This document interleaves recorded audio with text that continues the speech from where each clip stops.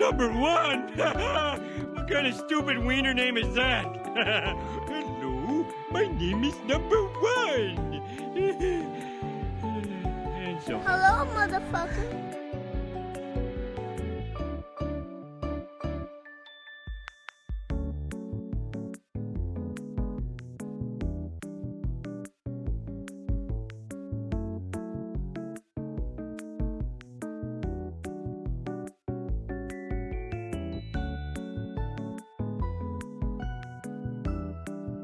You don't know the power of the dark side.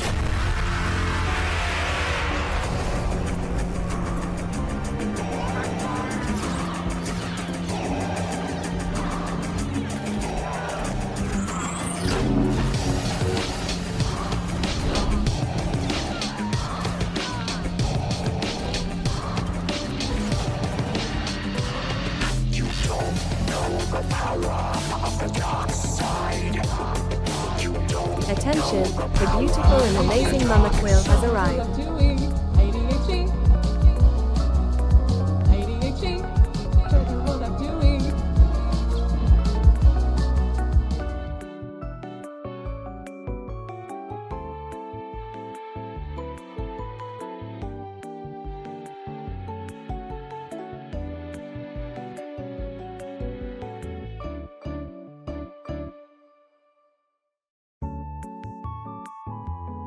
There's no shame in being second. You tried your best, and you failed miserably.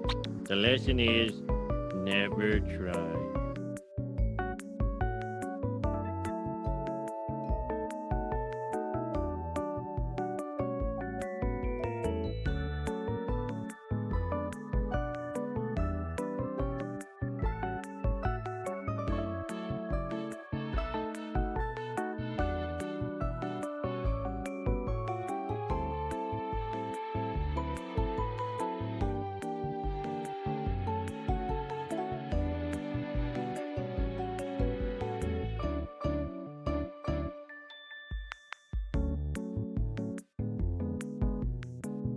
I don't know, Marge. Trying is the first step towards failure.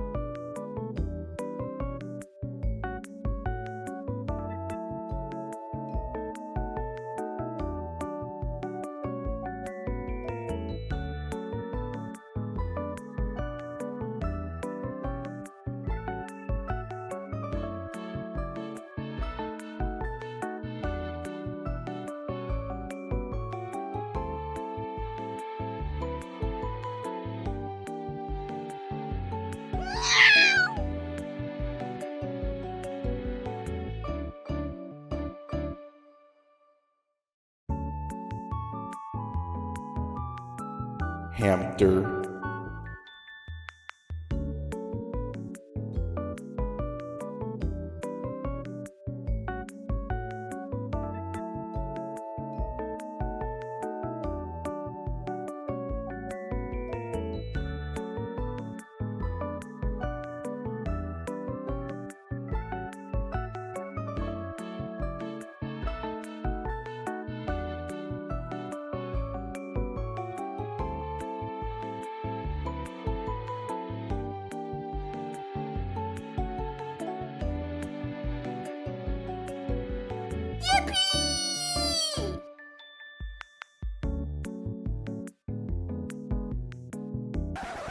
Excuse me. Excuse me. Pay close attention now. We would like to inform everybody to be prepared. This is a public service announcement. Sometimes the things you see in the shadows are more than just shadows. Oh my God! Okay, it's happening. Everybody stay calm. What's the procedure, everyone? What's the procedure? Stay calm. Wait.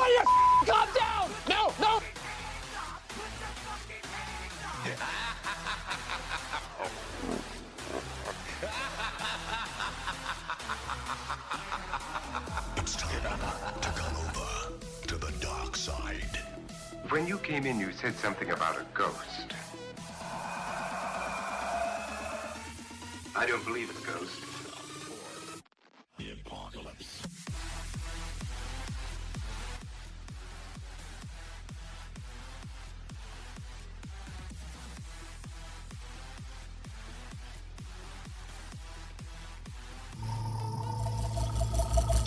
Hello, my friends. Hello, hello, hello. Make sure, mic check, 1, 2. What's happening? What's happening? How are we all? So we all having a good vibe out in the chat. And Theo, congratulations on getting first. Plush, how we doing? Who else we got? So Theo, Plush, hi. Quill, always a pleasure to see you, my dear. Cutie, how you doing? Demero, welcome in. Shadow, thank you for the meds reminder. So if you haven't taken your meds, make sure you take your meds. And make sure you stay hydrated, make sure you stretch. Cutie, how you doing? Welcome. Hello, motherfucker. Hello, motherfucker. Beepity boppity boop. What artillery in chat. Kaya, how you doing? Welcome in. Voila, oh my god, voila. Chewy, how we doing? Oh, I just managed to scoff down a zinger bacon and cheeseburger meal with 2 pieces of chicken and medium chips. And what else was there? A small popcorn chicken. I am so full right now. Yeah, swallow, go and eat. So I decided to eat a little bit later, but yeah, I'm full. I am full. And had today off, which was great. Didn't have to go anywhere. What did I do today? I played with Trish, aka Angelic, aka You with the Face, with Faz, in her stream this morning. Chilled out, did a few things, and then played some Portal 2 with Bad Wolf Girl for a couple of hours, which is a hell of a lot of fun. I haven't played co-op Portal before. That was a lot of fun. Now, all good, Kaya. Make sure you go and get some sleep. So for that, we now have this command. Go to sleep, bitch. Die, motherfucker, die. That's probably a little bit aggressive on that one. Do it again. Oh, it's on cooldown. So now people who are supposed to go to bed and they do not go to bed, we now have a sleep command which the mods and myself can use in VIPs. Birdkaya, have a wonderful sleep. Thank you for stopping by. I appreciate you. And have a wonderful sleep. How's everyone else doing? What else did we do? Yesterday, I drove the daughter around most of the day, played a shitload of Pokemon. The ghosts were a bit stinky. Streamer lag is definitely real. I really hope Faz do update that in their streams where anybody who's a whatchamacallit, not the host, they can fix that lag because it's horrible. Vern, how you doing? Welcome in, my friend.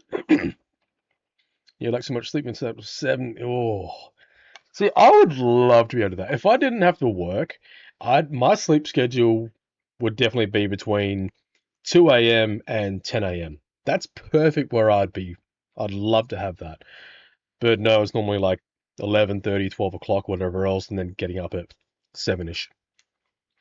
Sure, the 25 stream streak. Very nice. But what else is new, my friends? What else is new? Oh, obviously for those who were around, we did play That's Not My Neighbor on Wednesday, which is a lot of fun. So I highly recommend it. It's like $3 US. Very, very, very good game.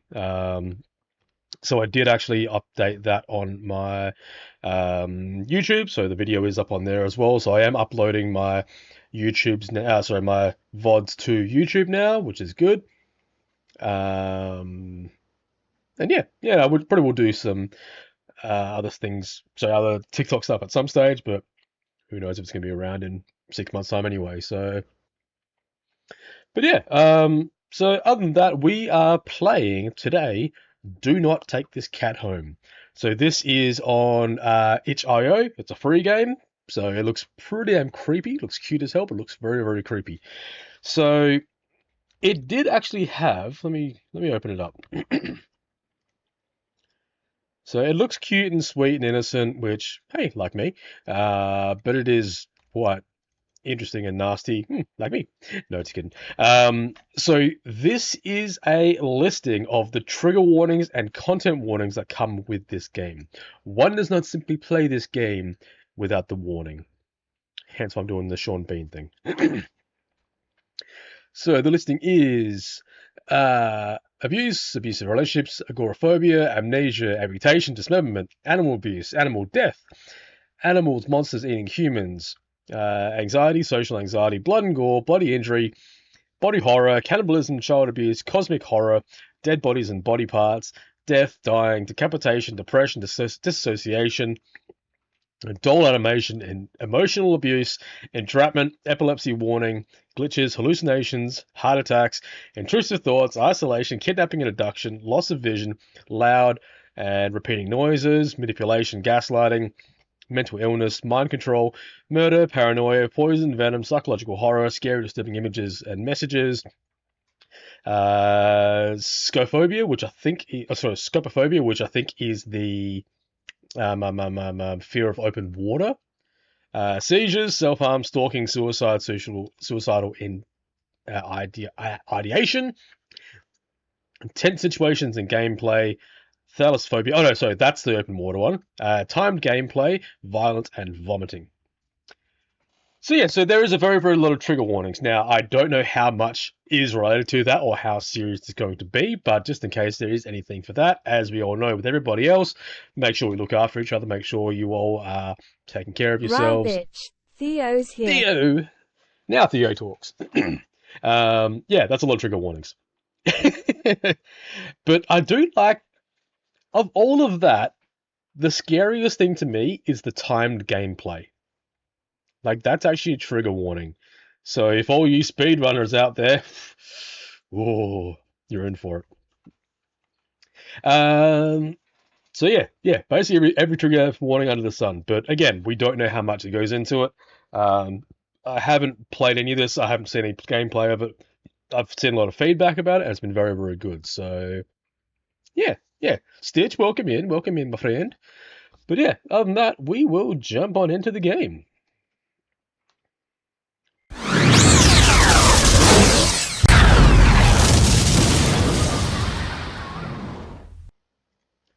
Good time to hit that note.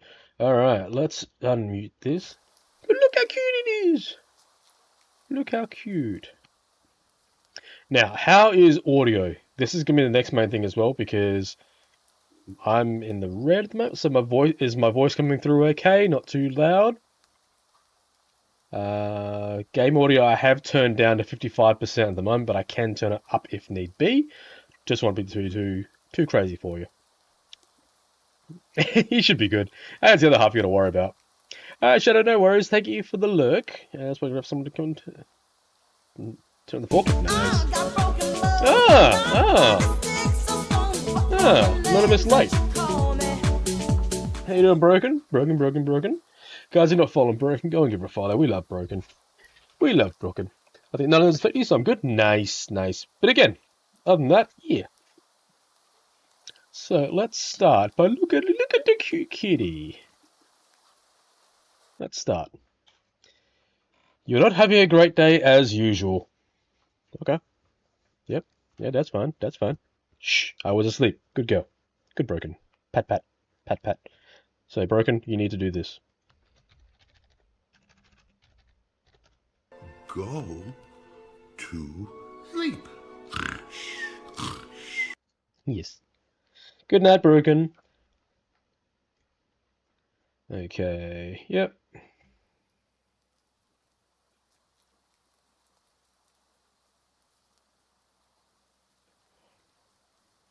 Oh. I thought that was actually the sentence. You. Oh, great.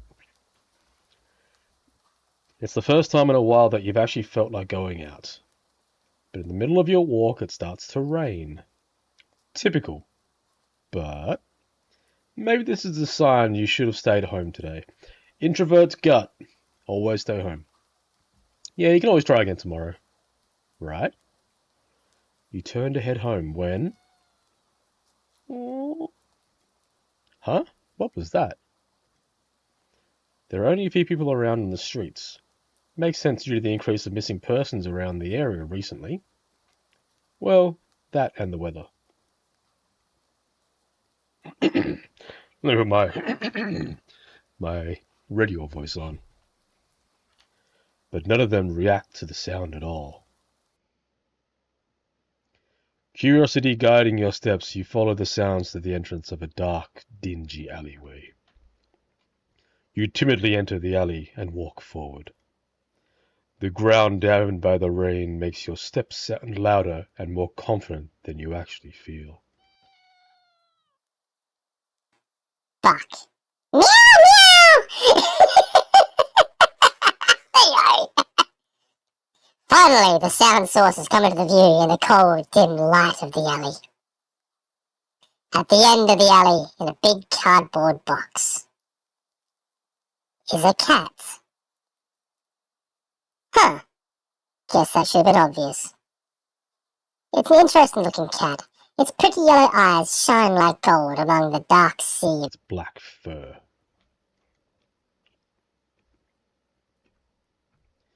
It puts its front paws on the edge of the box and looks up at you.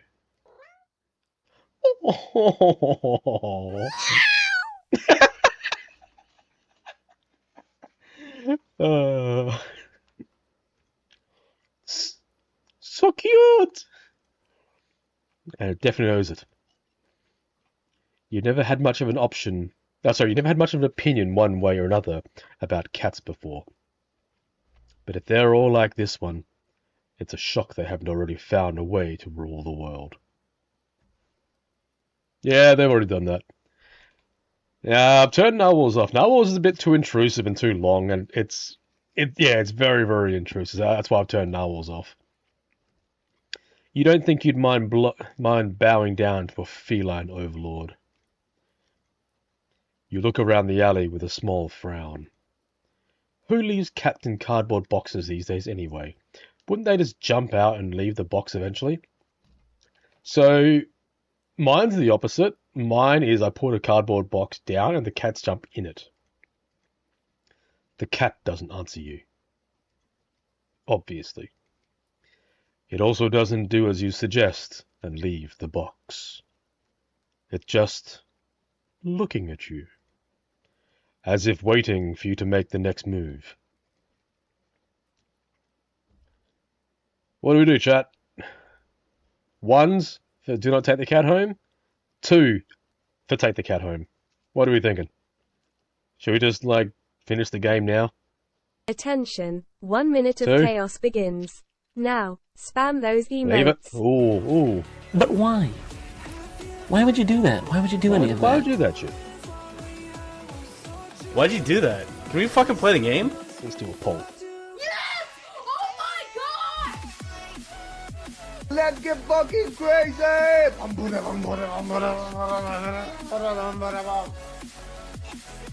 Are you crazy? Are you out of your mind? Oh, I have to do a poll now because now you guys can't type. Chaos. You got 1 minute to vote. The same thing we do every night, Pinky. Try to take over the world. Chaos is our master. For the glory of chaos!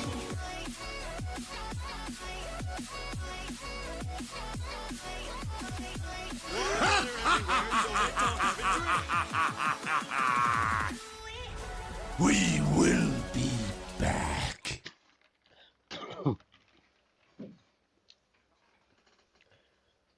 Oh, okay, we're at 50-50.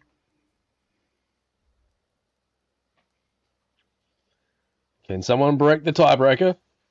Oh, we don't want to take the cat home. No? Okay. Actually, I voted yes. Hang on. No. What? No, that's right. Alright, we are not taking the cat home. Let's see what happens. With a sigh, you just take a decisive step back. So did I, Theo. As cute as the cat is, you really can't afford to take another pet home on a whim. Rent's coming up, and your job doesn't exactly leave you rolling in dough. Your cat gives a sad nod. Sorry, good luck out here, okay? You turn around and leave the cat and the alley behind. Rain's picking up. Time to head home. Nyat. A fool. Huh. Hey, and that was it. That was the game. So what do we think? Was that a good game? Should we let's go for hard mode.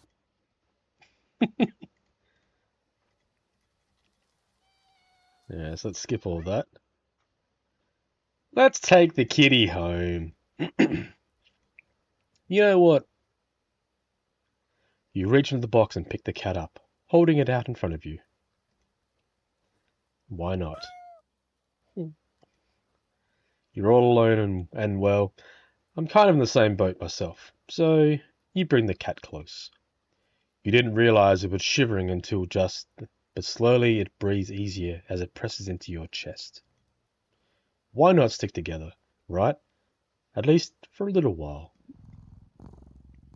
He's purring. You think a little while will probably be more like a day.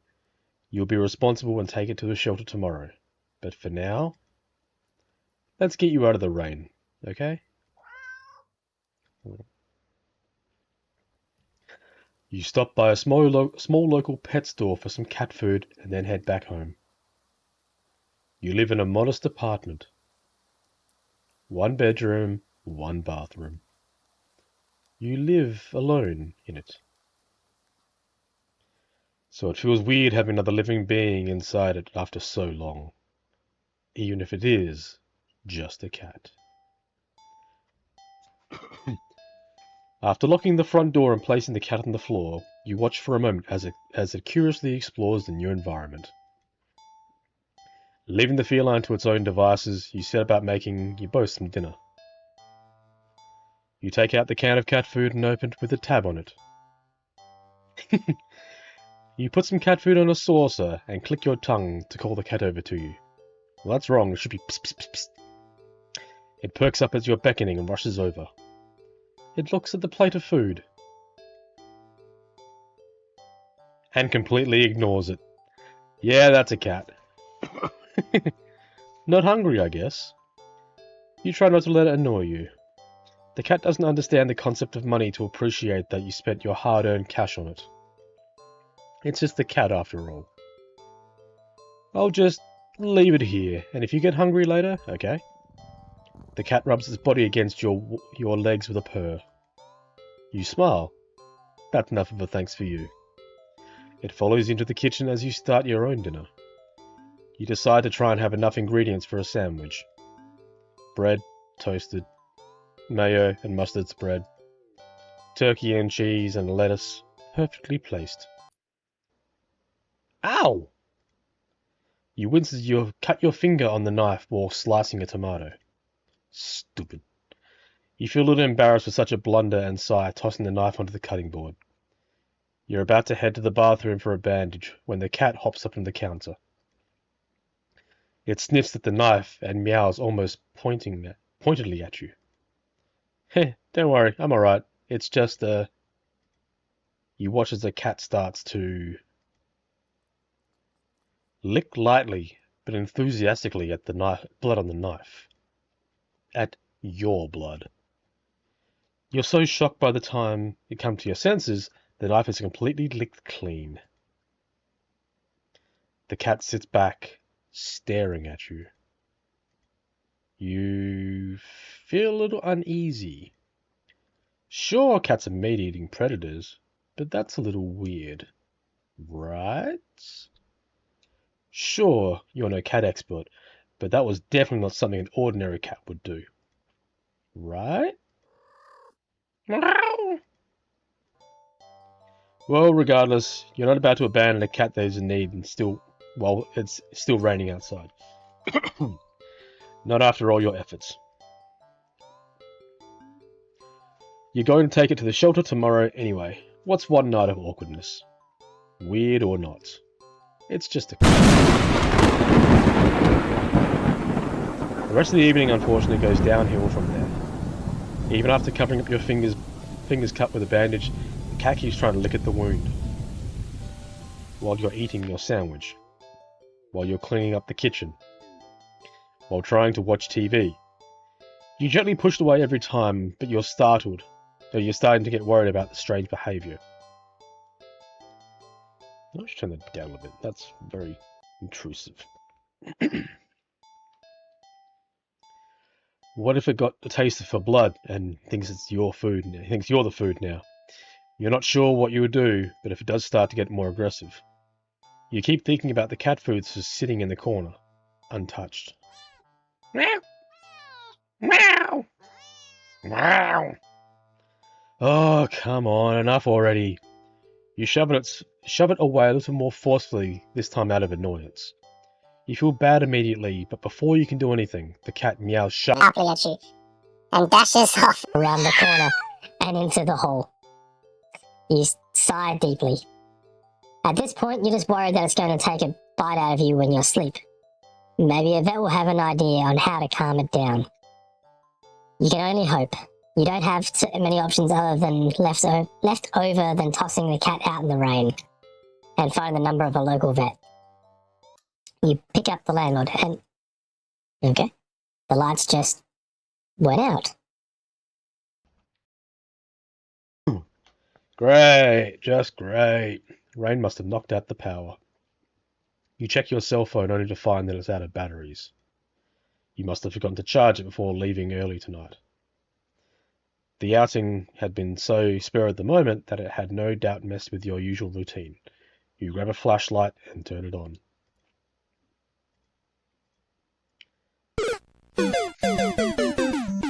It's quiet. It's too quiet. Did the rain stop? But then, why did the power go out? You look outside. The sky is pitch black. What time is it? You turn to check the clock. The cat sits on top of your digital clock, staring at you. Thinking now, you realize the clock shouldn't be working at all with the power outage, but the numbers are lit up and going completely haywire. The cat stares at you. It's completely still. You'd think it was a statue if you didn't know any better. It's not giving off any indication that it's alive. It's not blinking. It's not even breathing. But its eyes. This isn't normal. You're afraid. You want to run, but you're afraid of letting the cat out of your sight. You consider tossing the cat out after all. But as soon as a thought enters your head, you feel a sharp urge to vomit. Those eyes, it still holds your still. Even with your flashlight trained on it, its pupils are large, round, inky pits. The flashlight flickers.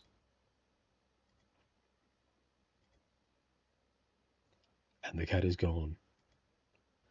Fear immediately grips your mind. The silence, punctuated with the rapid pumping of blood in your heart, is overridden with your ears slowly start to pick up sounds that are static all around you. How is the clock working with no power? You didn't know why such a question mattered at this moment. But you feel as if having the answer will make sense out of everything that's happening. That order will be restored. But no answer comes to mind. You back away from the clock, and it feels as if the air itself cawed lightly and abruptly in response, like a predator preparing to pounce. But waiting for your next move. But you're afraid to move.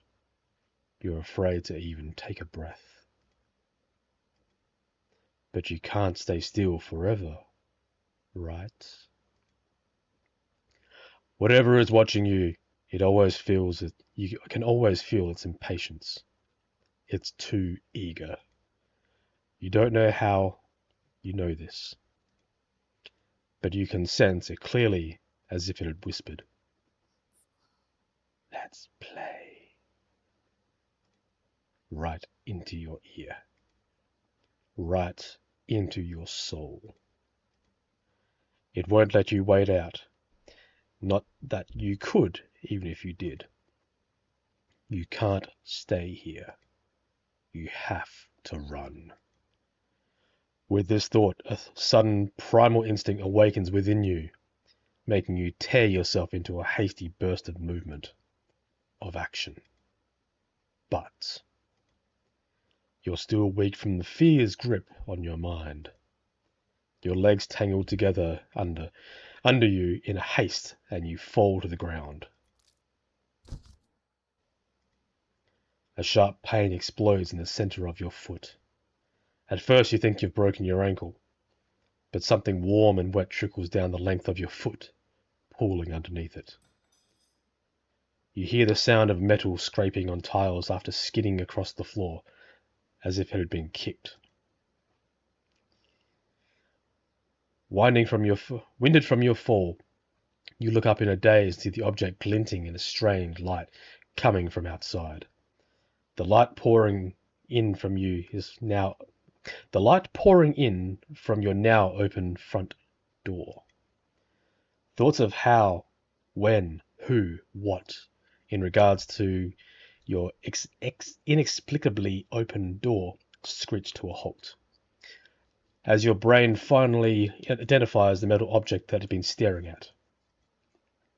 It's your kitchen knife, and it's still tinted with blood from earlier, but that's not right. Wasn't it completely licked clean by the... You gulped dryly at the pain in your foot. You barely have time to wonder how the knife ended up in the living room floor to be stepped on, instead of resting on your cutting board in the kitchen where you should have left it.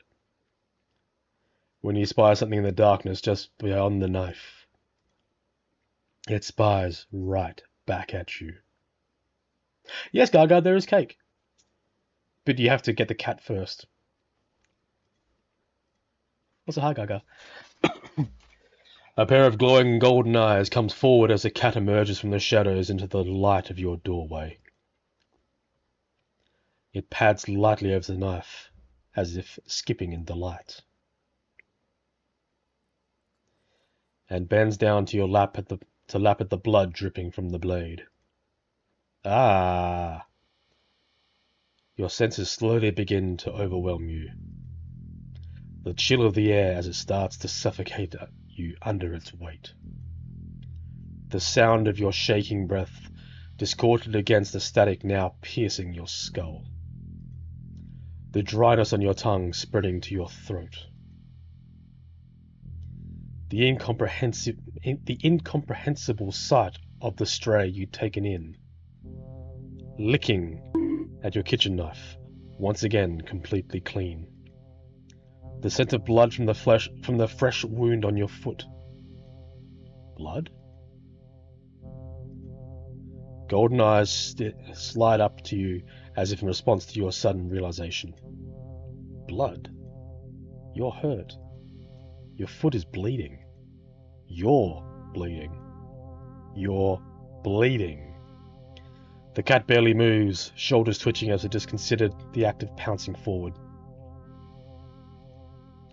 But you're already on your feet and out the door.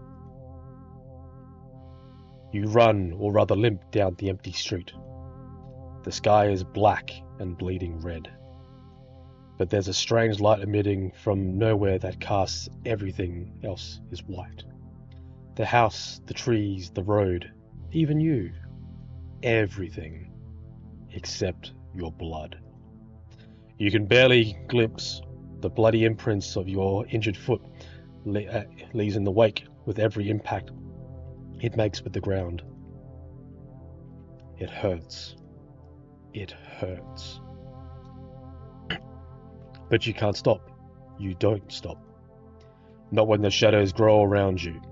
Not when you feel the gaze of eyes all over you.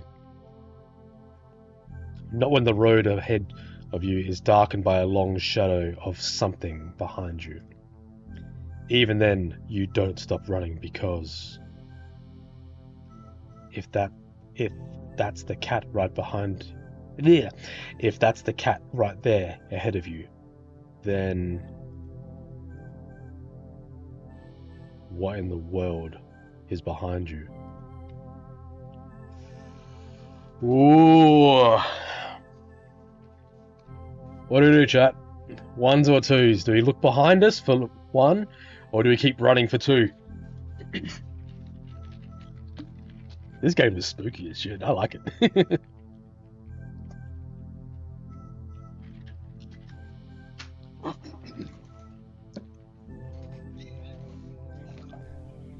I am right behind you. Yeah, I'm thinking, do we look behind us? Let's look behind us. Huh? Interesting. How very, very interesting. Ending 0. It begins. Ooh, okay. You're walking.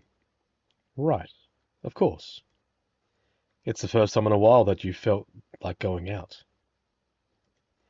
This game is. I like this game. This is some good atmosphere. I like this, and you're actually glad that you did.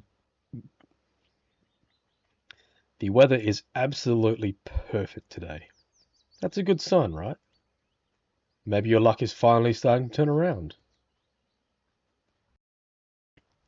You tentatively allow yourself to feel excited for the possibility of where you could go, or what you could do. Maybe even who you could meet. You're so deep in thought that you almost miss it. Huh? What was that? Curiosity guiding your steps to follow the sound to the entrance of a lonely alleyway. The sunlight only just manages to reach down in between the tall buildings on either side. You timidly enter the alley and walk forward, the loose gravel and scattered debris on the ground softening your steps. Meow, meow. Finally, the sound's source comes into view in the warmth, almost ethereal, at light of the alley. At the end of the alley, in a big cardboard box,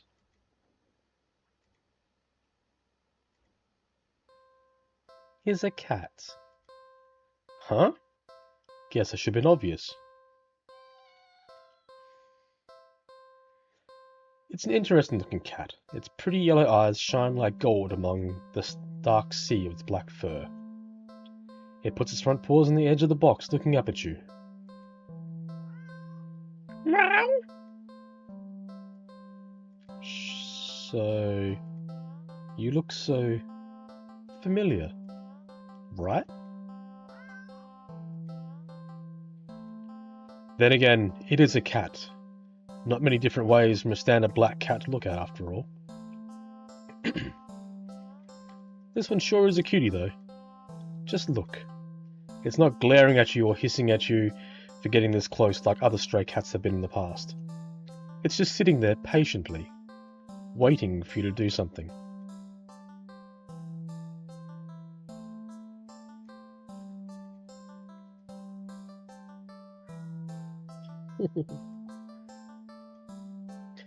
Well, why not? Right? You're so cute. You barely reach out your arms before the cat eagerly jumps into them and climbs up onto your shoulder. It butts its head against your temple, nuzzling against it. You can't help but smile at the cat's enthusiasm.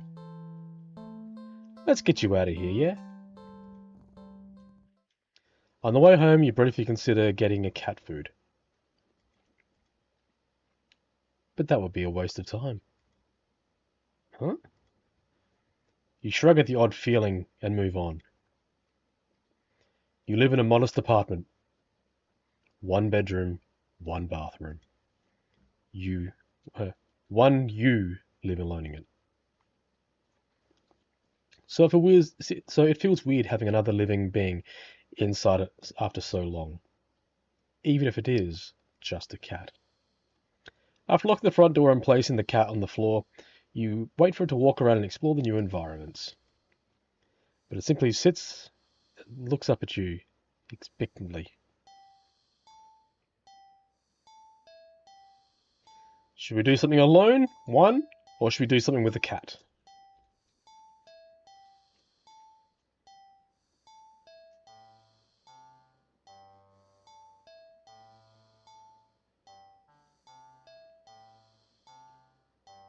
I think we would do something with the cat. Like what? Oh, you gonna get back? Go back. Let's do something alone then. Okay. Like what? Clean the apartment, watch a movie, take a nap.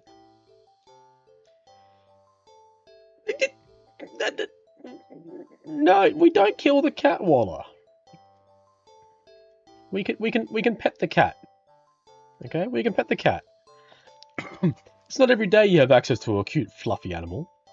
What else is there to do but pet it to your heart's content?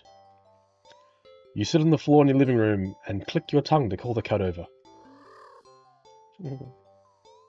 Aww. The cat dashes over to you, immediately climbing onto your lap. Poor thing, you just want some attention, don't you? Alright. You carefully pet the cat. A rub behind its ear. A scratch under the chin. A smooth sweep along the back. Good. You keep petting the cat in your lap, enjoying this bonding time together. But the cat starts to get restless after a while. Yeet it. Let's do something else. Should we play with the cat?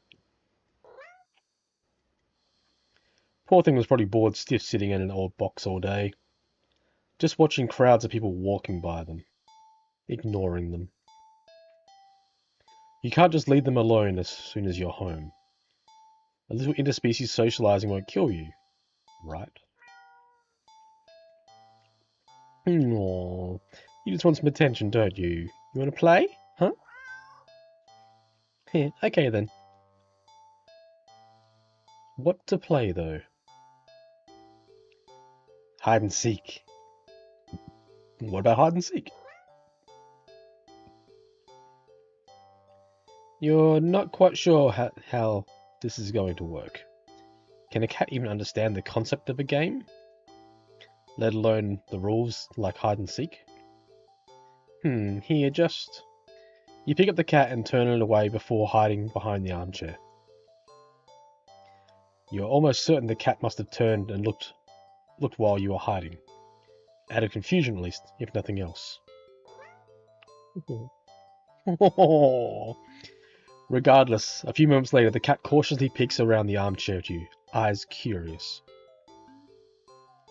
You smile and scoop it up, holding it out in front of you. You found me! You win! The cat looks confused, but pleased at your praise. This time, you put it on the armchair so it can't see your hiding spots so easily. You dash over to the kitchen, hiding behind the counter. It takes a little longer this time for the cat to find you. This time when it does, it startles you by hopping down onto its lap from the countertop above. Whoa! You found me again! Yeah, okay, you win. You're rewarded with little scratches behind the ears and under the chin when it leans into your touch. Yeah, okay. Why don't you give it a try? You go and stand in the middle of the living room. The cat follows you. You make a show of covering your eyes and turning around. Okay? 5, 4, 3, 2, 1, go! You turn around and see that the cat is gone. Huh, you sure catch on quick. There aren't There aren't that many places available in the apartment for someone your size to hide. But without the opposable thumbs needed to open the door in the hole, the cat will have its limits too. Fair game. Okay, now where to look? Let's try in the living room. You look behind the couch and the armchair, then under the coffee table. Nothing. The living room is pretty sparse when it comes to furniture after all. You peek around the corner in the hole. Nothing. You're not sure what you're expecting, with all the doors closed. There's nothing in the hole for the cat to hide. Small potato rock. I'm Chip, and I'm a little shy, but I'm really glad we met. Why's that? Because once you get to know me, I'm as sweet as potatoes get. Ah, hey Mel, welcome in, welcome in. Boomer, how you doing, mate? Welcome in. We're just playing with a new kitty. You peek around the counter, grab a chair and check on top of the fridge. You even open the cupboards along the floor, just in case the cat managed to squeeze inside. Nothing. You decide that's for the best. The kitchen is for making food, not playing games. You can't find the cat anywhere. You start to get a little worried when you hear soft sounding coming from the hole. You head to the hole again and listen.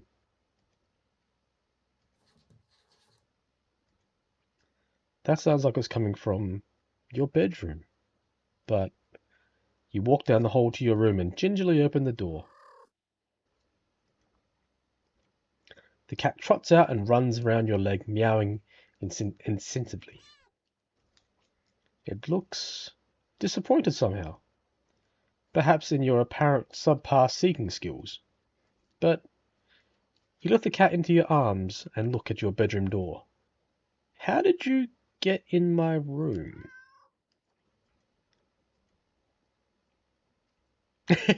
Yes, the cake will come. The cake will come. Don't worry, the cake will come. But you can have a kitty. I got a kitty for you. You know the door was closed, right? The cat wiggles out of your hands and runs out of the hole. See, look at the kitty. He's so cute. You follow it to see it sitting in the middle of the living room. Upon seeing you, the cat promptly turns around. Guess it wants it to take its turn seeking. You're about to indulge in it by hiding around the corner again when the lights. Did the power go out? Darn it. As you wait for your eyes to adjust in the darkness, you notice the cat hasn't moved an inch. Was it scared? Hey, are you?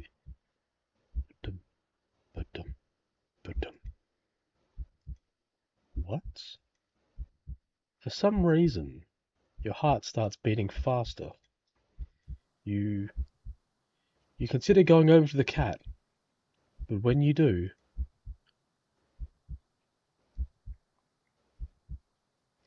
the thought makes you feel. You feel like your life is in danger. You need to hide. Now. Oh shit, okay. I said we get the fuck out. You look at the door and see several more locks on it than you know of. You peek over the cat.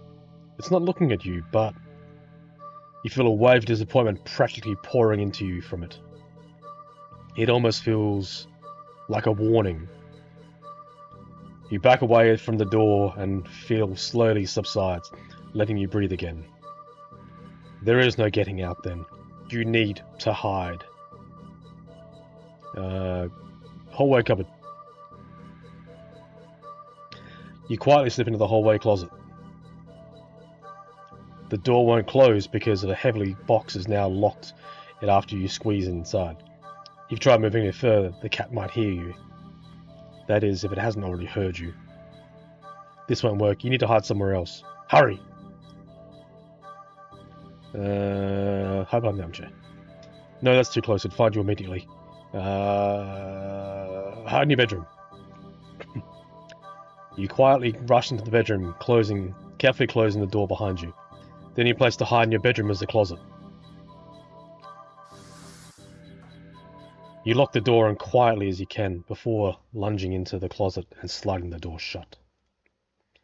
As soon as you've secured yourself inside the closet, there is a sudden shift throughout the entire apartment, as if something can sense that you're all ready as you ever will be.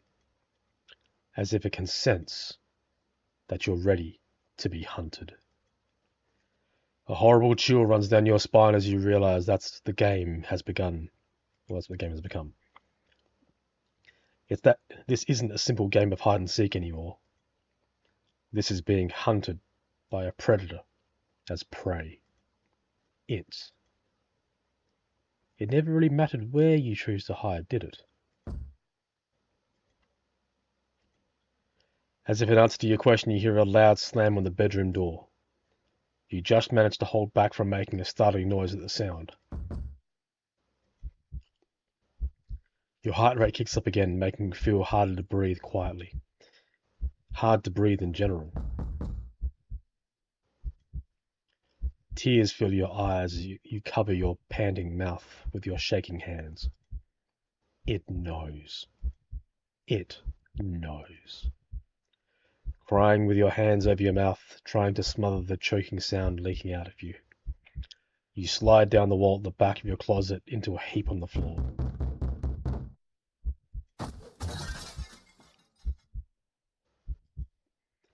You flinch harshly at the sound of the door being ripped off its hinges, followed by a loud crash against the wall on the other side of the room, like the door had been blown off.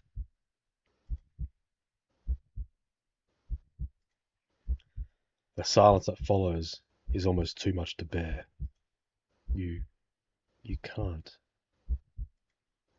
A single sob escapes through your nose. You squeeze your eyes shut in defeat at how loud the sound is in the quiet of the room. Not much point in hiding anymore, is there?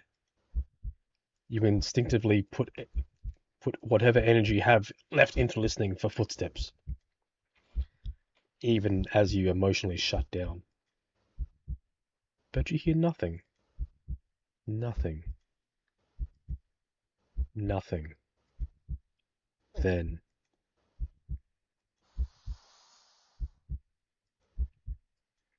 something slides open the closet door. You've curled in on yourself, knees up, back curved forward, head down, mouth covered, eyes shut tight, so tight it hurts. You don't want to look. You don't want to look. But that's what it's waiting for. It won't end you without this final act of cruelty, of making you look at it before it takes your life. So cruel. You just want this to be over. So you open your eyes.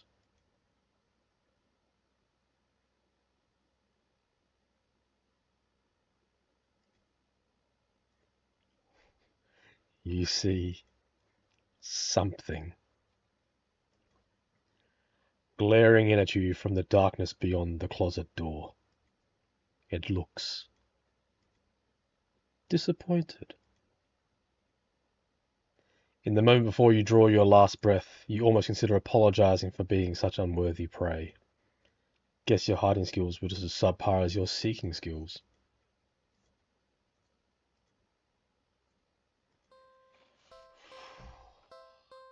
This game is intense.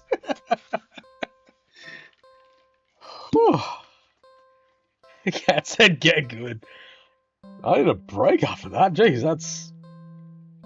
I don't scare easily, but that build of suspense is great.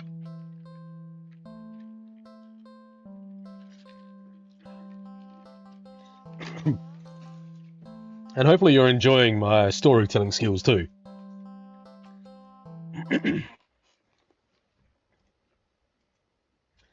You're walking.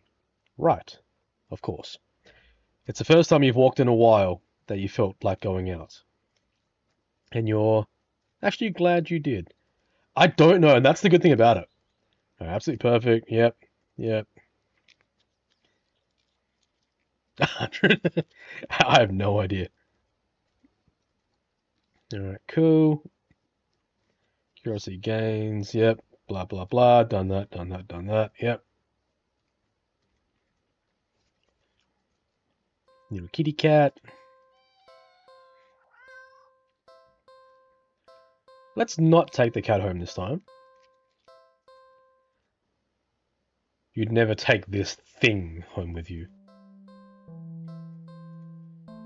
You just can't take it home with you. You're a responsible adult. You are. With rent and bills to pay for, not to mention that you need to buy food and survive too. There's no way you could care for a cat long term. Right? What to do?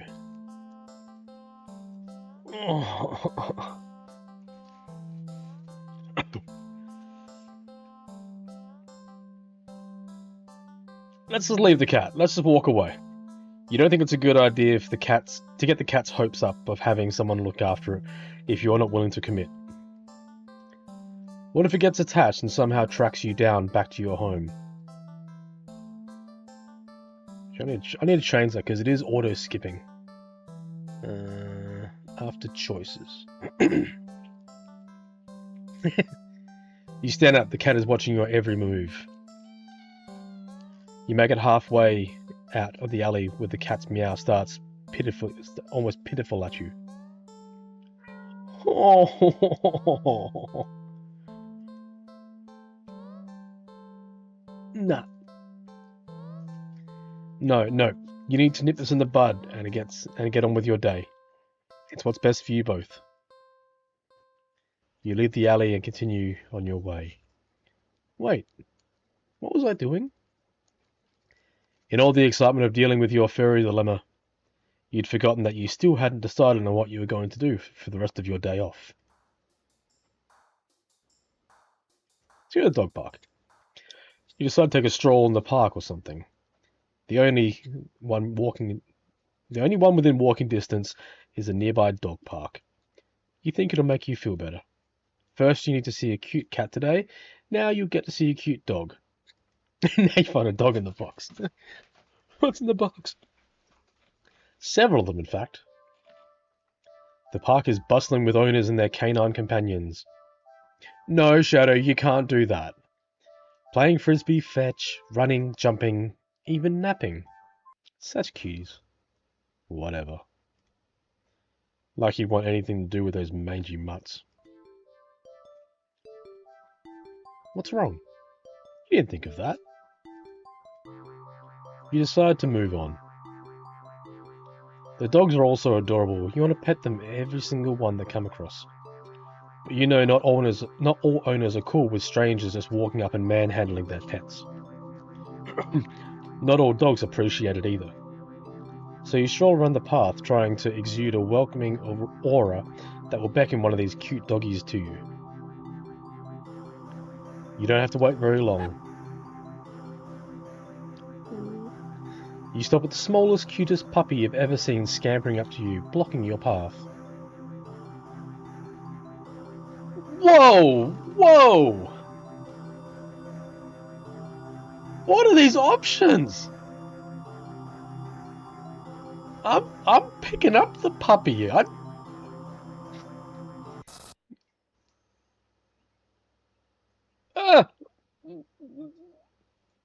What the fuck?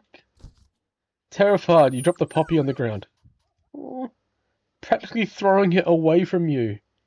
You immediately feel horrible, wincing and guilt at the tiny yelp it releases upon hitting the ground. No, I should not have eaten it. The owner shoves you aside with a cutting glare and storms away with their puppy. I'm sorry. You call out, but they won't turn back in response. Not that you expected them to. You deserved it. Maybe you're not feeling so great and you should at the park, and maybe you should leave. I'm getting the fuck out. I don't want to hurt puppy. Oh. Good.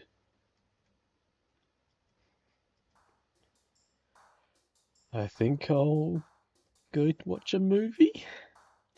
It's been a while since a film came out that looked interesting enough for you to drag yourself to a movie theatre. But there's a showing of such a film at the old theatre. The movie was a little too niche to be picked up by the new cinema that opened right across the street. That's okay. You're not exactly a fan of crowds. And nothing ruins the experience of watching a new movie for you more than a noisy audience. Let's go to the old one. You eagerly buy your ticket from the kind old man in the booth and head inside. It's barren, and any trace of other people and its decor looks like it hasn't changed since the 80s. He found a mice in the popcorn. Maybe even the 70s.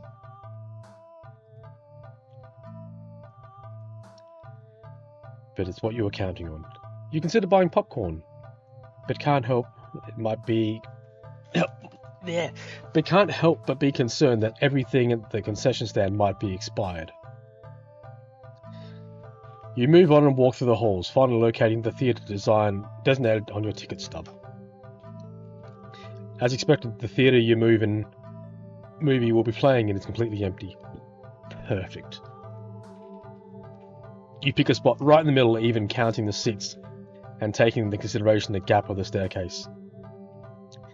I don't want to eat the puppy, Waller. I will not eat the puppy. As you settle in, the dim lights fade away, leaving the room pitch black and for a few seconds. Before the screen flickers on. No commercials or trailers pop up. The movie just begins. That's perfection. I don't go to the movies anymore. I like quiet sessions at the movies. No annoying people. Please, you shrug and let yourself get immersed in the opening scene. We're not eating the puppy. But just as you're getting into the premise. The doors behind you momentarily casting a light into the room, ruining the atmosphere. You hold in a frustrated sigh. Cakesy! Oh, Cakesy's here. It's a public establishment after all. The place can't exactly afford to stay open if you're the only customer. You try to refocus on the movie, but you sense the new presence slowly shifting around the theatre. It is Cakesy. It is. Hi, Cakesy. I'm not gonna eat the cat! Or the dog. Before heading in your general direction. What? You gape in the utter disbelief that the stranger shuffles down the aisle to sit right in front of you. There's no one else here, and plenty of places to sit. The stranger is also unusually tall. Even with the stadium-like arrangement of the seats being on somewhat steep incline, they're completely blocking your view. Okay, so this game is creepy as hell. Like, even I'm getting creeped out in this game. Let's move. You don't want to risk escalating the situation further. This whole thing is already making you uneasy. Why would they choose to sit right in front of you? Surely they know you wouldn't be able to see past them. Shaking your head with a passive-aggressive scoff at the stranger's direction, you reluctantly pick another, less perfect seat in the theatre. But, as you settle down, you see the strange person getting up, to once again sit directly in the seat in front of you. You look around somewhat helplessly, as if for someone to silently agree with you about how odd all this is, or at least inform you that this is all an elaborate prank. But there's no one else here with you. That's how you've always liked it. But you can't help but think that maybe it would be nice to have someone else here if it meant not being alone with this jerk. Hey, I'm wearing a hat inside. Oh no, it's just the storytelling and the atmosphere is amazing. Oh crack. Let's move to another spot. Oh, you move again. And again they sit right in front of you. You bristle, annoyed, and a little humiliated. Are they just getting a kick out of this or something? You've wasted enough time with this jerk that you don't even know what's going on in the movie anymore. Do we confront them, or do we leave? What are we thinking?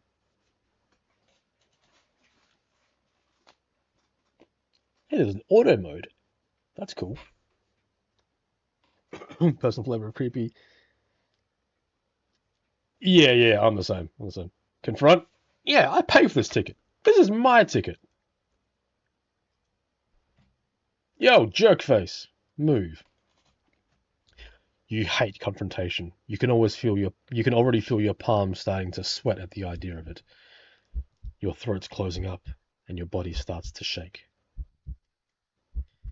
You've always been more of a flighter than a fighter.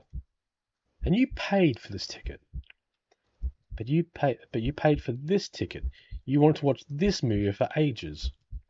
And now this total stranger has ruined the entire experience for you. You're all alone in this theater. There's no one who'll help you if something goes wrong. But you're angry enough that you ignore the sign of your body begging you to put in as much distance as you can between yourself and this stranger. You stand up. Even standing up higher on the incline, the stranger is still at least a head taller than you.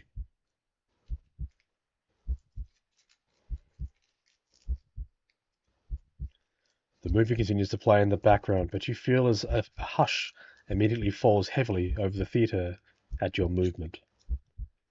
As if you can sense the stranger anticipating what you plan to do next. You square your shoulders and force a little bass in your voice. Hey!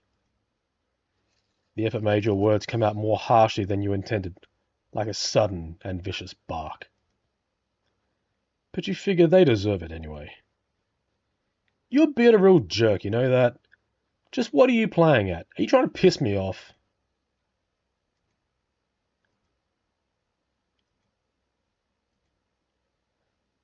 The silence that follows your words is deafening. So much so that you glance at the screen only to find that the movie has paused.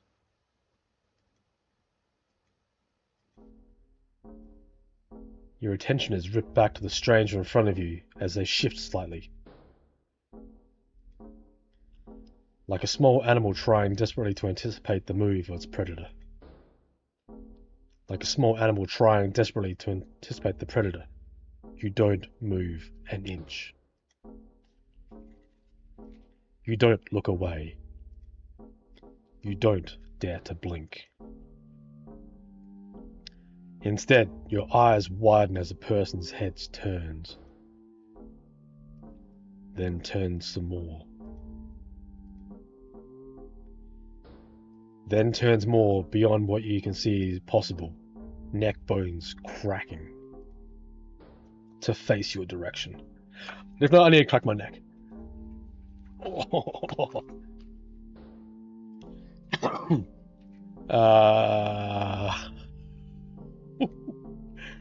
You can't move. Wide glowing eyes resting above a wider grinning mouth. prawn-shaped Thank you, Waller. Wide glowing eyes resting above a wider grinning mouth gaze down at you. The stranger opens their mouth, and what comes out is something impossible to comprehend.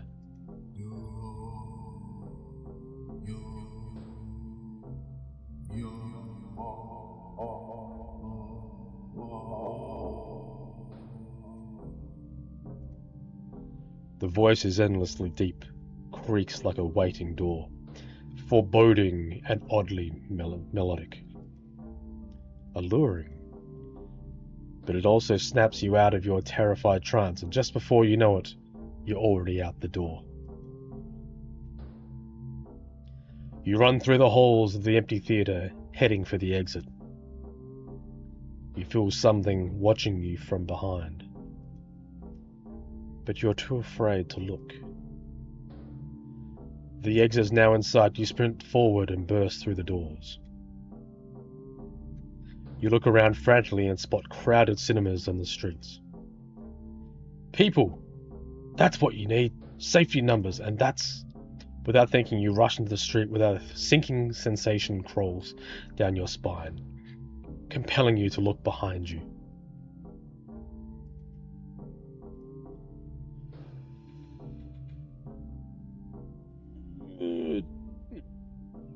Do we look behind us or go to a new cinema?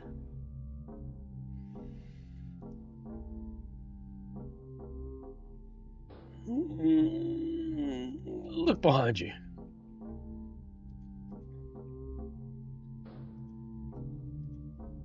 Despite your resistance, you feel your head turning to look back on its own accord, while in the middle of the street, you catch a glimpse of a grotesque-looking person standing behind the glass doors of the old theatre, watching you intensely, cradling something in its arms, something familiar.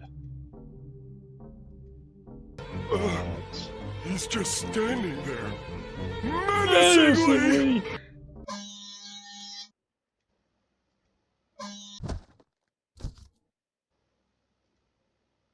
A glimpse is all you get, as the truck speeds forward and crashes into your body.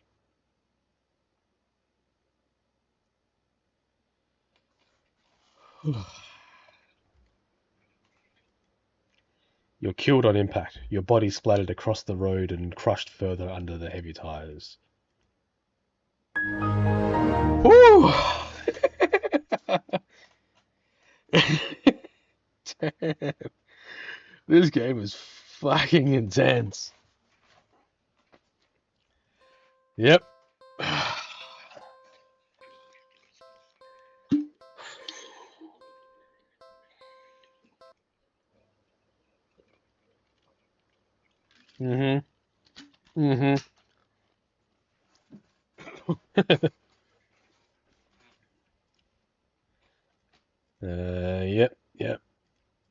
Yep, cool, this is all normal stuff.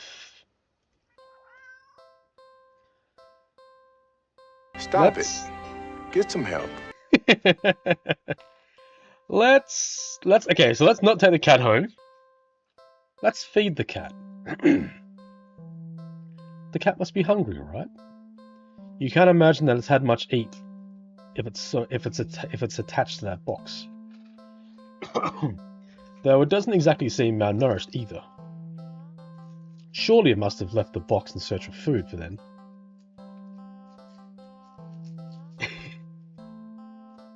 For some reason, something in the back of your mind tells you that's not the case, and to not think it any further. Well, either way, you can't exactly enjoy your day off knowing you've left behind a hungry cat, especially when you could have done something to help. So, what are you going to do about the hungry cat?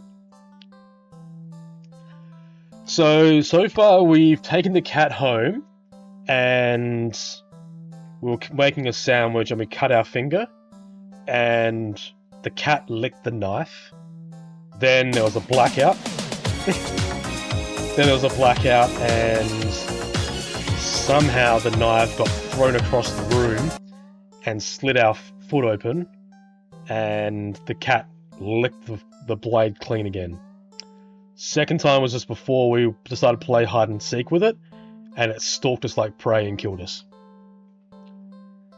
Check pockets. You dig into your pockets. You found a small piece of string in your left pocket. Not very helpful. The string is far too short. An eager and excited cat leaping for it could easily lead you to getting bitten and scratched. In your right pocket is a bar of chocolate. You find a chocolate bar. It is... no, it's not even expired. Quite the find indeed. You're about to offer to the cat, when suddenly hit with the guilt as remembering something gut-curdling. Chocolate is toxic to cats. Oh my gosh, I'm so... You resist the urge to vomit at your near mistake. You feel so guilty you throw the chocolate bar into a nearby trash can. An almost cat killer doesn't deserve chocolate. You go back to the cat, barely able to stand its innocently obliviously expression. That's the weird part. Yeah, so we're finding these really weird anomalies too.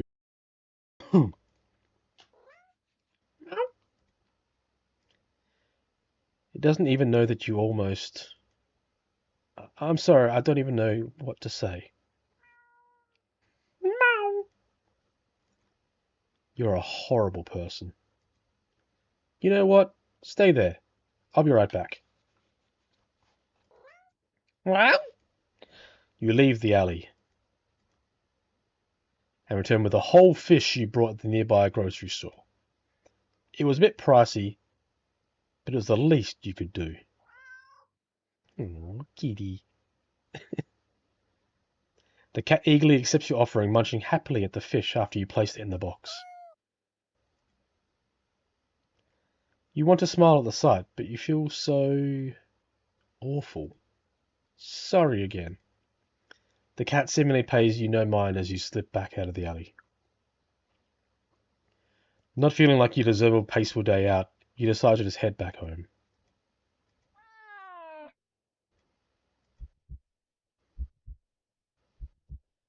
On the way home, you notice more cats than usual, watching you from their hiding spots. But you try not to think about it. You can't help but wonder if they know what you'd nearly done. But it's not like you meant to hurt anyone.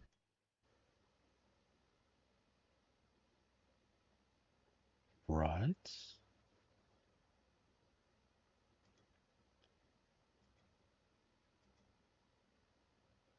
You finally reach your apartment building. You're about to unlock the door when...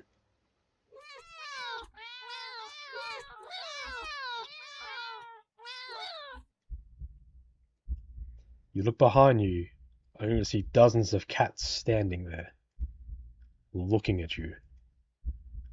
Did they see you feeding the cat in the alley and thought they'd have more food of you? More food for all of them? I'm sorry, I don't have any more food for you. None of them move an inch. That keeps you... Yeah, let's see what happens in this. You're starting to feel a little unnerved when finally a single cat pushes its way to the front and...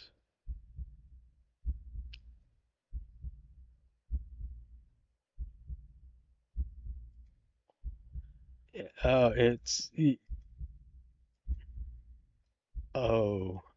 It's... Held carefully between its teeth is a chocolate bar you'd thrown away earlier. It places the chocolate bar down in front of you before looking back up at you. All the cats look up at you. You can feel their judgment. You feel your sins weighing down heavily on your back, but without the money to buy enough food for all of them, you don't know what to do.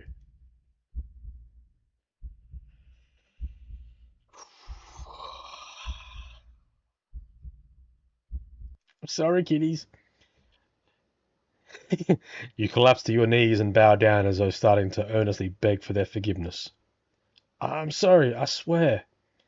I'll do anything to make it up for you, all of you. But you're out of options, suddenly. You feel something stir in your stomach and swim its way up to your throat, closing off your airways as it tries to force its way out of your esophagus. It finally successfully aids with aid from your helpfulness gagging. Blech.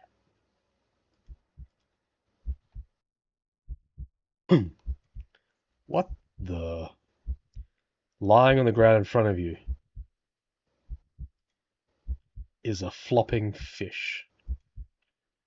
You just threw up a living fish? What the hell? The hell you doing?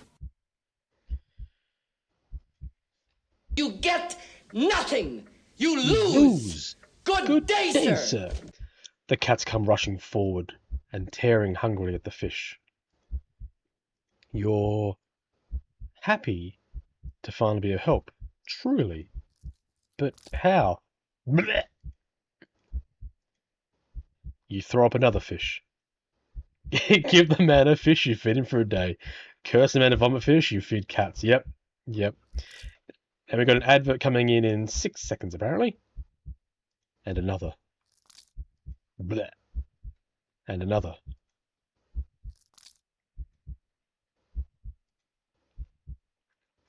And your stomach hurts.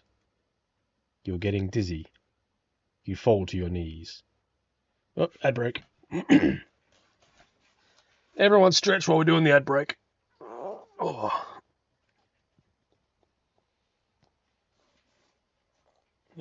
This game.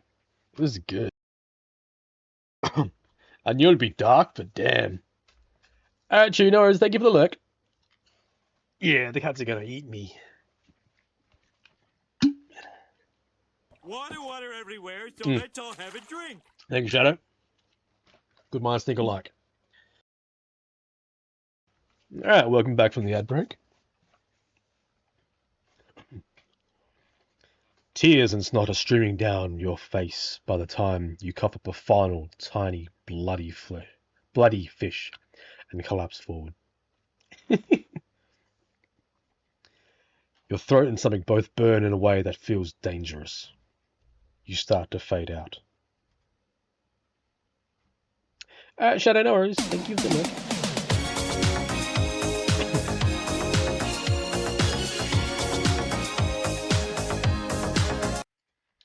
I might hide these out of the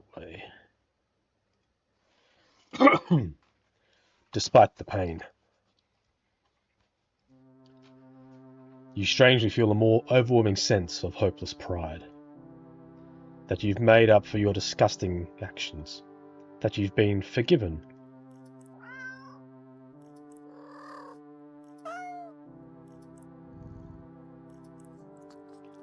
The sound of happy cats munching away at the fish fills your ears. Then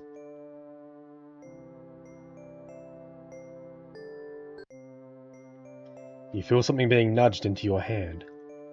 It feels like it's a bar of chocolate you'd found in your pocket. You smile weakly. You successfully atone, but you don't really have the strength to eat your reward. Sadly, the last taste in your mouth as you leave this mortal coil doesn't get to be the chocolate, but raw fish.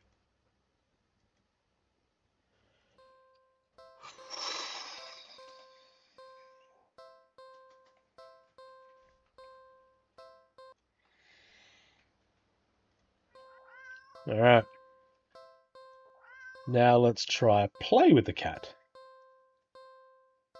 You just want a little attention, don't you? The poor thing must be bored sitting in that box all day. You're not sure you're not sure you're much of an interesting companion, but you're willing to do your best. This game is on itch.io. I'll pop the link in the chat. Oops.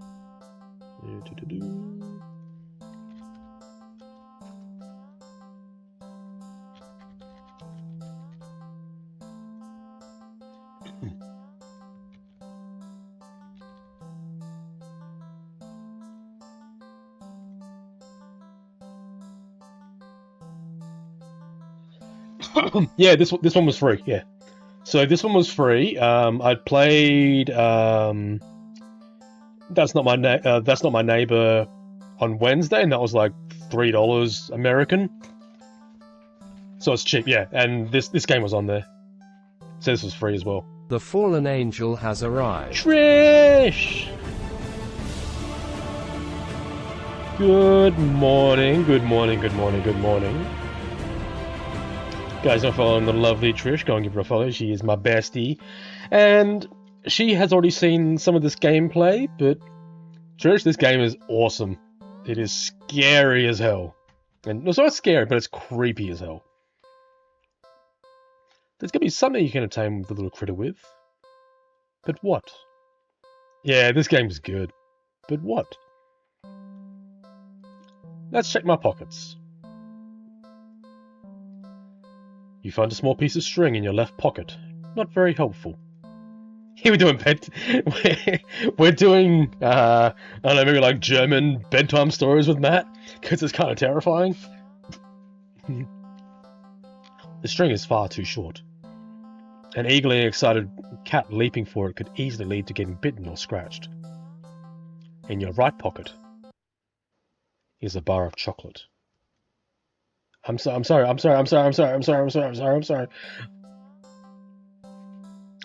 That's cool. That's cool. That's cool. Not helpful here either. The only thing other than you've got is your phone. There's not much of anything the cat can play with, but there is something you can do.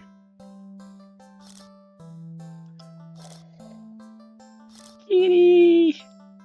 Photo montage! Well, that was fun, right? Well, you enjoyed yourself. With nothing else to do and no intention of taking the cat home. Thank you, Trish. You decide it's probably best to just leave. You don't want the cat to get too attached after all. At least you have some nice memories to take with you. Okay, see you around, I guess. Good luck. Okay.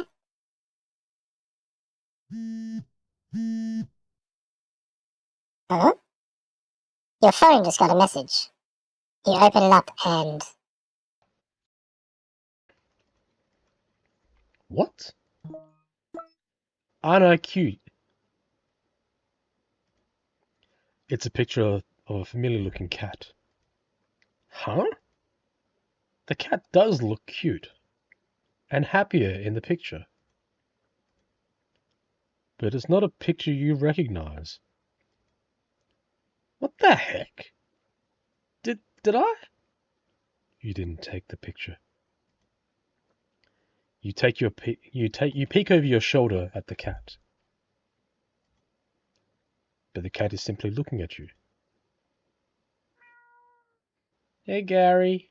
Meow.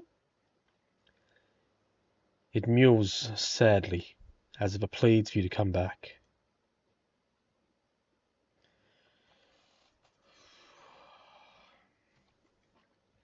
Well, I guess I could stay longer.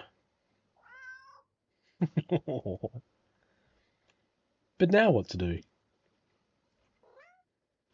Okay.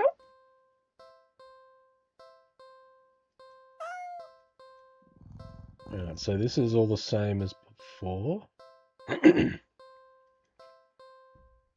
You search around, but there really isn't anything in the alley that looks interesting enough for a cat to play with.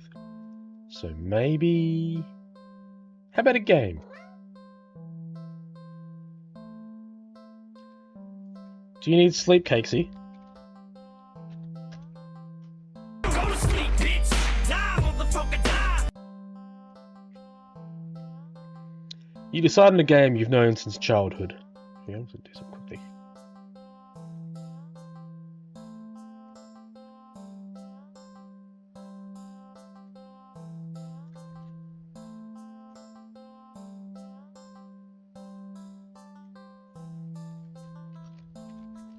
Now you will go to sleep, or I will put you to sleep.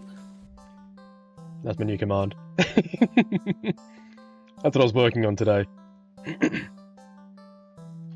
There's that one. There's also There's that. There's Eminem. There's Happy Gilmore, and there's Monsters Inc. It's random. You started a game that is known since childhood. Red light, green light. A classic. Teaching cat how to play might Now be you will go to difficult sleep, challenge. or I will put you to sleep. But you get the feeling that the feline's nature of hunting skills, instincts will help it along. You walk to the entrance of the alley, the cat meowing at you. Don't worry, I'm not going anywhere. You exaggerate your movements, covering your eyes with your hands and turn around.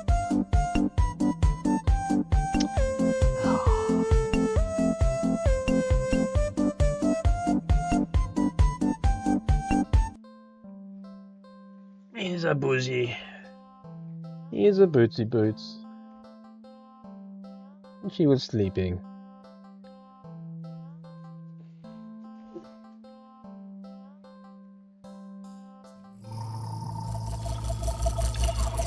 Alpha, how you doing? Do you want Ollie, do you? Yeah, I'll put Bootsy back to bed. I'll call Ollie.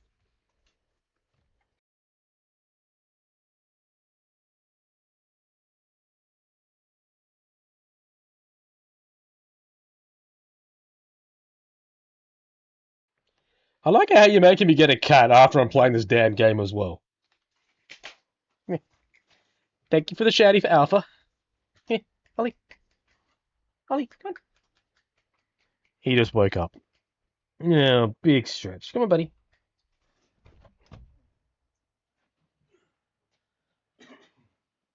We're playing a kitty game. Here's the Ollie. Here's Mr. Ollie-kun.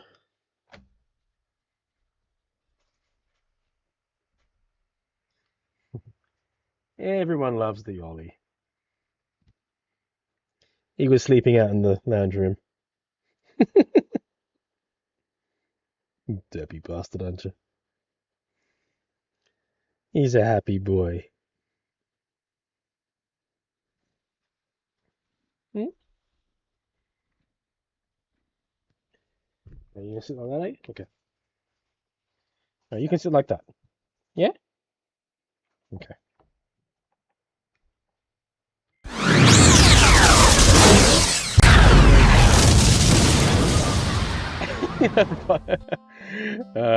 Don't worry, he'd be breaking the rules for himself anyway. Alright. You gonna sit there? You can sit there, okay?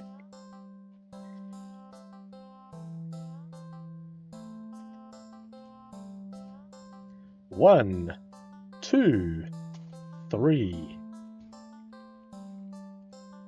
Red light. You spin around. The cat hasn't left the box, tilting its head in its curious confusion.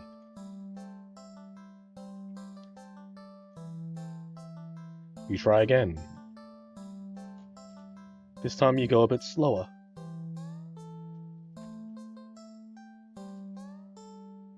One, 2, 3. Red light. When you turn around this time, the cat is out of the box. Alright, plush, no worries. The cat freezes into... Angelic Try Short cheers 300 bitties. Oh yeah, let's go boy ye. Woo. Bum, bum, bum, bum, ba-da. Thank you for the biddies, Trish. Thank you for the biddies. Hey, buddy. So cute. Hang on. Why don't I put you up on this side? I'll put you there. Let me put my arm up there. And I'll control it on this, okay? How's that?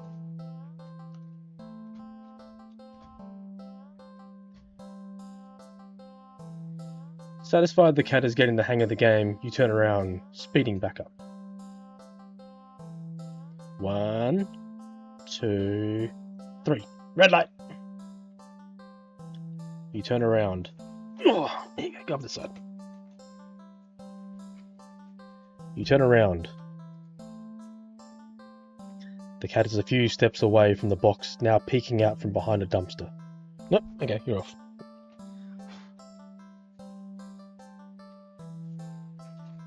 Ollie's like, what the... yeah. Well, because I wasn't giving the full attention, so that's why. Its eyes trained rather intensely on you. Well, at least it's having fun. You turn around again and feel a sudden chill run down your spine. You feel silly, but you can't help counting just a little faster this time.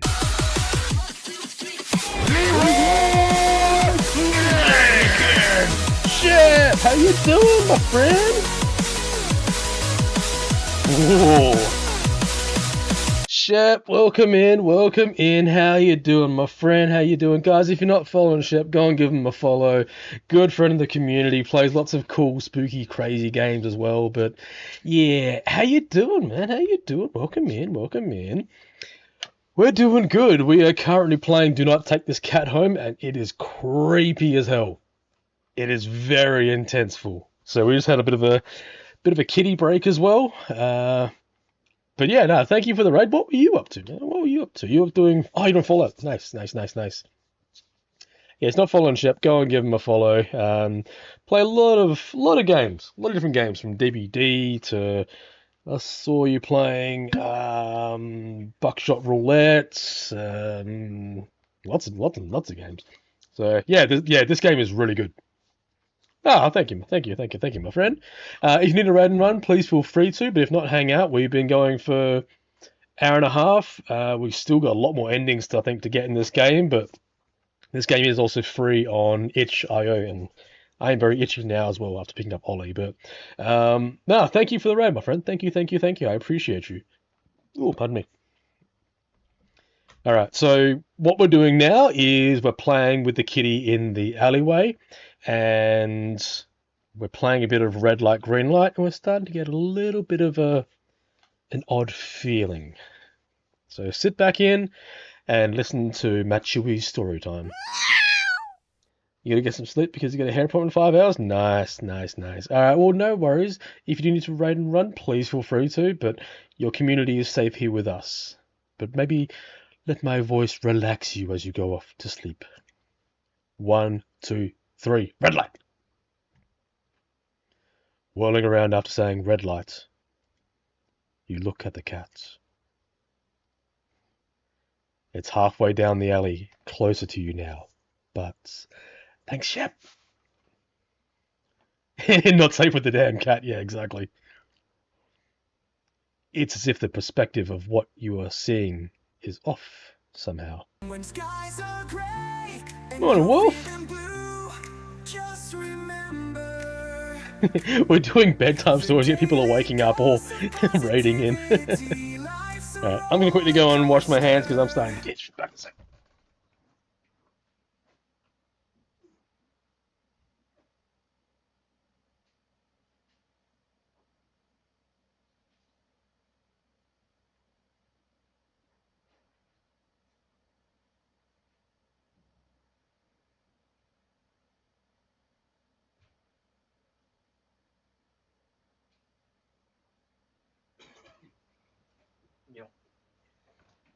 Yeah. Alright, welcome back to me. I don't know why I'm saying welcome back to you, but yeah. Doesn't the cat look a little bigger?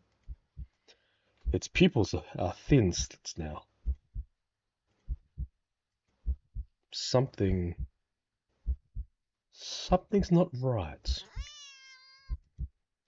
The cat meows at you again, but sounds much deeper than earlier. It's crouching down, as if poised to lunge forward. Your breath shudders a little as your heart starts to race. Your foot instinctively shifts back.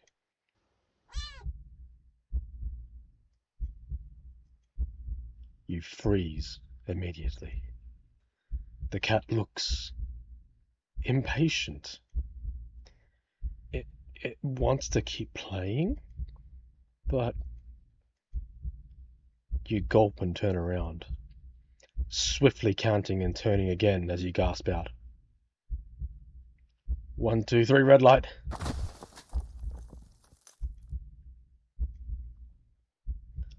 The ground shakes as you swirl back around. Zombie, welcome in.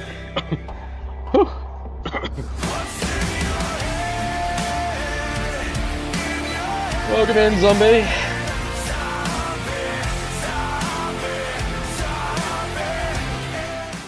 To find yourself staring at a long surface of black fur. You slowly look up, and up, and up. To see a giant shadowing figure leering down from its position hunched over you. Fangs dripping with saliva. Claws crushing into the concrete wall of the alley. Its glowing eyes are unblinking as they look back at you. Its glowing eyes are unblinking as they look back at you, the cat waiting for your next turn. But it's so close. If you turn around now, you don't want to play anymore. Run. Nope. Okay. You don't even finish turning around before claws grip your torso, digging in and piercing the soft flesh of your stomach with ease, as if you're lifted into the drooling gapes of the jaws above you. You can't help think that there must have been another way out of this. But pointless regrets are pretty typical for you, aren't they?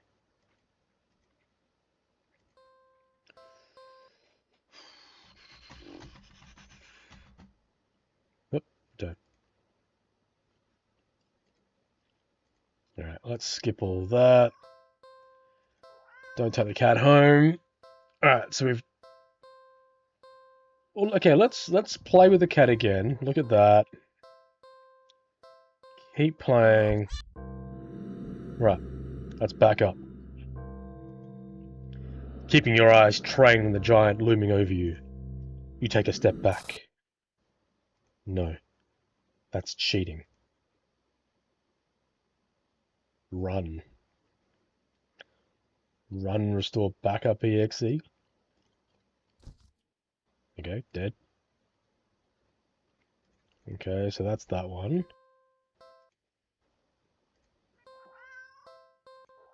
Play with the cat. Look around. Wait, back. Yeah, okay, that's right. We'll go. Keep playing. Back up. Run back. Begin restoration. Oh,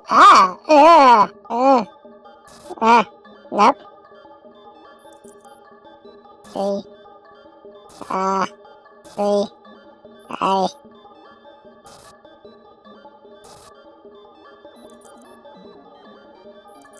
back up.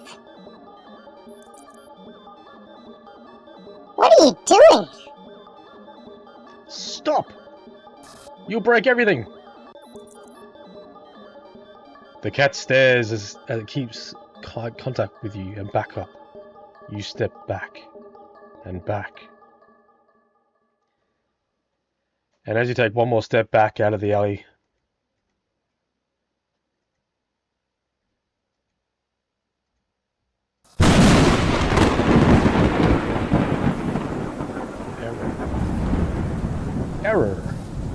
Error.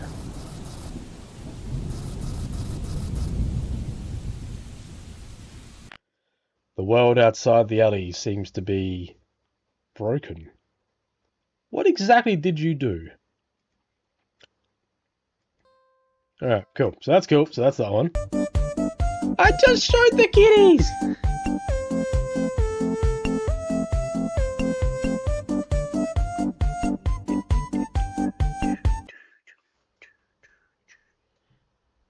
Here's a Bootsy.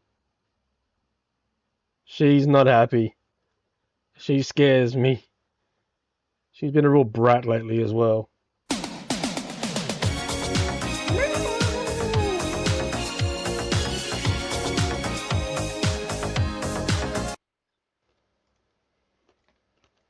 Go.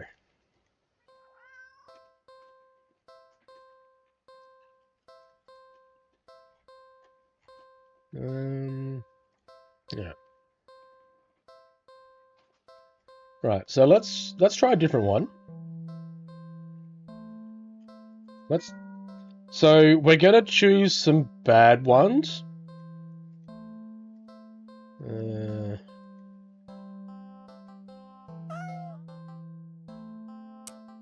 Okay, hello. The other seems hopeful as tails fishing faster as you near more towards you. As it eagerly for your next move. It's strange.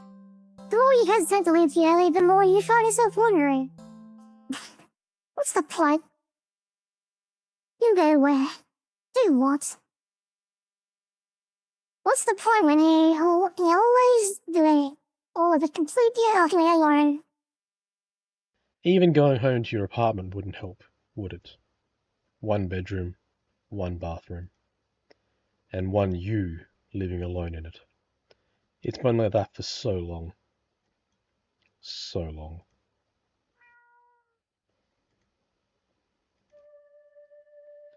You're startled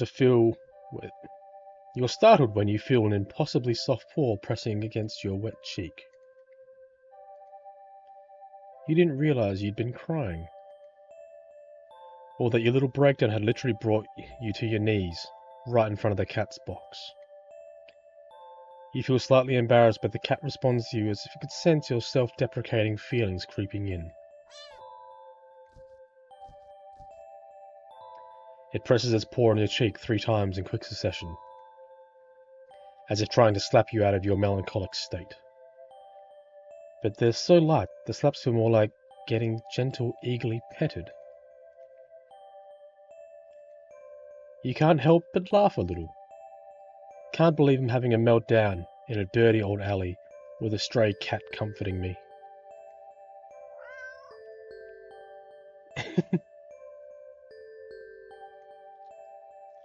You smile and show your gratitude with a scratch behind the cat's chin. Thanks, I'm fine really. This happens sometimes. I really do like being alone most of the time. It's the only time I feel comfortable being myself, you know?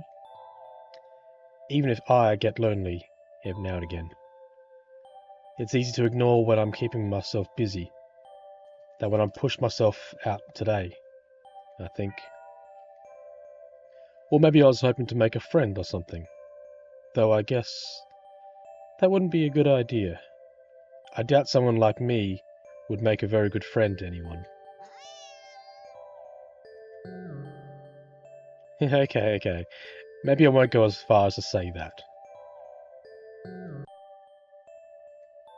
You stay.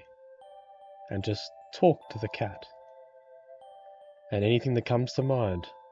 Your isolation. Your loneliness. Your many fears. Your losses. Your emptiness. Although, the longer you stay there, the smaller that once significant emptiness feels. It's been so long since someone just listened. Your words shift to gentler topics. Your hopes. Your dreams. Happier memories of the past.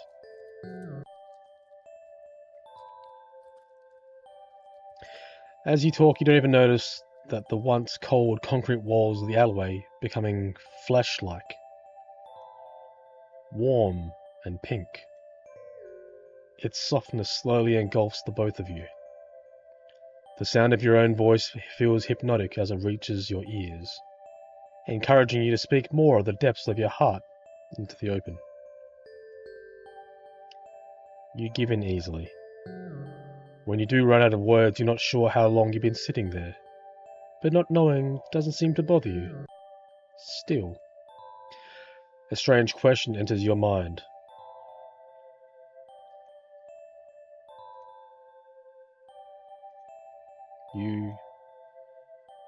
Why would I want to do that?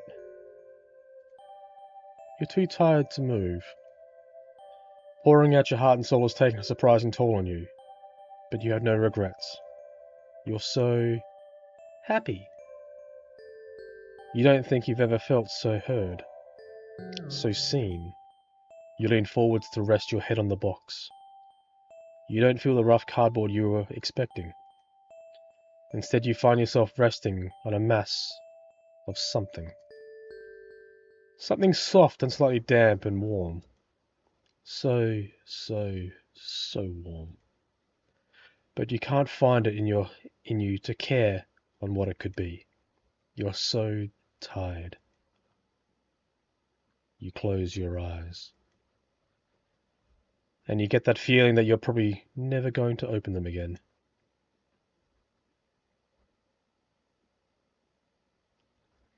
But as the all-encompassing warmth encases you slowly, completely, you feel nothing but pure contentment.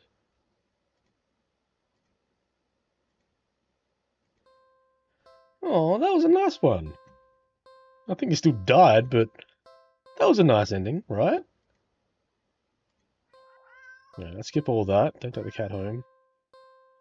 I want to get these ones out of the way where we eat the dog. I don't want to watch these, so warning, warning, warning. Kick the puppy. What? It's just a puppy. There's no way I'd ever do that. Cool, good. Kill the puppy. No, that's horrible. Okay, good. Eat the puppy. That's disgusting. I think I'm going to be sick. There's no way I would ever do that. Okay, good. Okay, we're good. We're good.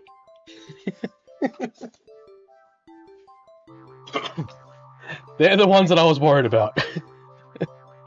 Alright, let's leave the park then. Yes. Okay. Now what? Oh, we didn't go to the carnival. You spend the day at the carnival. Ferris wheels, roller coasters, ferro boat. Rides you've been on before. Hoops, coin toss, balloon darts. Games you've played before. Funnel cake, popcorn, cotton candy. Food you've eaten before. All things you've enjoyed before. You're surrounded by groups of people all having fun together. Laughing, playing, eating, taking notes. Making memories. And then there's you. The sun hasn't started to set yet, still high in the sky, but it will soon. And you start to wonder if maybe you should just go home for the day. When you stop in your tracks. You see something. New. An attraction you've never seen before. A maze of funhouse mirrors. It sounds kind of lame, honestly. There isn't even a line to get in. But then, what else is there to do? Panda, welcome in, Panda. How you doing? You enter the maze. A few rooms in and you notice that the mirrors aren't all weird. Some just show you looking back at yourself. A little bored, a little tired, and so very, very... Maybe this was a mistake. I'm doing good. We are playing Do Not Take This Cat Home, and it is creepy as hell. And I'm really enjoying it. So sit down if you want. We're having some story time with Matt. And I'm not going to sleep well with 3 cats on my bed tonight. It'll be fun. Right? Why did you think going to the maze of mirrors was a good idea?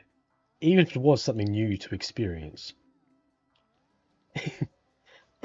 I can't do this today. You turn around and head back out the way you came. Only to bump into a mirror. Ow, what the? Where's the exit? You try again, only to find another mirror blocking your way. By the time you're turned around, you've realized that the way you came in is completely gone. Okay, don't panic. I have to keep going forward, right?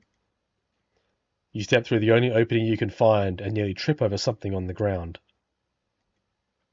You bend down and pick it up. What's this doing here? In your hand rests a worn-looking flashlight. Curiously, you flick it on.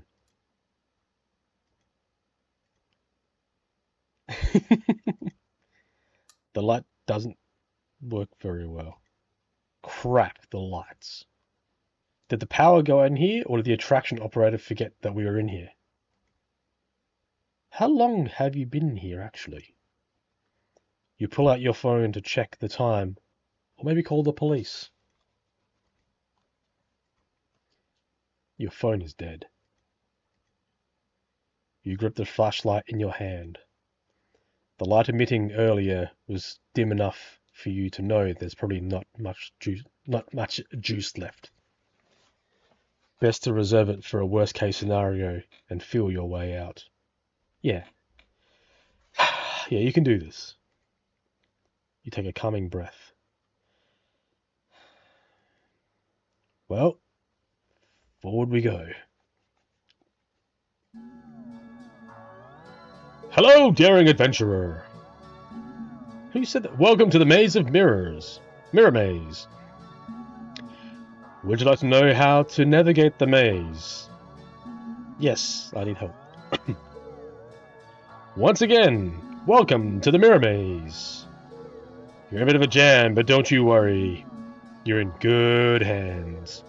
Or rather, good paws. See these little cuties here? They'll be doing their best to guide you through the maze. Aren't they gorgeous? When you enter a room, the emergency light will flash, letting you see the path before you in a second. Hey, oh, Casey. That'd be interesting. And also what lies beyond them. Whenever you see these kind kitties, just go where they are and you'll reach the next room. Unfortunately, they're not the only thing in there. It is highly suggested that you refrain from following any of our other guests. They can be sneaky or distracting, but they're always hostile. So please take caution when advancing to the next room.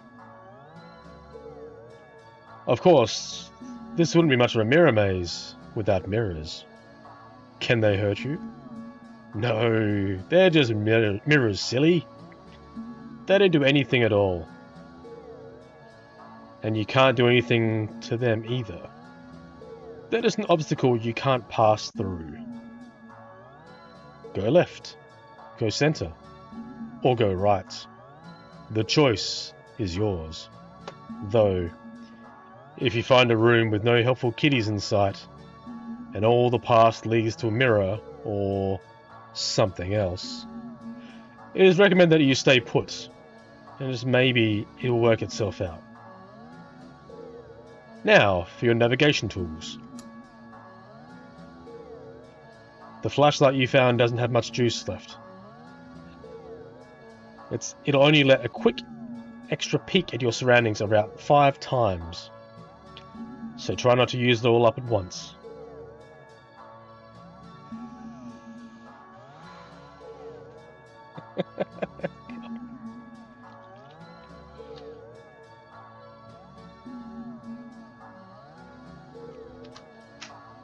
Alright. We can do this. We can do this. We can do this.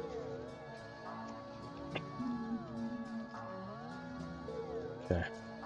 You've got 3 lives, so be careful to avoid the less friendly guests lurking around. Quick save. Save.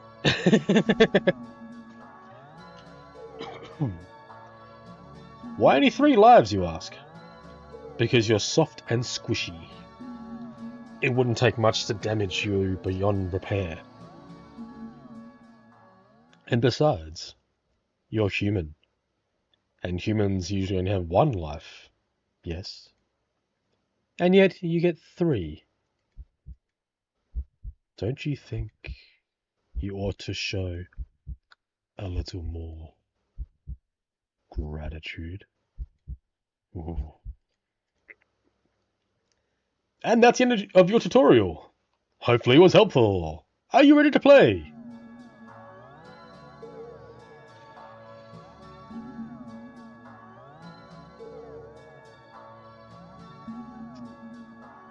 Can you let me go? Your request to forfeit is denied. Let me out of here! Screaming is not allowed in the maze. Yep. Of course. Flash off. Oh, flash on. Okay. So we might turn the flash off because it might be photosensitivity, I think. Alright. This game is too hard. Alright. Let's go. Let's do this. We got this. 3, 2, 1. Go. What the fuck?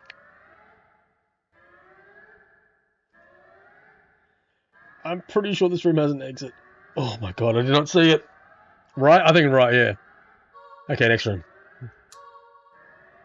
Right.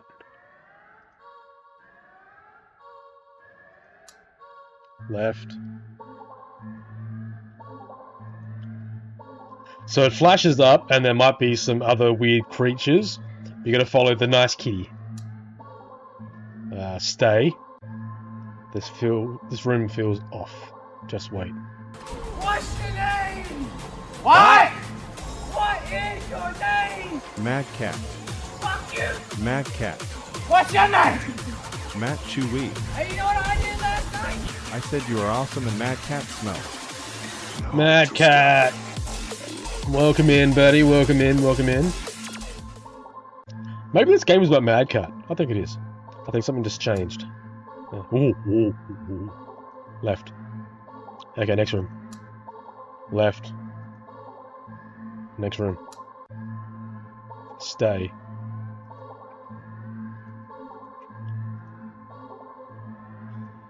We are in a house of mirrors trying to follow cute kitties and not get eaten by monsters.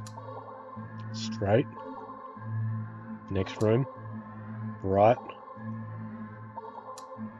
Right. Right. Right. Center. Center. Stay.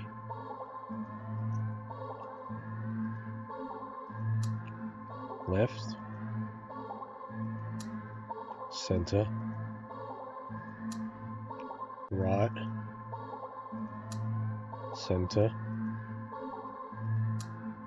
Left. Center. Center. Left. Left. Stay.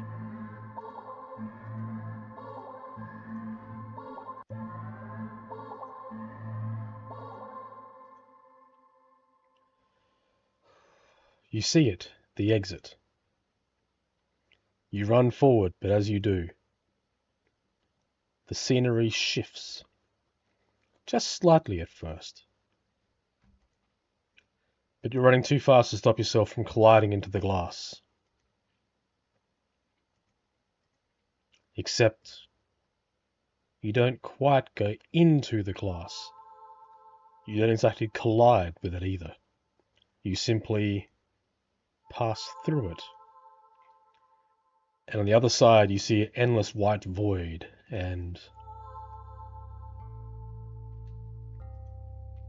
yourself. Dozens of you. Hundreds of you wandering around. Aimless. Faceless. And empty. So empty and listless they don't even acknowledge your presence. You try to turn back, but the glass doesn't give. Past the glass, you see the black cat You think it's meowing at you, but you can't make out the sound. It tilts its head, then walks away. The glass goes dark.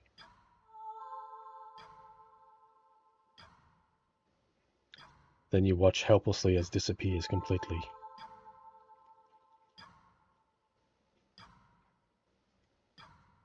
You're trapped, with only yourself as company.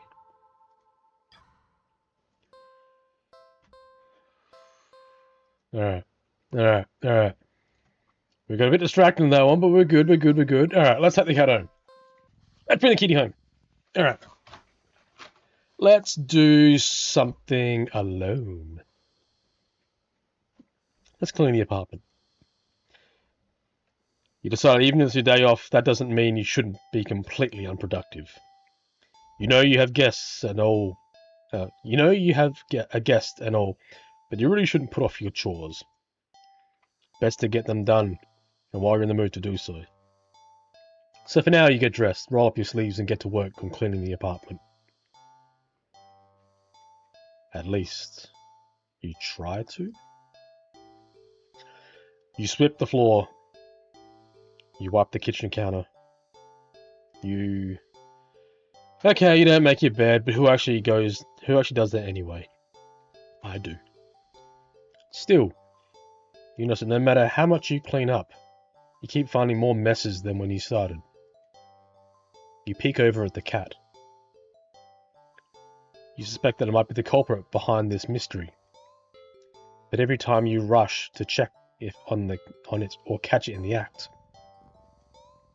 you always find it napping in the living room.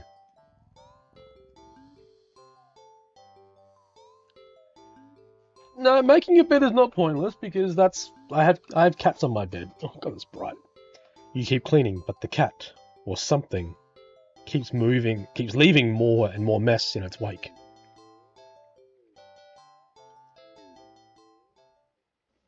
You keep cleaning, but there's just more mess. And more. And more. When you finally stop to look around you, you don't even recognize your home anymore. There's piles of junk everywhere. Do you even own this much stuff? You don't remember ever buying it or receiving most of it. The pile towers over you. You feel claustrophobic.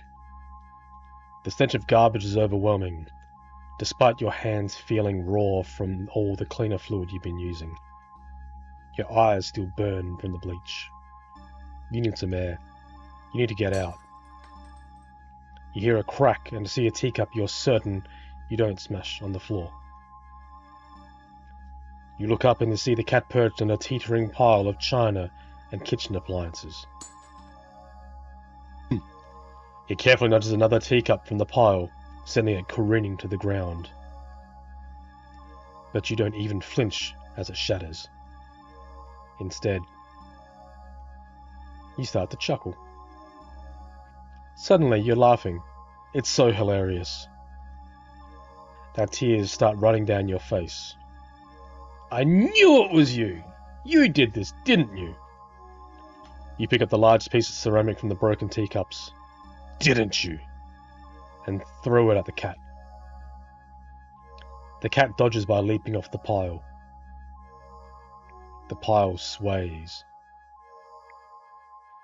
It sways. It's falling. It's falling towards you.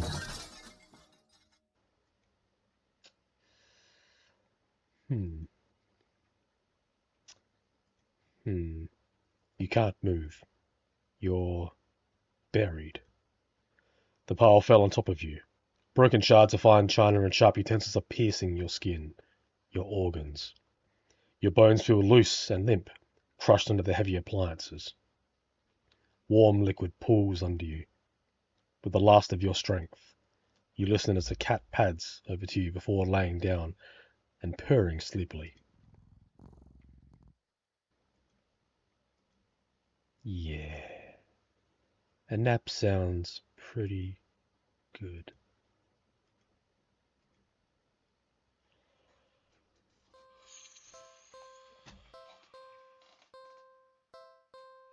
Okay.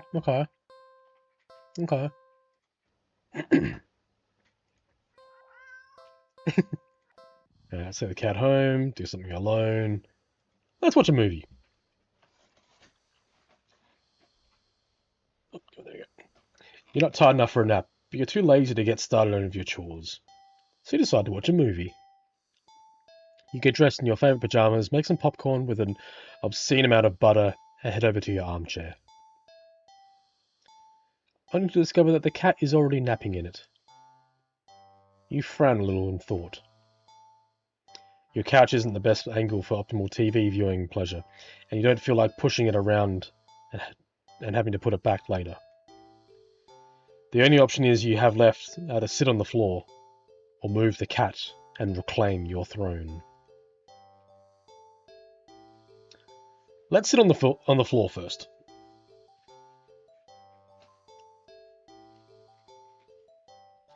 You decide to sit on the floor. The cat is a guest after all, and you pride yourself on being a good host if nothing else. Well, at least you would, if you ever had guests over before. You grab a blanket and some pillows and make a comfy nest in front of the chair. Yeah, that is true. Although I do all the time. I do it to Bootsy and Ollie all the time. Misty, not so much, because Misty's cute. You pop in a random movie from your collection, and you can instantly tell that it's one of your favourite horror films. You've seen it a few times already, but it never fails to get your blood pumping. A few minutes in, and you're already invested, getting reacquainted with the story and characters. The scares won't come until later, but for some reason you feel like something is watching you from behind. You know it's probably nothing, but you feel compelled to check anyway. You peek over your shoulder. Ah! Only to jump out of your skin, jostling a few pieces of popcorn out of the bowl in your lap. No, or Misty's sweeter. Misty's a real sweetheart. Like she's the grandma of the house, and she's a real sweet, timid cat. And if you disturb her too much, she'll just run. Whereas Bootsy and Ollie, they don't really care. So, yeah, but Misty's cuter. She's a sweet.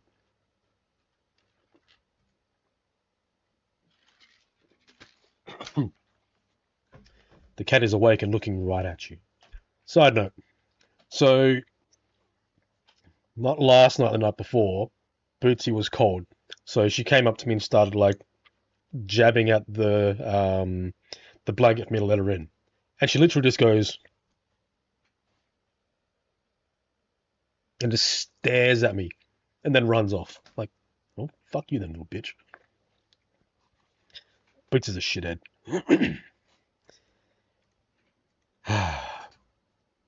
You take a calming breath, recovering from your heart nearly lurching out of your chest and immediately feeling foolish.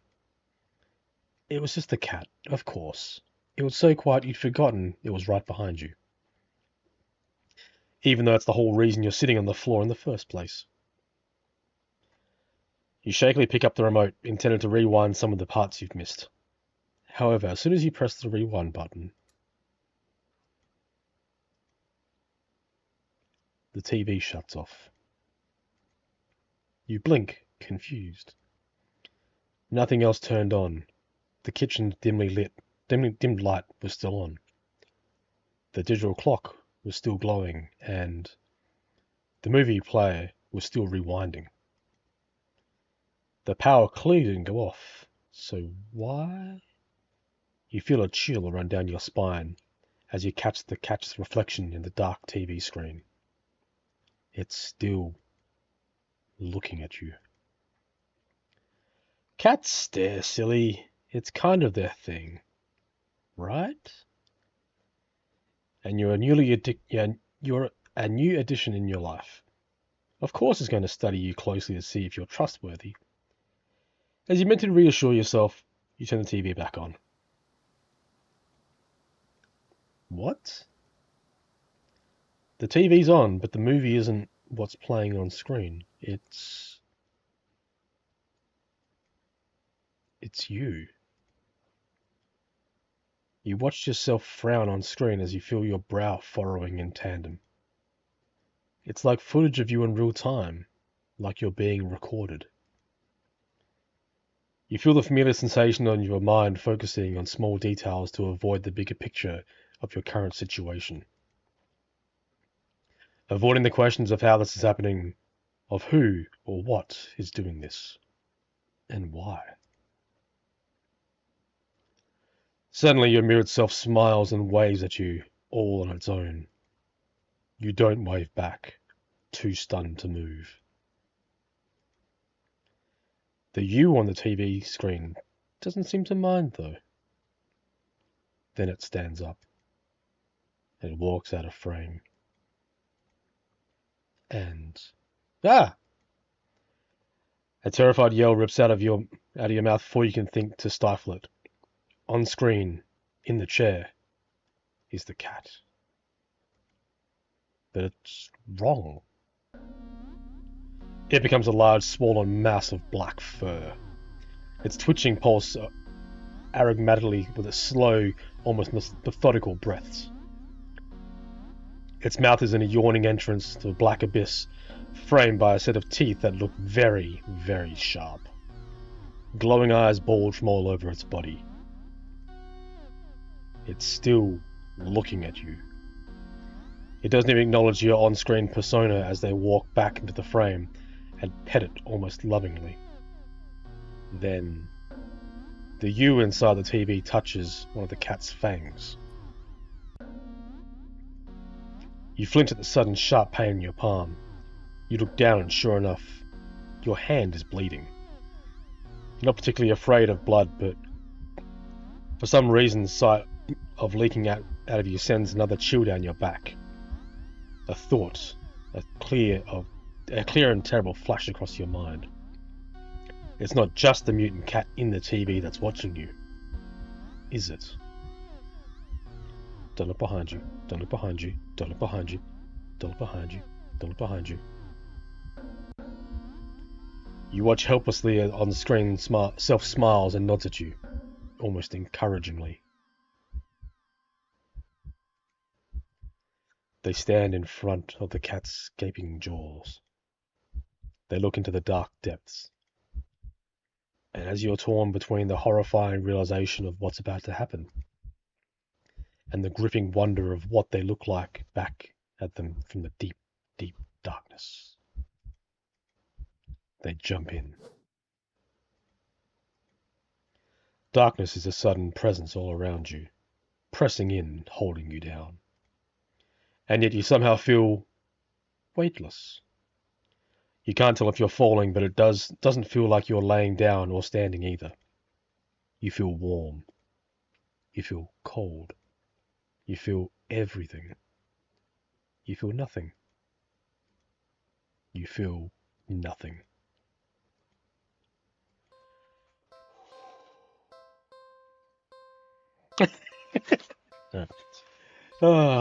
That's terrifying. Do you know how many times I spent the whole... Yep.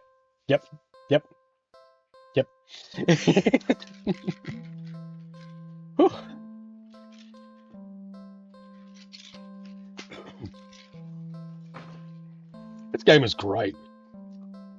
Alright. Oh, a wild horsey appears. Catch that Pokemon.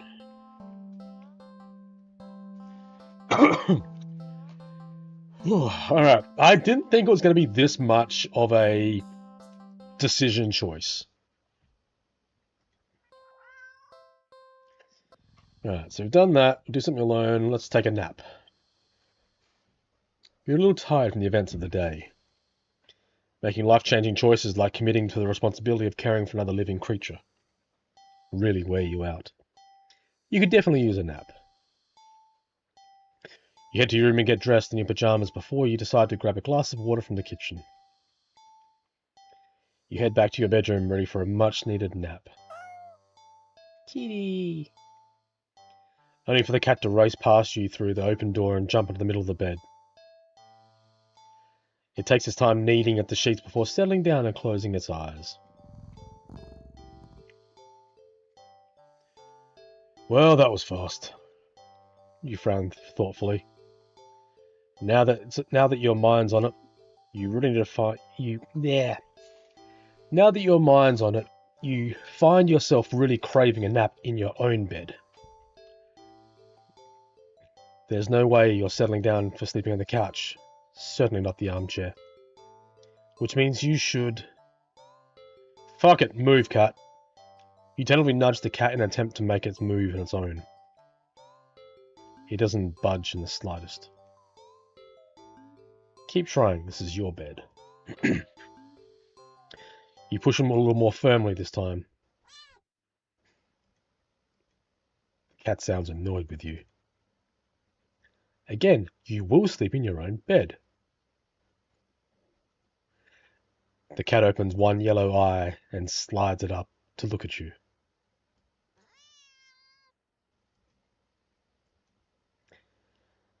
Is its voice a little deeper than before? You move forward, ready to shove the cat with all your might. Oh, yeah, ads. Everyone stretch. Oh.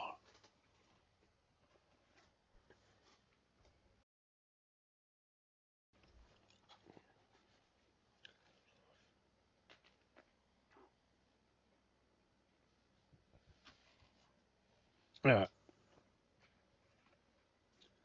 And welcome back from the ads, everybody. Yeah. You're thrown back by some invisible force and crash into the dresser before falling to the ground. Wind knocked out of you, you look up in a daze. You don't quite comprehend what it is you're seeing. A strong swirling wind has picked up, throwing items all over the place. As if a miniature hurricane had just taken form in your room. And right there in the center of it all is the cat, hovering in the air above the bed. Its eyes open, glowing like molten lava.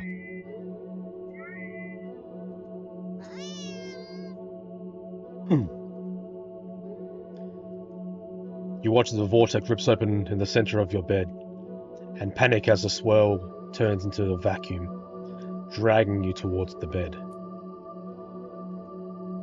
Your nails catch and tear as you desperately try to cling to the carpet, the floorboards, and any and every piece of furniture within your reach, bloody fingers slipping clumsily on every surface.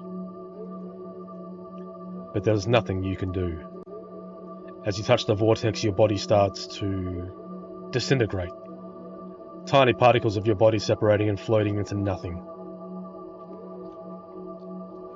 The last thing you see is the cat landing nimbly on the bed, kneading at your sheets, before it curls back up and falls asleep.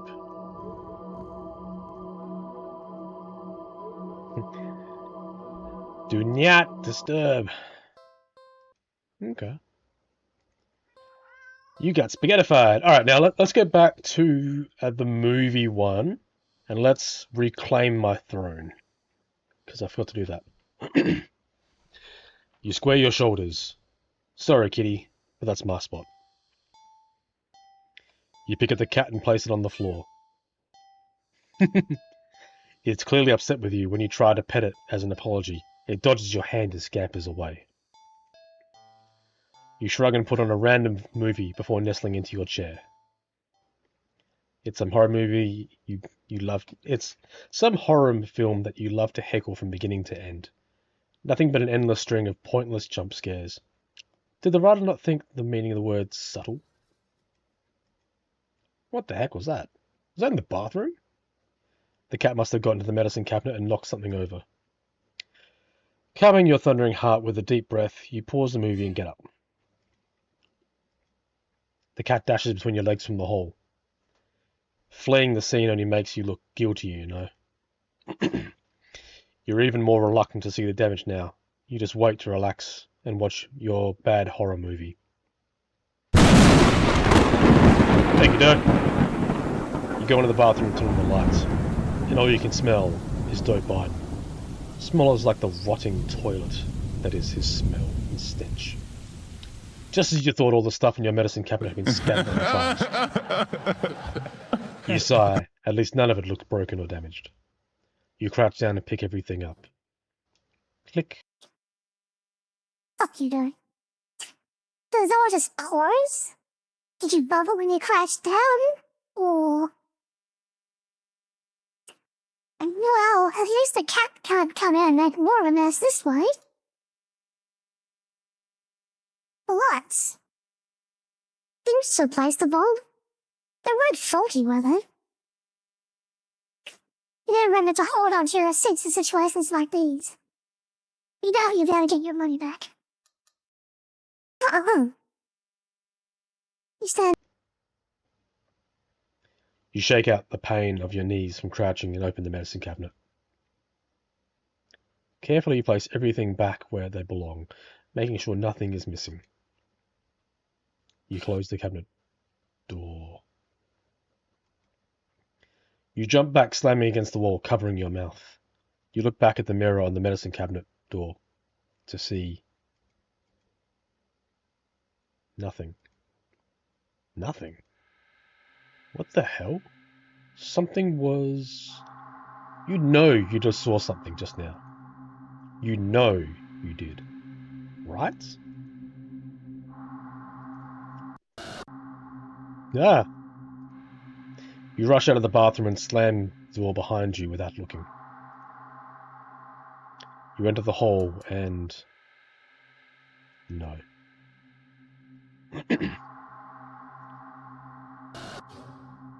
No. You shoot yourself with your arms and... Nothing. Nothing. Again. You pick through your fingers and see... just your usual hallway. You don't feel very good. You need to sit down. You carefully make your way back to the dark living room, trying not to overwhelm your senses any more than you already have.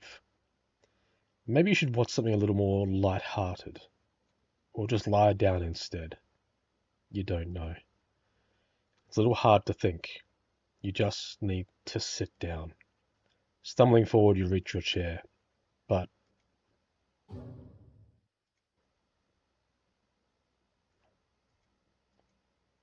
it's nothing. Nothing at all. Nothing at all. Nothing at all. Just the cat sitting back in your chair again, looking up at you curiously. But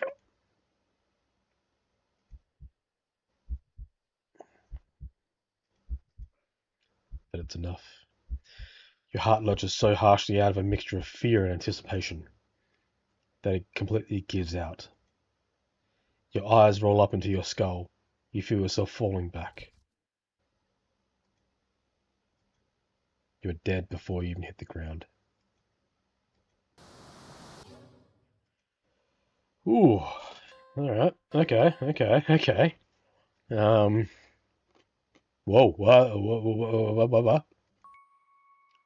This is new.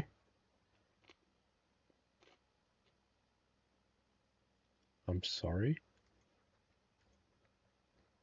I'm so sorry. I was just so tired of everything.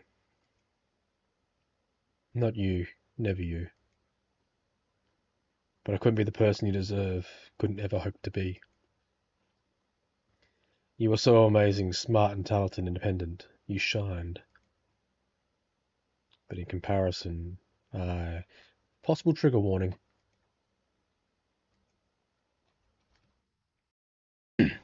Damn it. So stupid. So worthless. But when it approached me, it didn't tell me what it wanted. It needed me. Maybe that's when I wanted all along. Wanting couldn't be so fleeting, but it needed. but to be needed.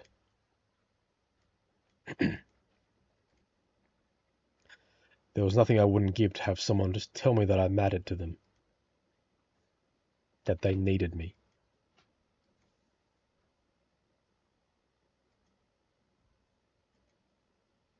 You're walking right course, yep.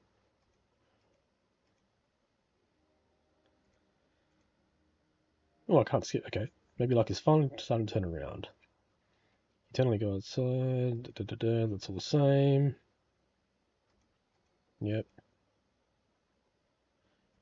Okay, this is all the normal bits, okay. That was different. Alright, so let's do something alone. Did we do everything here? Oh, yes, we didn't do this bit when we were cleaning. Catch the cat in the act. How are you supposed to finish and cleaning up when this little imp is making a menace of itself? No. You know the cat's the culprit. You consider locking it up in the bathroom, at least until you can clean the rest of your apartment. But it doesn't seem fair that when you don't actually have any proof. You need to investigate further. You need proof. Not just for the sake of your sanity, but more importantly for the sake of cleanliness. You start to clean again and peek behind you, catching a mere glimpses of a paw or a tail there. But as with earlier, you rush back to the living room. The cat is still sleeping. Okay, you want to play, cat? Then let's play. This time, you decide to lay a trap. One of your feline friends won't be able to resist. You tackle the kitchen island counter, and give it the works. It's glistening by the time you're done. It's so clean. You drop kick anyone that even thought of eating off it.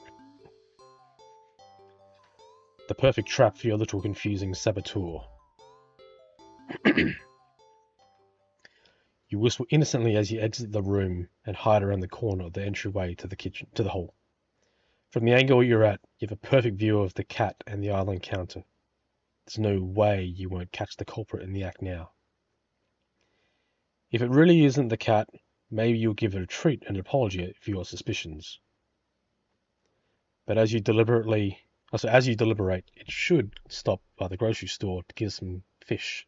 The cat starts to shift. Its back that was rising and falling moments ago is now rippling in small tremors like an agitated wave of black sea.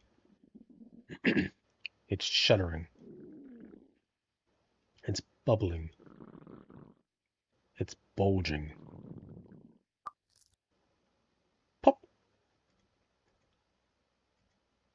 What the hell? You gape in disbelief as another cat bursts out of the still sleeping feline you'd taken home earlier.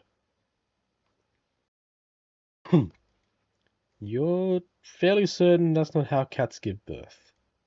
But more importantly, you watch cat number 2 shake itself off before leaping onto the counter, rolling around on top of it and leaving fur and grime in its wake.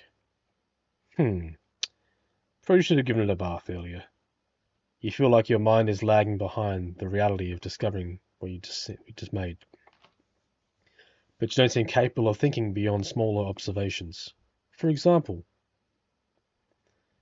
though the hows and whys of what you're witnessing elude you, the more permanent question that strikes is that the original cat is still sleeping, and the clone cat is busy making yet another mess. Then where are all the other clone cats? Suddenly, the two cats look directly at you in perfect unison. Their eyes pin on you to spot with their intensity. But you realize with the familiar sinking feeling of being watched from behind that they're not the only ones looking at you. You slowly turn around.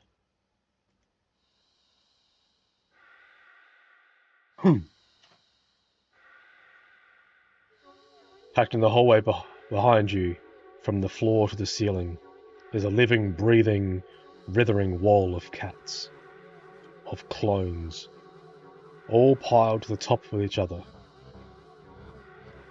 The glowing golden eyes of every cat in the undulating world of pure black fur. Every single eye is trained on you. Out of fear and sheer desperate need to distance yourself from this blight of reality and order, you take a single step back. And in response, the wall just breaks. The cats all stampeding over you. It'd be kind of cute if their paws weren't hiding claws as sharp as knives. You try to protect yourself, but there's just too many of them. Blood leaks steadily from your scratches. You feel dizzy. With what little strength you have, you turn your head and watch as the cats tear through carpet and upholstery, knocking over vases and dishes and lamps, claw at the walls. It's going to take forever to clean this up, you think. Maybe you'll tack it all again later, right after you take a short nap. With an annoyed sigh, you breathe your last breath.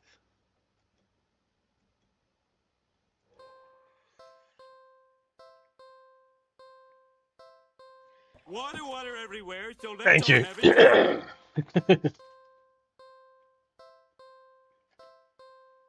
Boah. This game is intense, man. Whew, alright. It's water. Water's good. Alright, take the cat home. We've done everything here. Do we think of that? Okay, yeah, here we go. Alright, let's think next to the cat. You shrug. What's the harm in sharing the bed, right? You both had a long day after all. You try to carefully avoid jostling the cat as you lay down, but it immediately scoots over and curls up against you anyway. You smile. Sweet dreams.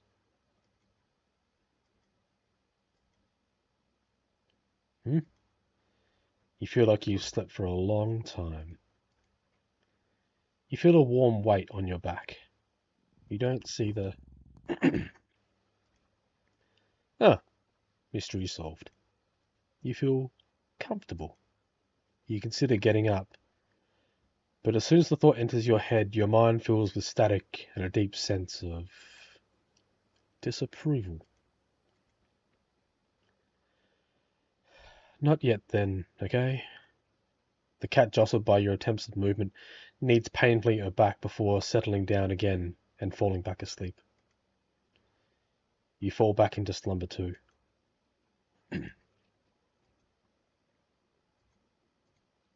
It's night. You want to get up.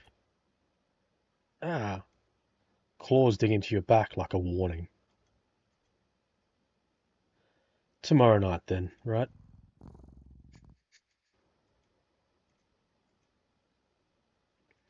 It's morning. You'll be late for work. But the cat doesn't budge. You don't even try to get up this time. You just close your eyes and drift off again. It's the next day. Since the last several days, or has it been weeks? Or longer. You're not quite sure. You're hungry. You don't know how long you've been laying down. You feel sore on your back, but also in your stomach, your arms, your face, everywhere. You can't remember your last meal. You can't remember your last meal, the last time you drank anything. You've been sleeping all this time. But you feel exhausted, more tired than you think you've ever felt in your life. It feels like a giant hand is pressing you into the bed. You can't remember the last time you ever considered moving. but somehow you know that you need to go back to sleep anyway. Everything will be fine if you just go back to sleep. Yippee! You think you're hallucinating when the cat finally stirs. It stretches languidly before hopping on off your back. You hear its feet padding through the still open bedroom door, its steps fading down the hall. You don't open your eyes. You don't move. You're afraid you don't remember how. You're afraid that the static will return if you try. But you eventually do try.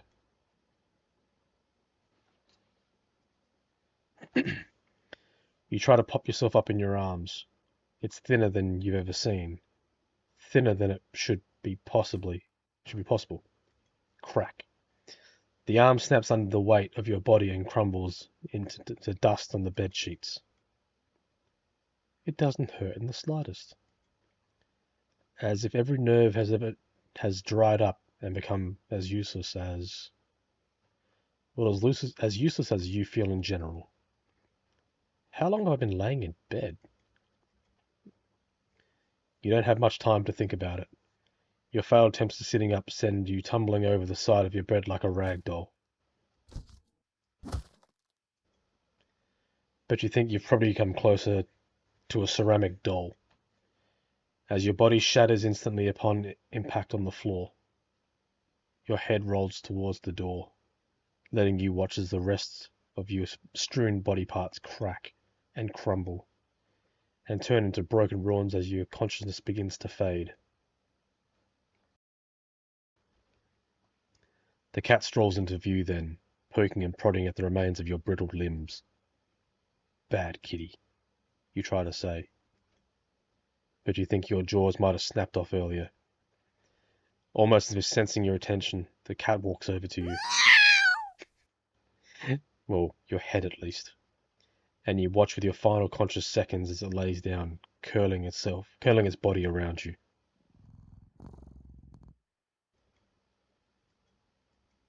It feels warm.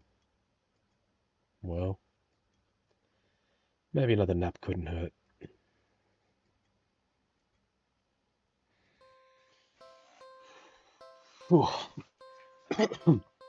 Yeah.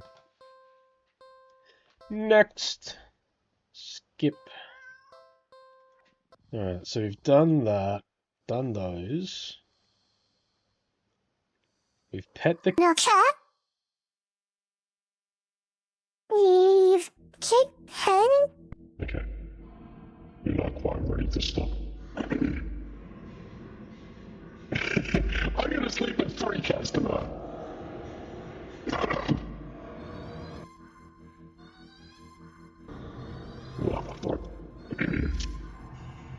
You feel so calm, the repetitive actions soothing your usual overworking mind.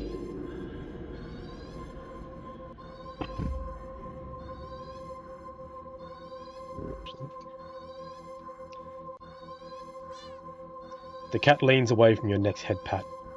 It tries to get out of your lap. When you scratch under its chin, the cat bites at your fingers. You might be bleeding, but really, it barely hurts. More of a warning than anything. The cat struggles in your hand. Keep petting the kitty. You keep petting the cat. Chomp.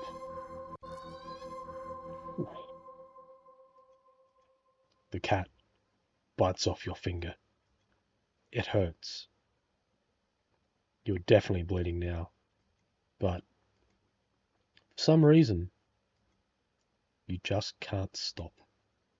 You don't know what is. Its fur is so much softer than you realized. You think it would be shining in the faint light of your living room, but it's as if the darkness of the cat's black coat is sucking in all the illumination around it, rendering it completely null. You're drawn to it. Like you're somehow holding a deep, dark abyss right in your lap. It seems calmer now, munching on your severed finger. The stump between your thumb and middle finger is leaking. But you keep petting. You fret that your blood will ruin its fur, but the cat no longer seems to mind. Time passes. It's dark out now. Soft as the fur is, your palm has started to feel raw and damp under the constant friction from your petting. You think faintly that maybe you've had enough. You start to lift your hand off from the cat, and in a flash,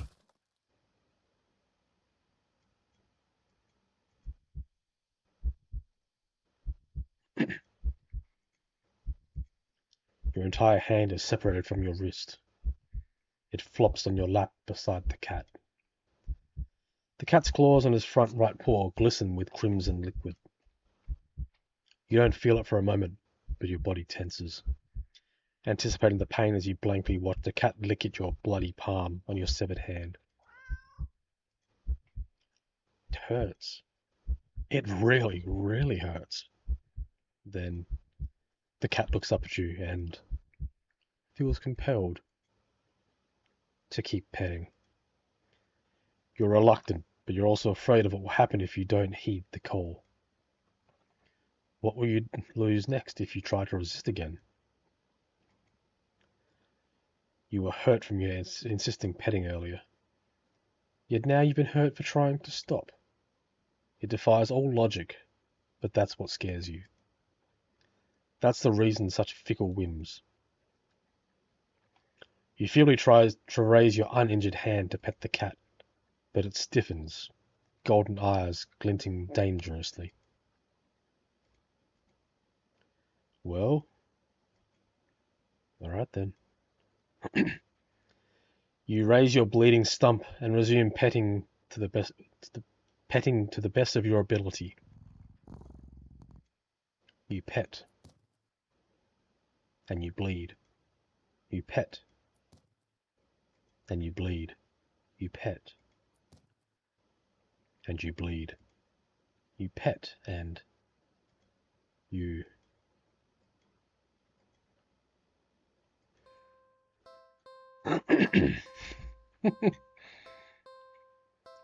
Man, this game is so messed up.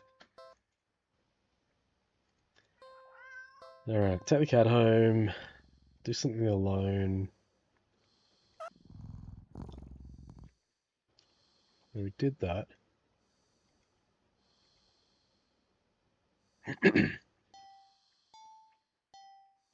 So I think we've done all those ones. Yeah. Alright, let's do something with the cat. It's a cat from Fallen London. Alright, so we pet the cat. We haven't fed the cat yet. The cat looks hungry, so you decide to feed it. You're regretting not stopping for food earlier, and you don't have much left. Grocery shopping day is tomorrow after all. You head to the kitchen and click your tongue, ensuring the cat follows after you. It leaps nimbly onto the kitchen counter and watches you as you search for meal options. Let's see. You find something you expect. A can of tuna in the pantry. Some leftover meatloaf in the fridge. And... Huh? What's that? You realize there's a tightly sealed Tupperware on the bottom shelf of the fridge. You don't recognize it. A foul odor is leaking from the container. Whatever's inside it can't be safe for human consumption. But the cat seems excited about it, practically salivating over it. Still, you're the caretaker here. You're the one who needs to decide what's best to feed the hungry cat. So you'll feed it. Let's go to the tuna first. Cats like fish, right? Shrugging, you take the tuna out for the cat and the meatloaf for yourself. You put the frankly ominous container back in the fridge. The cat looks a little disappointed. Tough. Is it?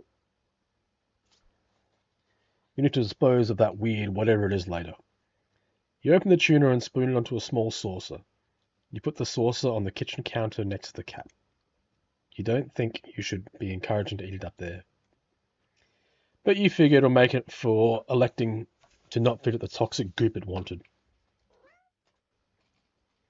The cat looks like it finds the tuna acceptable. You take it. Eat up, kitty. Meow. As the cat digs into its meal, you go about heating up the meatloaf in the microwave.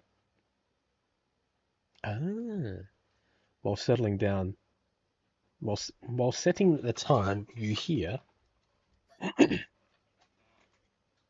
You turn around and see that the plate is completely empty.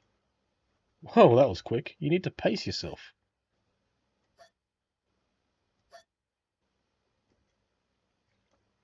What the? You watch, baffled as the cat continues to hiccup, causing little bubbles to float out of its mouth. Okay. That's okay. You can process this. It's not completely out of the realm of what's possible. See, I'm thinking, hey, Meowth use bubble attack. That's what I'm thinking. Best not think about it hard. Soon enough, the room is filled with floating bubbles. The cat releases the final tiny bubble before yawning and laying down right there on the counter. Well, glad you enjoyed it. The bubbles haven't left the room or popped. They seem pretty resilient. Wait, what? What's that? As one of the bubbles floats closer to you, you see there is actually something in there. A tiny, furry fish? This is just getting weirder and weirder. Still, you can't help but marvel at the impossible wonder in front of you. You lift a hand. You extend a finger towards a bubble, carefully pressing against the surface. The little fish inside lashes out, viciously sinking tiny fangs into your finger. It doesn't really hurt that much, but then pain starts to climb from your finger to the rest of your hand, past your wrist. Could it be some kind of venom? You fling your arm around in an attempt to dislodge the fish, but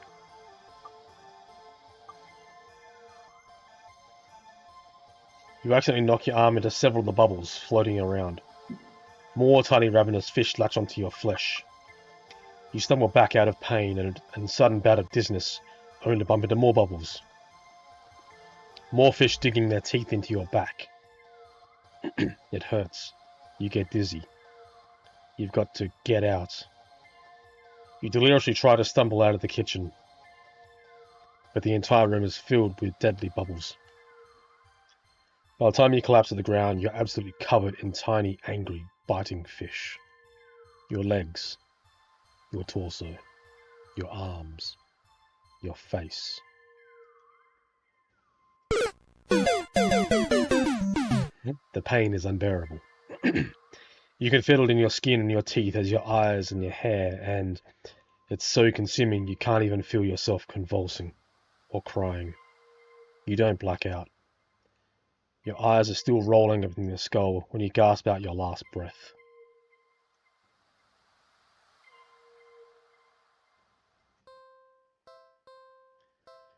That was a strange one.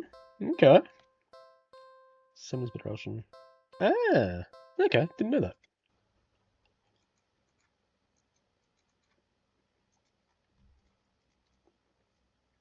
Okay.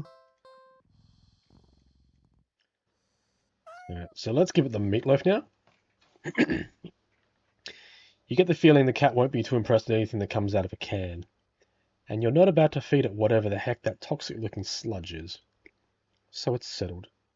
A tuna sandwich for you and leftover meatloaf for your feline guest.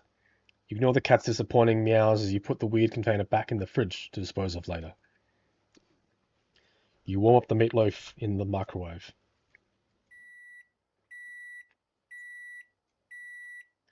You place the now warm meatloaf on a saucer next to the cat on the counter. You don't think it should be encouraging to eat it up there, but you figure it'll make up for not electing to feed it that toxic goop it wanted. The cat looks to find the meatloaf interesting. Works for you. Eat up, kitty. Meow. Hamster. As the cat digs into its meal, you go about searching for some bread for your tuna sandwich. You're so distracted by the search that you barely hear... You turn around to see that the meatloaf has only one, maybe 2 bites taken out of it. But more alarmingly, there seems to be a red trail of something leading away from where the cat had been sitting and off the edge of the counter towards the living room. Is that blood? Gurgle, gurgle, claw, claw. You jump at the strange sound coming from around the corner, further into your apartment. You attempt to steal your nerves. Taking a breath, you walk around the counter to head into the living room.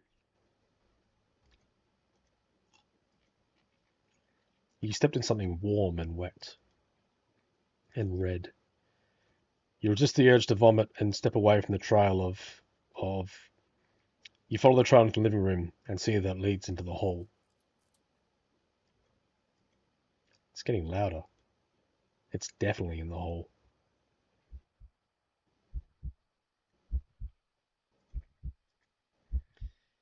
You feel like you can hear your heartbeat. You hope whatever is in the hall can't. Your body shakes as you feel yourself step forward, and forward, and forward, and forward. You peek around the corner. Nothing. There's nothing there. What? You walk further into the hallway to see the trail end down, leads all the way down to the end of it. But there's nothing there. You don't quite feel relief, but at least you feel something wet and warm drip onto your cheek. Something very warm.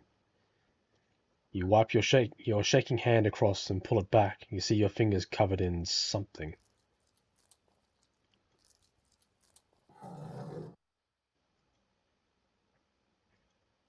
You look up, and what you see can only be described as meat.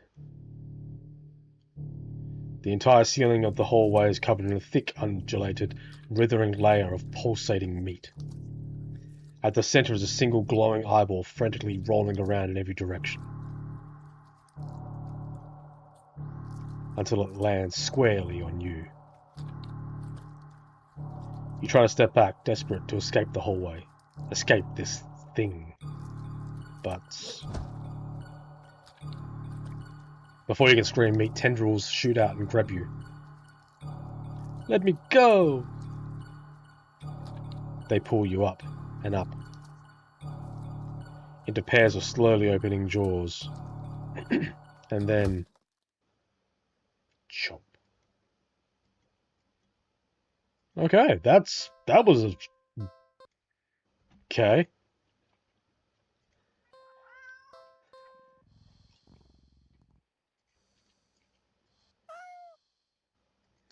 Mystery food time. Is this really a good idea? Fine, I guess this is what you want.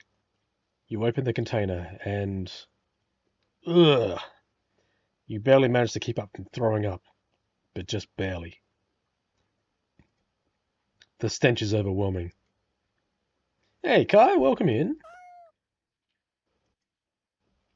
Yeah, give me a minute. You hazard a look at the contents in the container, but...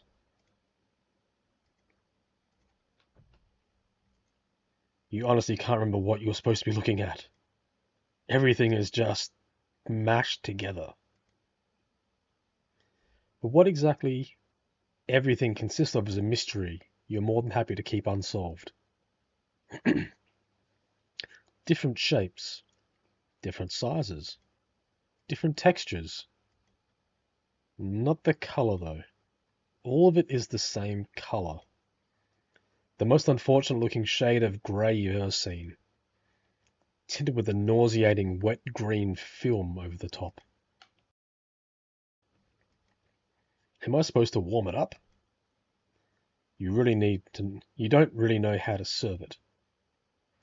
Any utensils or plate that touches it is getting thrown out immediately. No exceptions. Your hands are going to be scrubbed with soap and hot water within an inch of their life after this. You decide against putting this crap in your microwave. You doubt it would even taste or smell any better. Not wanting to hold it anymore, you shake your head and practically toss the container next to the cat on the counter. The cat enthusiastically dives for the toxic-looking sludge, sniffing at savouring the scent. You turn to the fridge and close it. You've lost your appetite. You're about to head to the bathroom to wash your hands for the next hour or so when...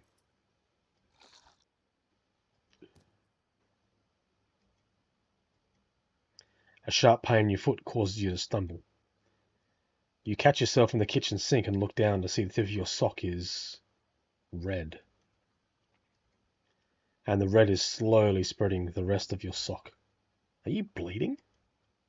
You quickly reach down and pull off your sock to see the damage. Your middle toe is gone. It's just gone. Just a stump is left in its place, steadily leaking blood onto the floor. You clumsily step back as it would help to get away from what you are seeing, the blood trail simply following your movements. 911. You have to call 911. Phone, where's the...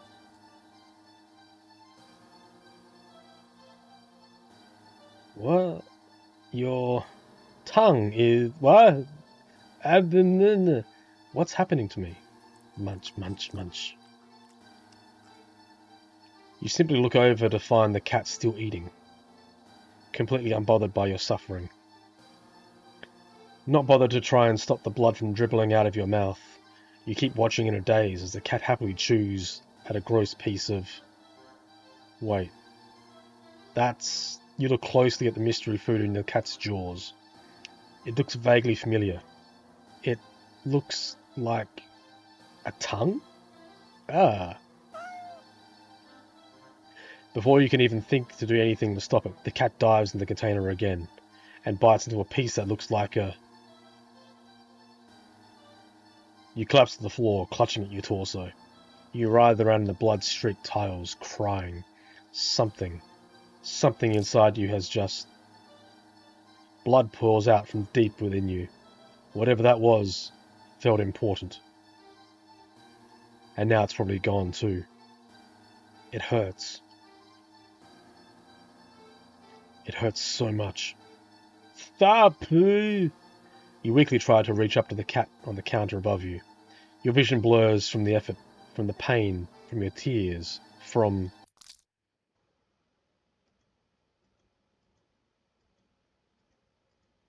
Your eyes. Your eyes. You fall limply back to the floor. You're leaking blood all over. From all over. Your foot, your mouth, your insides, your eye sockets. You could feel your life fading away too. That's fine. If it means not feeling the pain of losing another part of you, then hopefully the cat will take its time eating your eyeballs and give you time to just...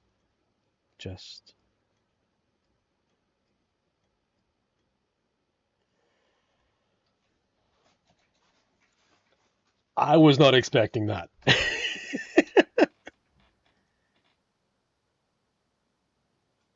Where's the happy music gone? I look forward to the happy music.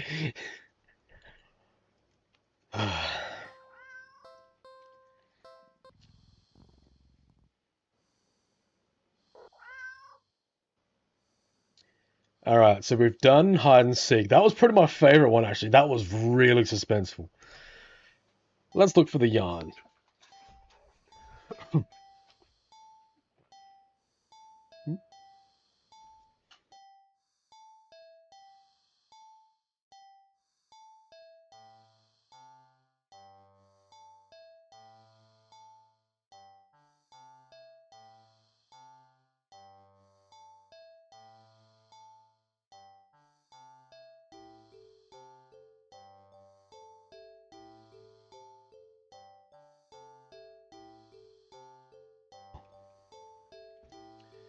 If every movie and cartoon involves a cat they're watching since childhood to be believed, they can be deduced with almost absolute certainty that cats freaking love yarn.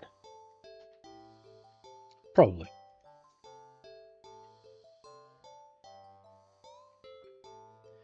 You unearth some from an old box in the hallway closet that fills with knickknacks from various abandoned hobbies. You consider just handing the ball of bright yarn over the cat and supervising from the side, but that would defeat the purpose of playing together, wouldn't it? You cut off a decent length of string from the ball of yarn and go back to the living room. The cat is resting on the floor. It's not asleep, but when it looks up at you entering the living room, you feel it could doze off right there and then. You'll fix that. You smirk a little, confident with your surprise, and let the piece of yarn dangle just above the floor, pinched between your thumb and index finger. The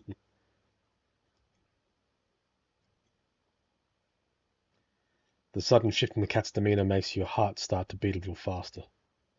Its posture has barely changed at all, just a subtle shift of its head and ears. A slight tension in your shoulder. A sharpness in the gaze that locks onto the yarn dangling an inch above the floor. The cat could still pass as being almost relaxed, calm. And yet the air was thick with its eagerness to lunge forward, waiting for the right moment to strike. You feel like you just witnessed the awakening of the perfect predator. You're almost afraid of what will happen once you make the first move. But it will be you who makes the first move. But it will be you that makes the first move.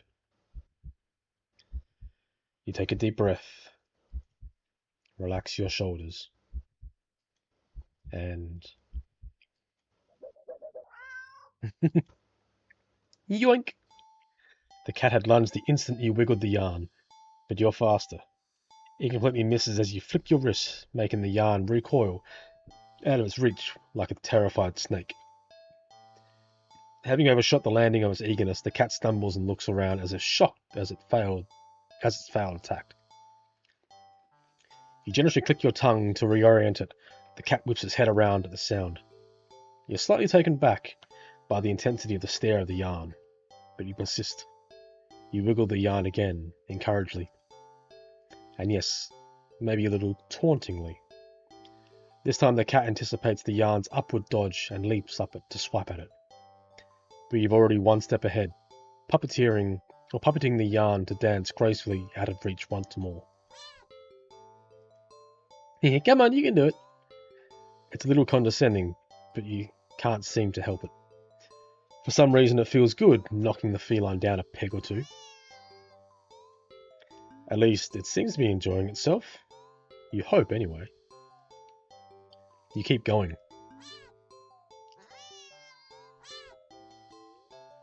The cat's movements have gotten more aggressive. It must be getting frustrated. You could swear it even took a shot at your eye the last time it had jumped so high and erratically. You've been keeping the yarn in a constant motion, afraid to slow down.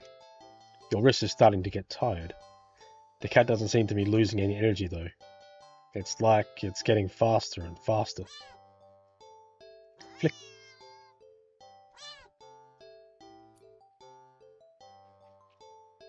Your wrist finally cramps sharply, making you lose control of the yarn's motion as the tip of it brushes slightly against your stomach.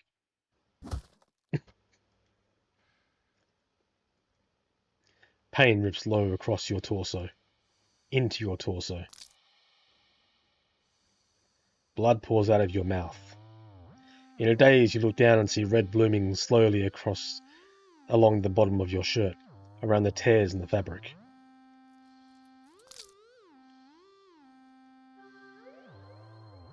You watch as long, thick ropes of something pour from the under of your shirt in a bloody heap onto the floor at your feet.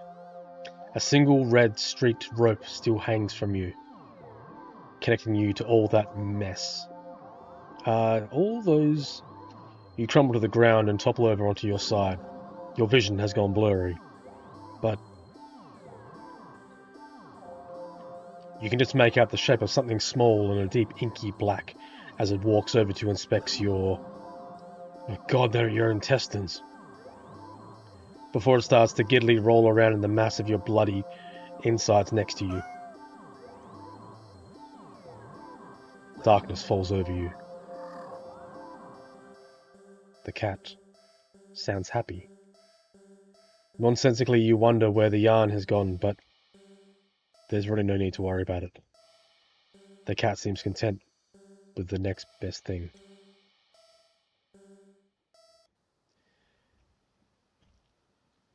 Again, was not expecting that one.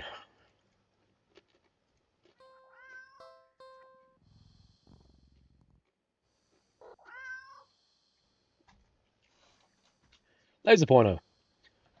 Cats are curious nature. They're also natural hunters, sort of. Why not pass the time by letting your cat hunt after something you'll never quite understand? That sounds a little mean when you think about it. But it's not the cat will know anything. Ignorance is bliss, or so they say. So you dig out your old laser pointer from the long, dreaded days of group presentations in school. You flip it on and you see even more this time. The batteries still work. You get a little kick of aiming it at the mirror hanging in the living room, so it reflects off the glass, making a little red dot appear on your knee. The cat cautiously walks over, stopping every few steps to cast a look of suspicion at you. When it finally reaches you, it lightly presses a paw on your knee, like it's trying to catch the dot of red light as casual as possible. You manage to hold back a chuckle, but not that it really matters. The cat isn't paying attention to you at all, entirely focused on the light now resting on top of its paw. You move the light a little higher above your knee. The cat reacts immediately, trying to pin the light down. But in the next second, you've already moved to the floor. The cat jerkily follows, attempting a more energetic pounce when you shift the red dot. Over here, over there, and over there. By the couch. On the couch. The cat might be ignoring you, but you're certainly enjoying yourself. It's been a while since you've laughed this much. You're laughing so much, in fact, that you accidentally shift the red dot onto a lamp beside the couch.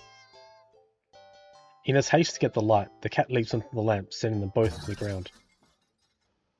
Oh my gosh.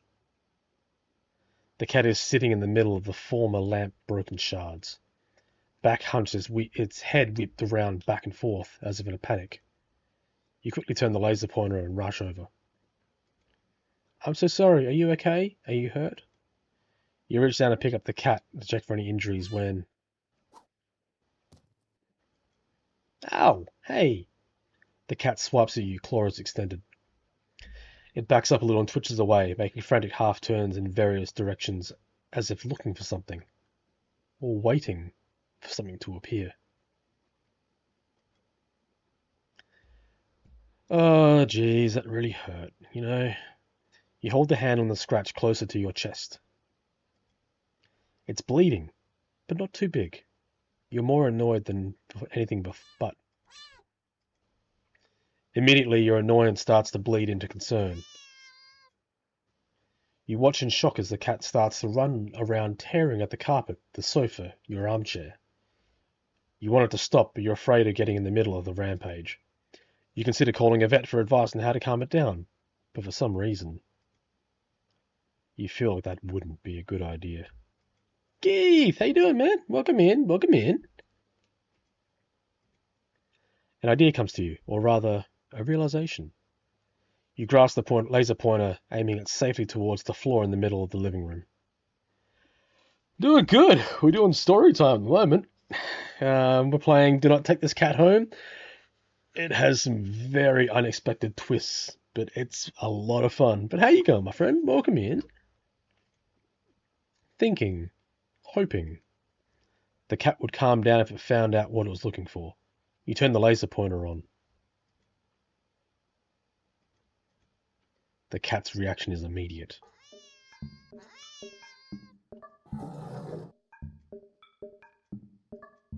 You screwed up. In the span of mere seconds, you watch as the cat spies a red dot from its perch in the shredded armchair. Leaps high into the air. Changes in the air. And slams down upon the dot on the floor with a weighted force that shakes the whole apartment. Maybe even the whole building. You wonder dazed how none of the other tenants have rushed over to complain about the noise. Yet, as you stare at the sight in front of you, the cat has somehow grown in size. Eyes bulging and glowing, tail thrashing, teeth enlarged, bared, and covered alarmingly in the bubbling froth. Its giant claws rip and shred through the carpet, through the floor, through the tiles, and below even, ravenously trying to get at the red dot. Your hands are shaking. You don't even know what to do. You feel trapped. You have to get away. Get away from it. You slowly back up and towards the door. The light moves with you. Instinctively, you flick the light away, this way and that, the cat stampeding after it. So fast. Smashing through the TV, breaking the couch in half. Too fast. Bulldozing through the wall into the hallway. A chance. You turn intending to bolt out the door and never come back. But in haste, you forgot something. You forgot several things. You forgot the laser pointer gripped like a lifeline in your hand. You forgot the mirror still miraculously hanging on the wall next to the hallway. The laser reflecting off it, putting a small glowing red dot on the back of your head. As you reach the door, you forget that it's locked.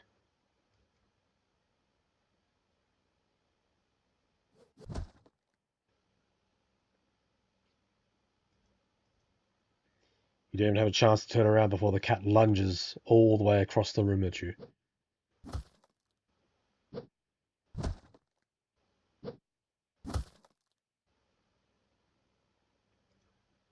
You're torn to shreds before you can even blink. Jesus. Okay. This game is so intense.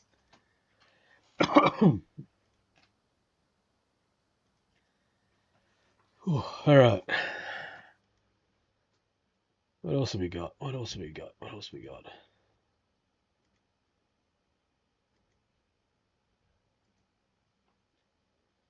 Let's skip all this. This game is terrifying. Like I don't get scared very easily, but this game is actually creeping me out quite a lot. In a good way. Like it's very, very, very well written. Upon giving it a second look, you realise this cat isn't exactly clean. Not surprising, since you brought it home, it's been sitting in a dirty old box, in an alley full of scattered garbage. For who knows how long. You've heard that cats keep themselves clean, but maybe this one is one of those times that a little human help couldn't hurt. You head into the bathroom and set things up, trying to remember how to wash a cat. You're definitely no expert, but you think the best way to get the cat to be clean would be quickly. Cats don't like water, you think. So a quick wash would be the way to go, right? You decide to do everything at once. Fill in the tub deep with soapy, bubble, warm water. A quick dunk here, a short scrubbing there, then rinse and dry. The cat won't even know what hit it before everything's over. You open the door and click your tongue, beckoning the cat inside. He quickly scampers in, curious of the new available setting. You close the door so it won't be able to run out and make a mess of the apartment. Steeling yourself, you roll up your sleeve. You lift the cat and carefully over the tub. Your plan's already compromised as the cat starts to struggle within your hold. You probably should have held it so it couldn't see the water. Ow! Hey! It scratches at your arm. You knew it wouldn't be happy about the water. But you didn't think it'd be this irate. Still as mad as it would be for a little while. You know this is for the best. A deep scratch in your bicep startles you, making you drop the cat into the tub.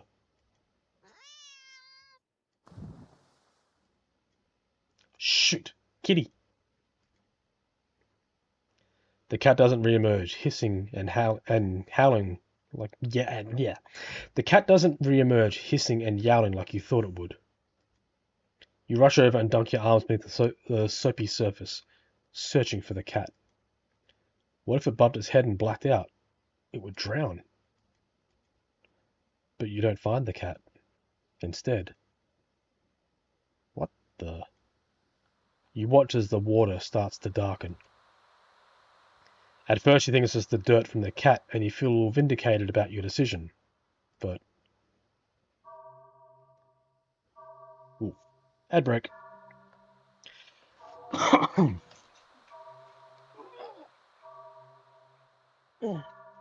Quick stretching.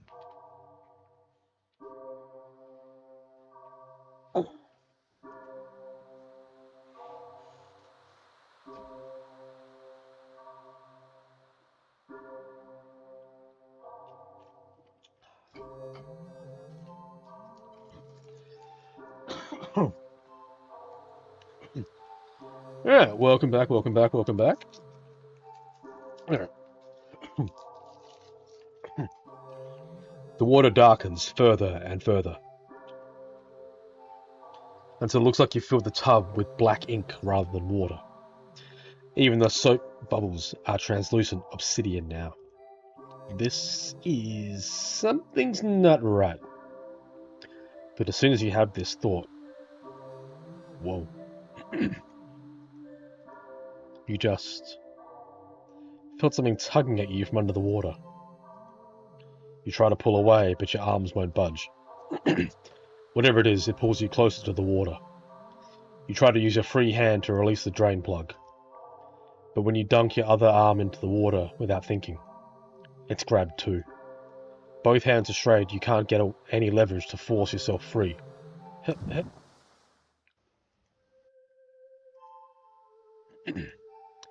You're dragged into the murky water of the tub. You're dragged down, and down, further still. Much farther than should be possible for your bathtub. You can't breathe. You think you can't see either, but as you draw your final breath, you think you see what has been pulling you down. Something resting deep, deep below. Something waiting for you. Cool. Don't wash your cats. Gotcha. Something with the cat. Clean cat. Carefully. You think careful is the way to go. Cats aren't always fond of water, so you doubt you'll be a fan of excessive amounts of it. So you pick the cat up and place it gently in the sink before turning on the water. The cat is startled, but ultimately doesn't try to run away. Nice. You lather your hand with some soap, carefully giving the cat a thorough half scrub, half massage. After a few minutes, you rinse the cat completely and gather it in a blanket, drying it. Then you take a brush, carefully run it through the cat's fur. The cat seems like it's in heaven as you brush it. Some hairs are sticking to you, but you don't mind.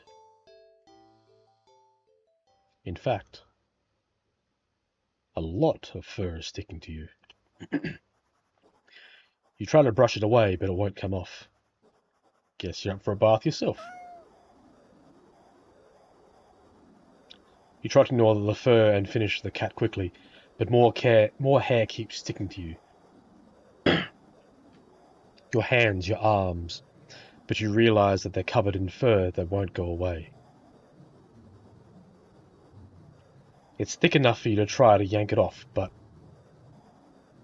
Ow! What? Pain lances through the spot that you just tugged at. Upon closer inspection, you see that the hair is growing. Growing out of you. You actually feel it now. Fur growing out of your back, your neck, your face, your eyes, your tongue. It's even growing inside your throat.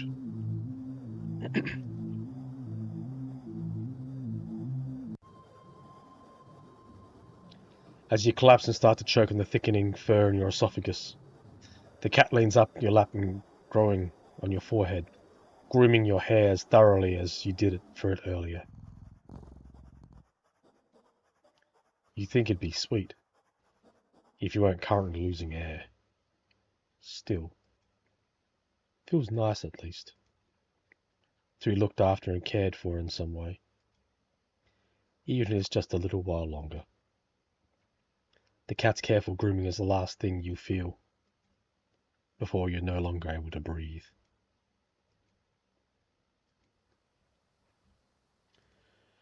Alright, so how many do we have?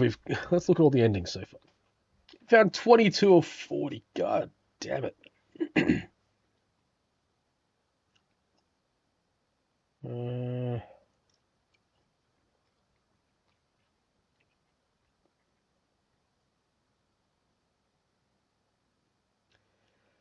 There's so many. Alright. Alright, take cat home. We've done all those. Okay. Go back.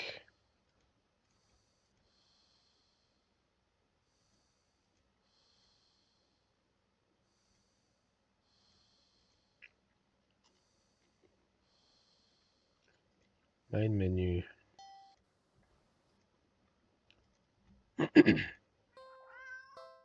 Don't take the cat home.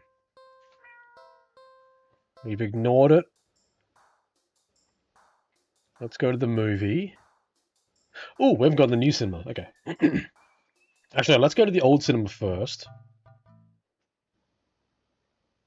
Leave the theatre. I think I've decided to leave the theatre. There's still enough. Yep. Okay. So let's go to the new cinema. You don't know why, but you don't really feel great about the idea of being alone right now. Deciding to wait for the movie you've been anticipating to go available on DVD or streaming, you join the long queue outside the new cinema. By the time you've reached the ticket booth, you just want to get inside. So you pick a movie at random and take your ticket from the tired-looking teenager man in the booth. The decor is chic and sleek, and the inside is bustling with people. It's not what you're usually into, but it's kind of nice not being alone. Even if you feel a little more lonely watching families and groups of friends laughing amongst themselves. You'd get some popcorn, but the lines at the concession stand are long and the prices are criminally high. You go through the halls and follow the signs the theatre designated on your ticket before heading inside. You head towards a seat only to be told by the person next to you that it's already been saved for someone else. This happened a few more times before you finally manage to find a seat settling into annoyingly off-center to the screen. But the screen is at least visible, if not a little too close, so you grit your teeth and bear it. The lights fade out, but the chatter doesn't. The rest of the audience seems content to talk through the commercials and even through the trailers. You figure the chatting will stop when the movie actually begins, but it doesn't get even slightly quieter as the opening scene starts to play out. You sigh out loud, not thinking anyone would hear you. This is why you avoid movie theaters like the plague. Flashbang! Suddenly the screen changes, showing the face of a black cat. A familiar black cat. Confused murmurs fill the room, but then the cat on the screen meows.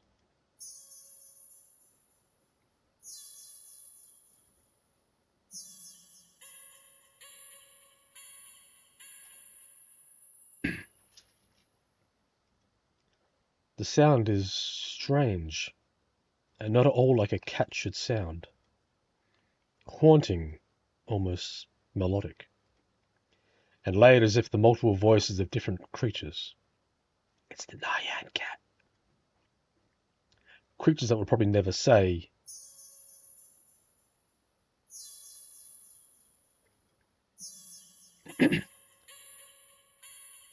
You sit in complete confusion, wondering why you haven't already gotten up and left to complain to the cinema staff. But then you hear it. It's scattered and It's scattered and dissonant at first, that amongst the crowd people start to chant along with the cat on the screen.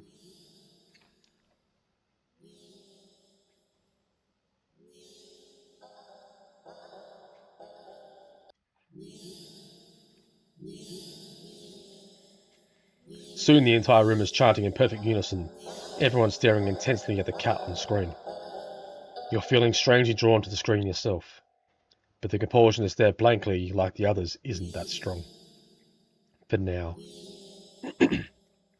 Also, you're starting to notice at the corner of your eye that some of the people in your immediate vicinity are looking at you. No. They're outright staring holes into you, even as they continue chanting. They don't miss a beat as they slowly begin to frown at you in blatant disapproval. The scowls deepen as time goes on, as if they're getting impatient. Let's try to leave. This is too weird. I need to get out of here. Gathering your courage, or perhaps putting your fear to use, you stand up, fully intending to leave the theatre. When everything comes to an abrupt stop. All the chanting stops, even the cat's chanting on the screen. You tense and risk a glance around the theatre. They're all staring at you.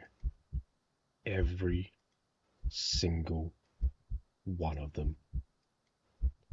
They're not moving. They're not even blinking. You swallow, throat suddenly dry, even though a nervous sweat completely soaks through your clothes. You hardly doubt that sitting back down will fix the situation. Your legs are shaking under the audience's unnaturally intense scrutiny. But you force yourself to step forward and forward. Behind you and forward until you finally reach the end of the aisle. You feel their collective gaze even worse on the staircase. All have turned uncomfortably to look at your direction.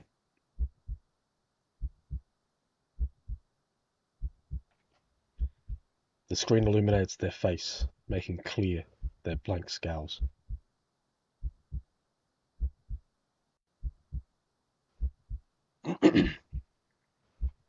They seem even more upset than before. Identical frown lines digging between their brows. You keep going, the heavy atmosphere becoming more and more oppressive with every step. You're so tense with anticipation that you fully expect someone to grab you from behind. But no one does. You don't hear any of them even get up. You exit the theatre holding your breath as the door closes behind you.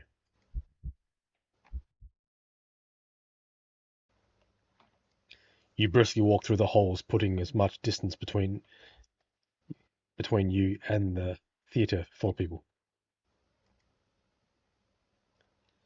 Finally reaching the lobby, you just barely manage to catch yourself from falling to the floor as you gulp in a huge gasp of air. You expect to feel relief in your breathing calms, but you feel a lingering sense of dread that only spikes once you finally notice it, as well as its source. You look up, and your stomach sinks.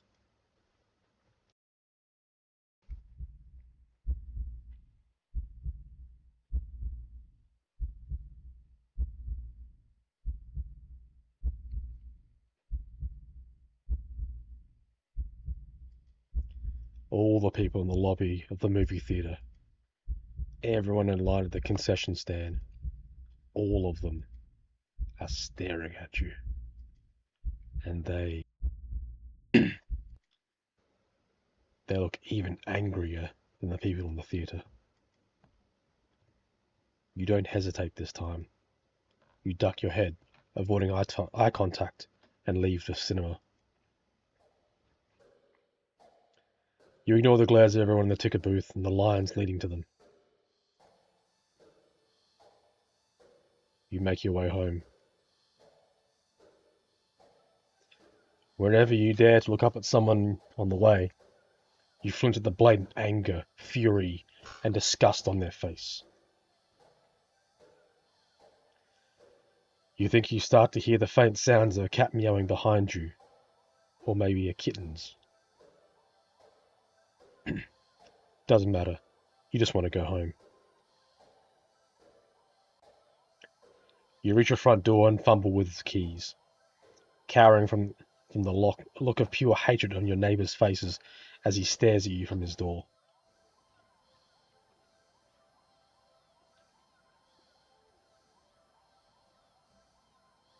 Finally, you get inside your apartment, lock all the doors, and slide down your back against it until you're sitting on the floor. You allow yourself a moment to breathe. Now home, your heartbeat calms and your fear slowly bleeds from you, leaving you feeling strangely empty. You pass the kitchen, head to your room, and slip under the covers of your bed, trying to fall asleep. Maybe it's all just a bad dream. As you fall into a fitful sleep, sure to be full of nightmares and glaring eyes. You try to ignore the ever-increasing sounds of cats meowing and yowling in the distance outside your apartment.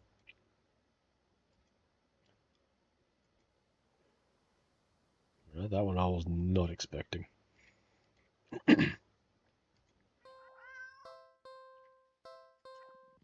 Oh, yeah.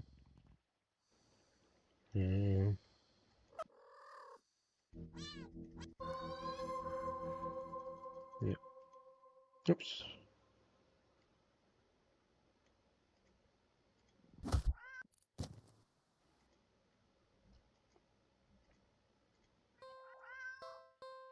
Oh, alright.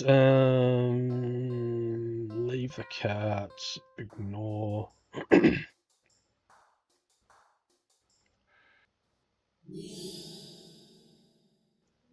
Alright, now let's try and blend in with the crowd. Thinking fast, you look at the screen and begin to chant in tandem with the crowd.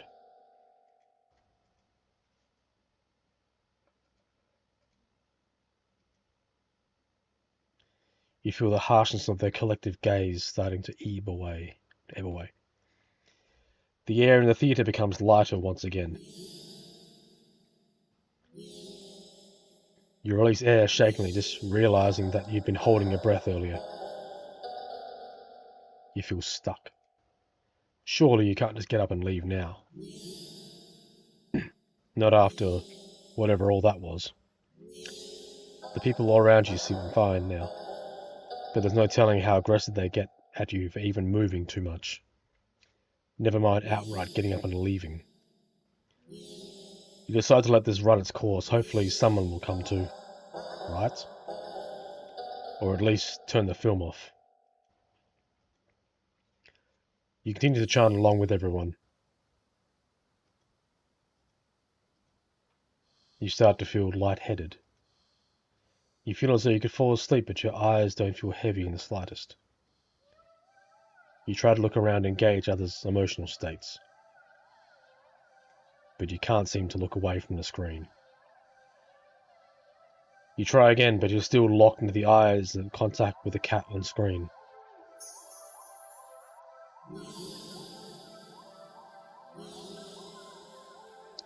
You attempt to physically force your line of vision away. You steal your nose, ready to throw yourself to the ground if need, but your body only gets as far as tensing up for a moment before completely loosening itself again, making you look back limply into your seat. You think you should be panicking right about now, but even your brain feels limp. Your thoughts are vaguely muted, pastel pink, airy, sickeningly sweet and loosely spun, like cotton candy. You like cotton candy. You think you shouldn't mind your thoughts and body being like cotton candy either. So, why get up and ruin that? It's nice here. You're more at peace than you ever felt before in such a crowded room. Still chanting, you never felt so aligned and in tune with another person, let alone an entire room of complete strangers. You're not alone. Out of the corner of your eye, the person next to you starts to sink back further into their chair. They sink more and more. They're not slouching or reclining, but more like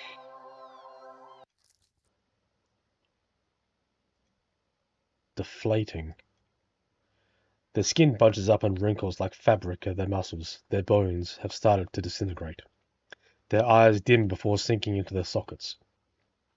Their mouths still attempting to chant, fall open, a cut, nyeh, gaping as the words evade an awful hiss, a final weak release of air. You muse thoughtfully about whether or not you should distress at the sight. But even then, the blanket of peace doesn't leave you. Suddenly from the pile of skin and cloth next to you, you see a lump moving forward. You watched in dazed fascination as the lump makes its way to part of your skin where the head used to be, and out of the mouth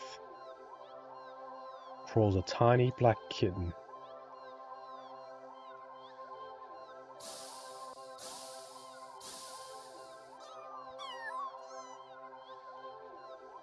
Finally, your voice is the only one still chanting, still human, and alone, again.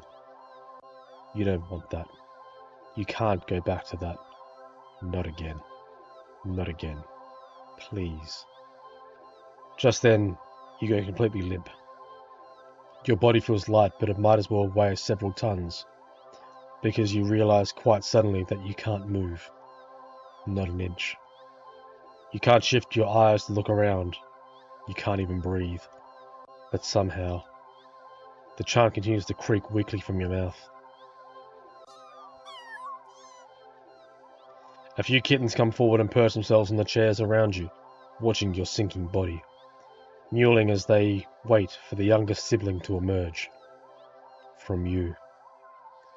Dozens of glowing eyes peer down at you, and as your eyes start to cave into the sockets of your softening skull, you manage to make out a silhouette of a familiar cat perched in the seat right in front of you.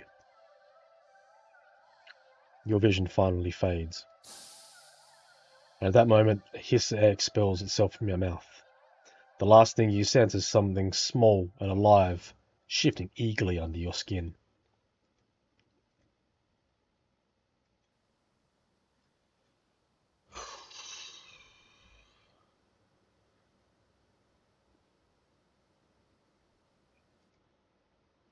I don't know what else there is.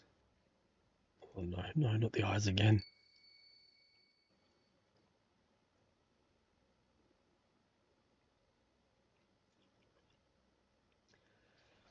In the days leading up to my meeting with it, I'd been obsessed with the memory. Someone precious to me had found something precious to them. My best friend. My only friend. I was happy for them, truly. But then I'd been happy for others too. They promised it wouldn't happen to me again. That they knew how it felt to be told by someone you cared for that they'd outgrown you and your friendship. That they'd never, ever do such a thing to me. There's not a moment that passes now that I'd wish I'd risked the pain of their rejection and just believed them. But I didn't. I pulled away before they could, trying to protect my fragile heart. But it only hurt all the more. Selfish as it was, I'd wanted them to fight harder to keep me around. When it appeared before me, it promised to just be that. A friend that would never, ever let me go. A friend that would never, ever leave me. And all I had to do was promise the same thing in return. Ooh, creepy.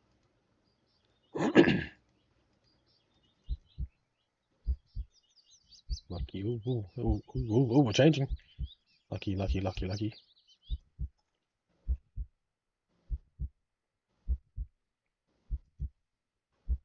Or maybe it was fate. Yep, that's normal.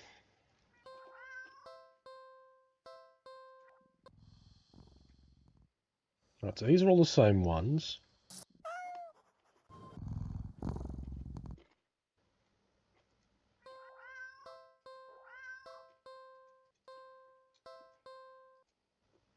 You are not ready. So what haven't I done yet?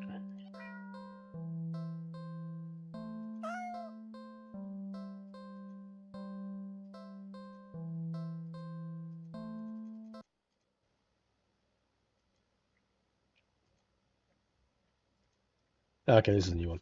They're incapable of betrayal and deception. Okay. They only seek out the most basic essentials of living, procreation and comfort. Malice isn't something that could ever logically be applied upon them. And yet, you feel it. That behind that gut-wrenching adorable face is something dangerous. And that something brought you here. It called you here. You're a curious person, but even you can't shake the deep instinctual desire to get away, get away, get away, get away now. The cat's face looks blank. It's an expression you've seen on many cats before, but something about it feels sharper. Like it's aware of your thoughts and your intentions to leave. And it's daring you to try. You slowly stand up. The cat tracks your movement with its eyes, not bothering to move its head. You don't say a word. You don't even try to think. Get away, get away. Though you don't really succeed. You turn around and quickly leave the alley, feeling those sharp eyes on you the whole way. When you get a good distance away, you finally take deep gulps of air. You feel better now, and there's still plenty of time left to enjoy your day off. As long as you forget everything that just happened. What to do? Oh, why is this different now?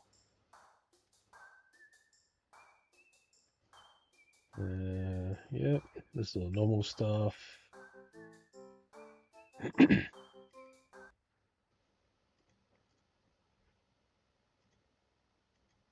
What the? How'd you get back here? Get away, get away. You leave the alley quickly. What now?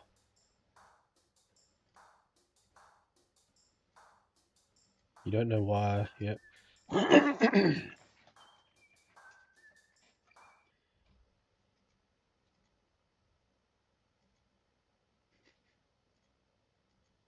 The cat's face looks... Get away, get away, get away. You leave the alley quickly. What now?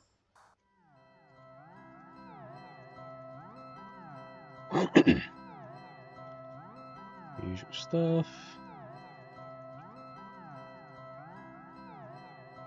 You went to the maze. Oh shit. The cat's face looks... You leave the alley quickly. Yep, cool. Let's go to the dog park.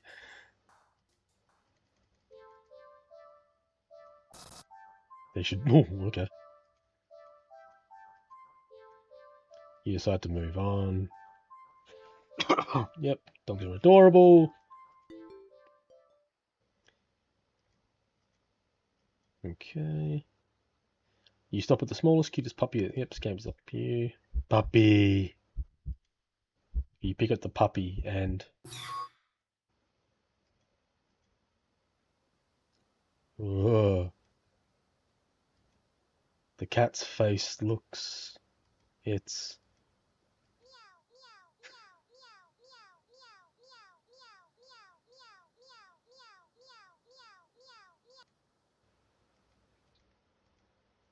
You leave the alley quickly. What now? Wait. Haven't you done this before? You feel sick.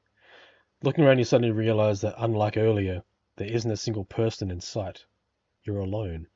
You're completely alone.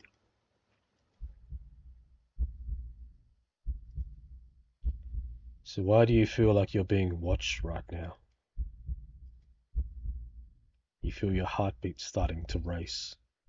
You need to get home. Now. You walk back home, the feelings of your eyes and the eyes on your back getting worse with each step. By the time you're fumbling with the keys at your door, you're soaked through with cold sweat. Your skin prickles and itches. The heavy gaze you feel might as well be eyeballs physically pressing into your flesh. Sticky and unnatural. You finally get inside, and the weight of relief in the sigh that escapes through your lips actually causes you to physically shudder. The horrible feeling from earlier immediately dissipates, as if it was never there.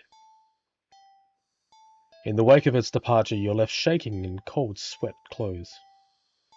But you're too relieved to care. Exhausted, you mentally pass the very concept of eating and head straight to your bedroom. You open the door. Ooh.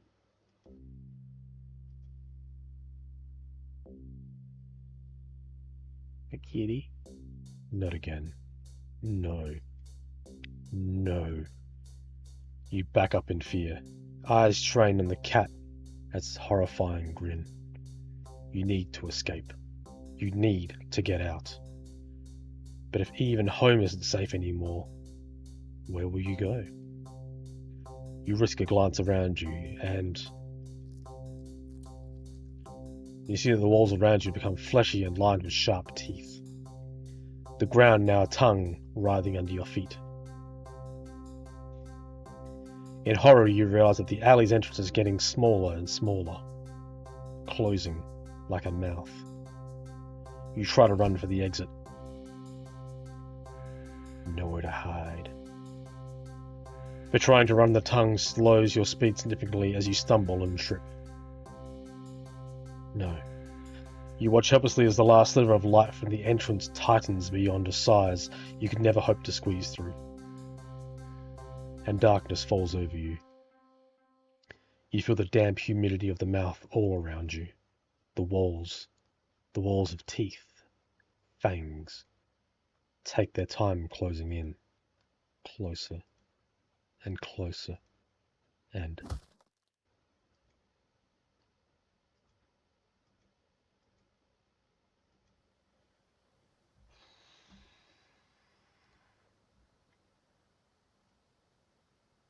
God.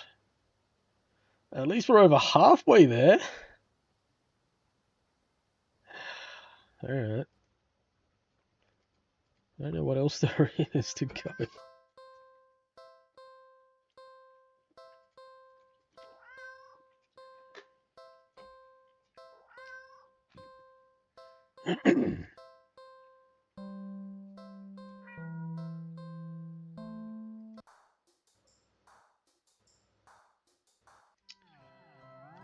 Let's do something else.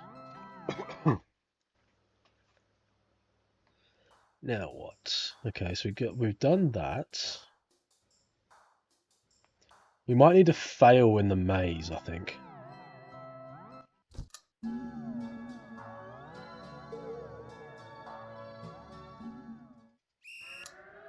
Right, I'm gonna walk straight. Yep.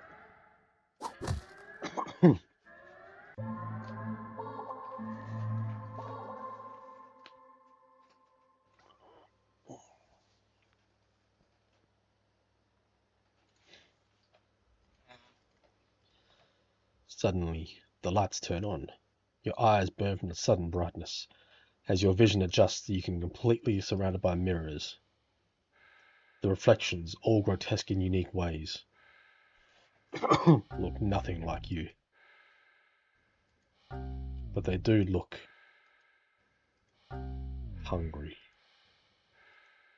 You back up. You don't know where to go. You back up. You don't know where to go. Was there even a way out to begin with? You bump back into a mirror and feel a hand firmly grip your shoulder. Chomp. There's a sharp pain in your other shoulder. You rip away, looking back to see something leaning out of the mirror. Its face has no features, save for a large gaping mouth, stained in your blood. Looking around in a panic, you think the mirrors feel closer than before. The path you'd come from is long gone. You're surrounded, and every time you blink, you could swear the mirrors were getting closer and closer and closer. Your horrifying reflection looks hungrier and hungrier and hungrier. Munch. Alright, so what else do we have? Pretty sure we've done all these. Okay, so we've done that.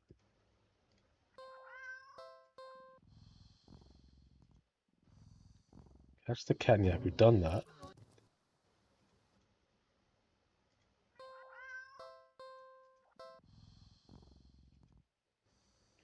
We've watched the movie.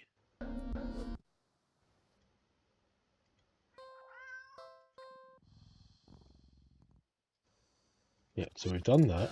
Oh, here we go. We saw something. So that leads to the same one. Let's just double check it again.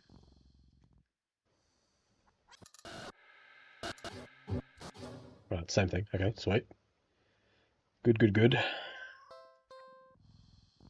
Do something with the cat. Take a nap. We moved the cat.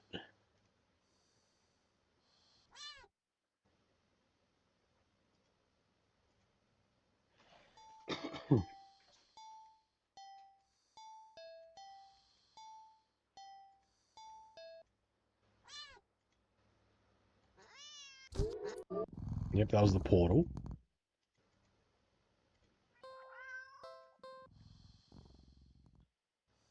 Okay, so we've done all those ones. Do something with the cat. Feed the cat. Let's eat together. Okay, here's one. Nope. Okay. Play with the cat.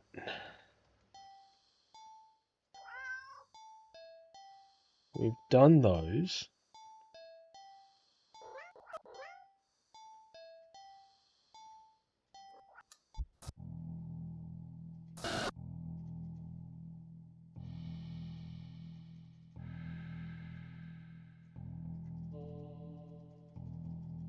Alright, did all these.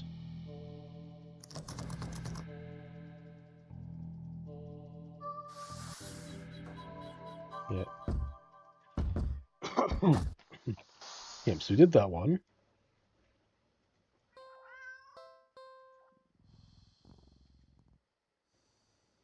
We did that one, okay.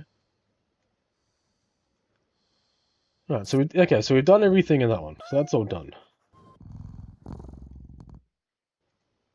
Now what about do not take the cat home? Leave the cat, ignore it. We've done the movie. Fuck you think you fucking with? I'm the police. I run See shit what? here. You just live here. King Kong ain't got shit on me.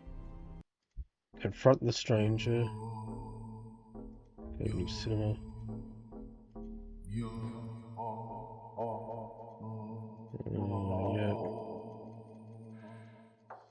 Okay, yep. Welcome back, Shadow. Alright, so we've done all those. So what else is there to do? I'll do the cat. I want this one. I want this one. We'll feed the cat. Not yet. So what about the hungry kitty?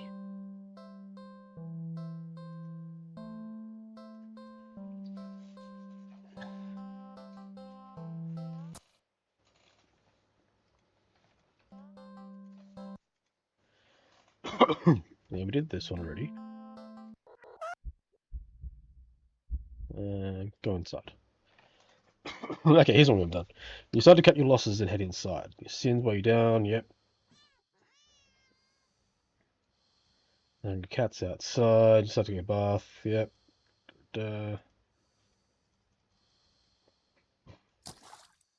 Oh, yay, fish. Okay, now I'm turning into a fish. Yep, okay.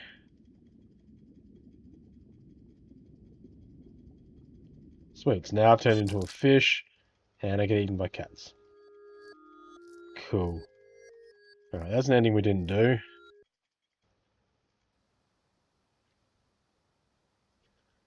So we got 27 out of 40. Jeez. I don't know what else there is.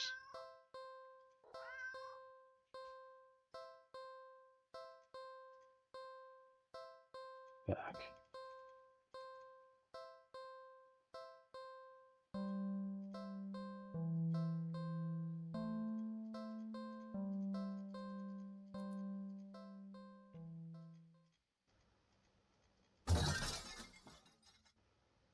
This one. Oh, a mouse. Okay, we haven't done this one yet. Mouse squeaks and shrieks in distress, wriggling and struggling desperately in your grip. You're holding onto it tight and carefully. It's about to bite and scratch through it. It wears itself out eventually and looks up at you with black eyes. It's completely at your mercy. Feed the mouse to the cat. Oh, hamster. It weakly starts to struggle again. Oh. The mouse is reluctant. Feed the mouse to the cat. You feed the mouse to the cat. The cat tears it apart instantly.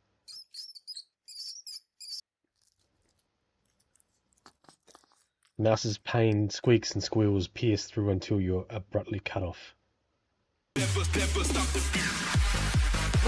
Charlie!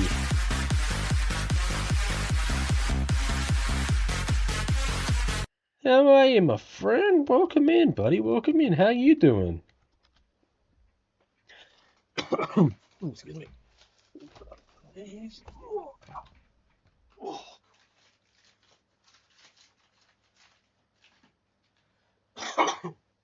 I just realized I haven't actually stood up for the last 4 hours.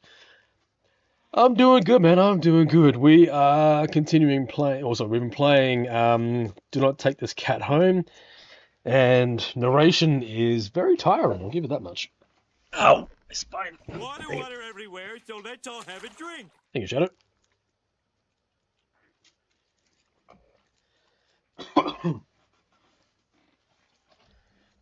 Oh, my throat is killing me though. Suddenly the cat meows, red tinting from its fangs.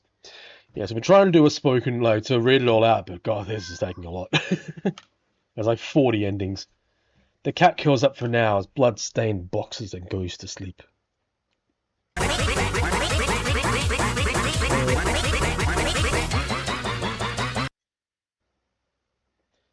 Oh, pardon me. Still feeling a little guilty about the mouse, you decide to just go home.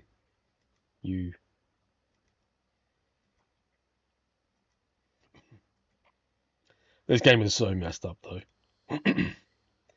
After a long walk home, you finally enter your apartment. You head straight for your room and collapse on your bed, falling into a fitful sleep.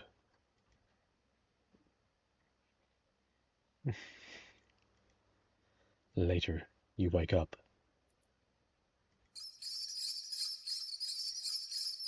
The squeaking and scurrying noises all around you, so loud and constant they sound like screaming. In the darkness of your room, you see the shifting shadows of hundreds of mice surrounding your bed. You try to run, but you cry out as twin lances of pain race up your legs. You fall off the bed in your attempts to escape, the hordes of mice dodging you as you crash to the ground. You can't stand up. Looking back and squinting in the dark, you're about to make out the source of your pain. The flesh and tendons on your heels and ankles are mangled, bitten through your socks. No, leave me alone. Desperately, you crawl with only your arms towards the door. The mice descend upon you, biting into your skin, gnawing away pieces of you. You start to fade in and out of consciousness, but you still reach up for the doorknob. Your arms heavy, weighed down by the mice clinging to you as your little claws and tiny teeth. You manage to jostle the knob just enough of the door to swing it open.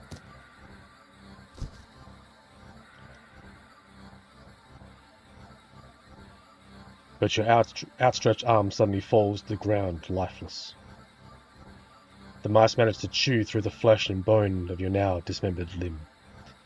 As a few mice creep forward to curiously inspect your arm, you stare blankly at it for a moment, before sliding up your gaze up.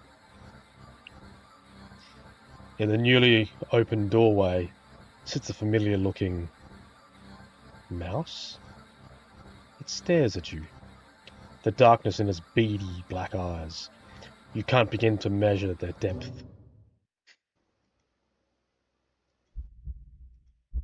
Nor the hatred pouring out from within them. All of it aimed at you. You collapse, head hitting the floor as your other arm is eaten away as well. You're not sure how you're still conscious, but the pain should be indescribable. And yet, you feel just a cold sensation of loss. The mice have clustered along your back now, gnawing and ripping their way between your shoulder blades, into your bone, into your chest. You weakly cough up blood. They must have damaged something important. You feel something being pulled out of you. And in between the moments that blanket of darkness fade out your vision, you hear something wet plop onto the ground in front of you. You pry your eyes open and see it in front of the mouse. Weirdly shaped red with your blood and pulsing, and oh, that's your heart, isn't it? The other masks all descend upon it, abandoning your half-eaten body. You're losing a lot of blood. You're feeling sleepy. But you also feel anger. Yes. So much anger. How dare they? How dare they? The last thing you see before your vision fails you. A pair of glowing eyes leering in from the darkness beyond the doorway. You can hear squeaks and shrieks of terror all around you. Low yowls, deep snarls, gnashing teeth, tearing flesh. Miss Cookie! Oh, thank you. I needed that. Ashley Philip, how you doing? Welcome in, Miss Cookie. How are you, my dear? How are you? Welcome in. Welcome in. Guys, you're not following Miss Cookie, go and give her a follow. She's another great Aussie. Oh, how was Devour?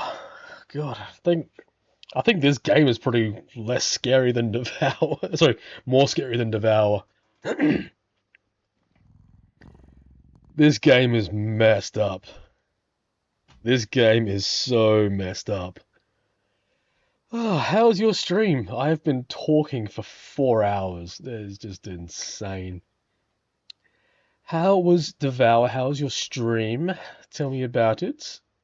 While I try and figure out. No, you're welcome. You're more than welcome. Oh, I'm getting so tired. So leave cat, we've done that. I'm going good. I'm going good. We are playing Do Not Take This Cat Home, which is a free indie game on itch.io. It is very strange, but it is extremely good. Hang on, so I've done all those. So I'll stay. Oh, hang on, I've done that one already. Okay. Oh, so yeah, so like it's 40 different endings. And I'm just trying to find out which ones I haven't done. Right, let's spare the mouse now. Meow. Are you sure? Spare the mouse. Aww.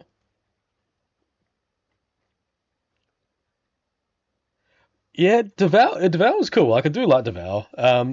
This game's not so much scary, but it's very creepy. Like it's very, very well written. It's all basically choose your own adventure style, but it's free. Like it's free. Like yeah. You can hear the cat's stomach growling. It must be so hungry. It must be starving. No, I've got to spare the mouse. I've got that ending already. Okay, he's angry. You know the cat is hungry. Why are you hesitating? You caught prey for the cat's sake, didn't you? Are you really going to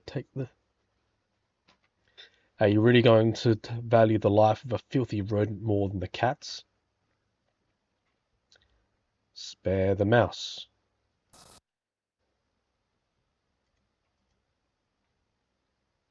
You're mocking me, aren't you?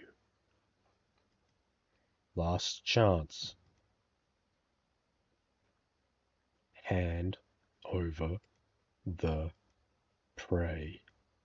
Now.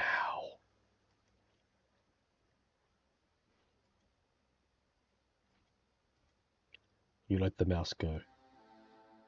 It scurries away, squeezing into a tiny hole in the wall, but you don't pay it much mind.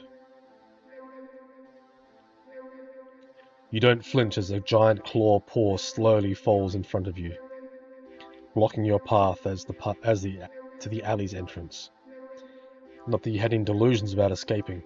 The cat is hungry after all. You close your eyes in acceptance as the paw gently pulls you back and back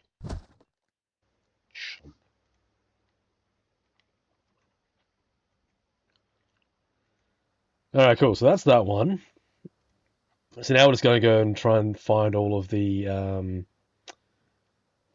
endings, but I don't know where else I can go. Oh, hang on. Maybe they'll unlock once I actually get through all the stuff. I've done these ones. So they're all done.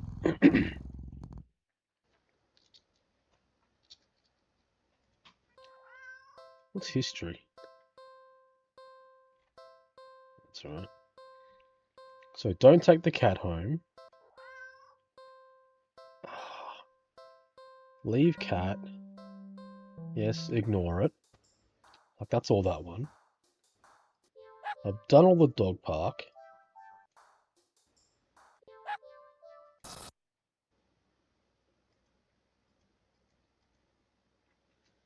Oh, hang on. With shaking hands, you quickly place the puppy back in the grass. Yep. He's confused. Yep.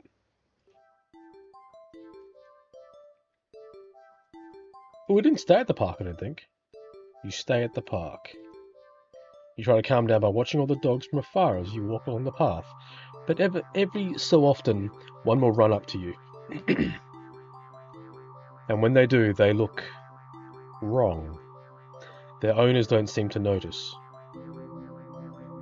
You find a bench to sit down for a quick break, closing your eyes. Maybe this wasn't the best idea after all. Maybe you should have stayed with me instead.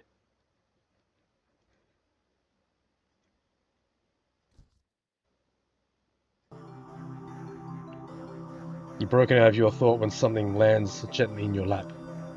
You look down and see a frisbee on your thigh. Hey, sorry about that, can you throw it back? You look up to see an owner waving it in the distance. But more importantly,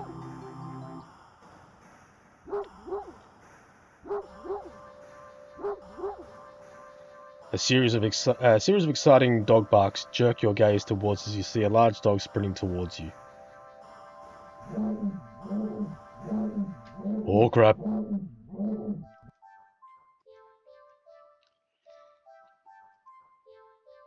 Hey, hurry and throw it back.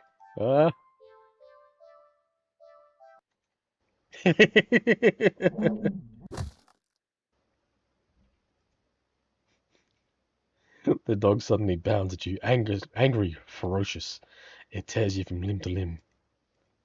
Is that all real? You're not feeling so great about being at the park anymore. Maybe you should leave. No, let's stay. Throw. Okay, so caught it in midair. Impressive. The dog and his owner walk up to you. Thanks, so can I pet him if you want? Okay, I'll pet him. Puppy! The dog looks up at you eager for its reward as pets for catching the frisbee. Should I? You gotta pet the dog. Really? Are you sure? I'm warning you. Do not touch that mutt, or you will regret it. Pet the dog. Pet the dog. You reach out your hand and you pet the dog. The dog seems pleased. You don't feel well, suddenly. The sky begins to darken rapidly. You look up, and along with all the pet owners, they see the sun has become eclipsed by the moon in the blink of an eye. You vaguely remember that you should never look directly at the eclipse, but for some reason, you don't look away. A loud piercing yowl fills the air, shaking the ground beneath you. You instinctively move to lift your hand in order to shield your ears. But the hand that you've been cautiously pressed upon the dog's head has come away with some resistance. Resistance like sticky slime almost cementing your hand to the dog's head. The slime stretches with your movement. The dog's head stretches with it too, as the canine begins to just melt. Ew. It melts and melts until it becomes a pile of goo at your feet. You dazedly look around at the dog's owner, only to find an empty pile of familiar clothing that once stood there. All the dogs, all their owners. The melted goo of the dog in front of you just starts to move with a shudder.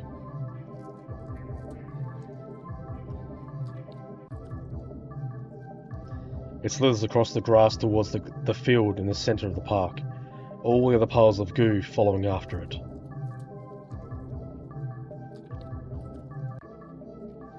They mix and melt together into a single entity that shifts, undulated, and bulges and grows. You watched in dazed horror as it then fills out and shapes itself.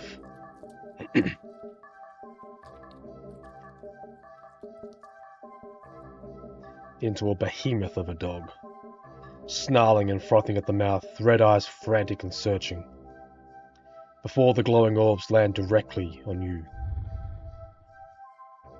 The rumbling growl it emits is so low and deep you can feel the sound of it crash into you. I think it's time to leave the park. Yeah.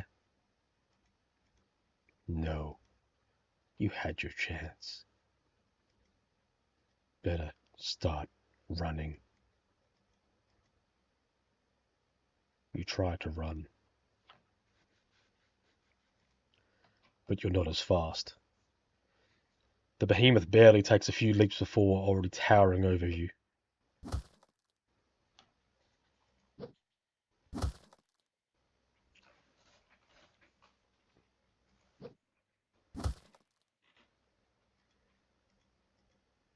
It tears you apart until there's nothing left. Cool, okay, well that's one that I wasn't expecting. Oh my god, this is insane. So leave the cat, ignore. I think we've done all these now.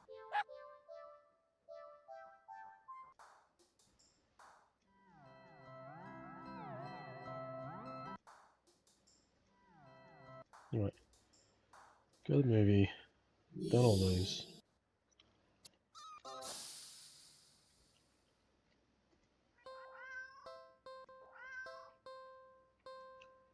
Feed. Oh, we got a new one. Blood. Meow. The cat lets out a sad, pleading little sound. It's hungry.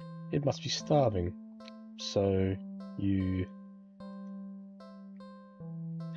look around and see a nearby shard of glass.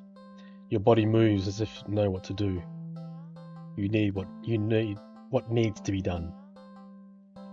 You take the sharp and why would you do that?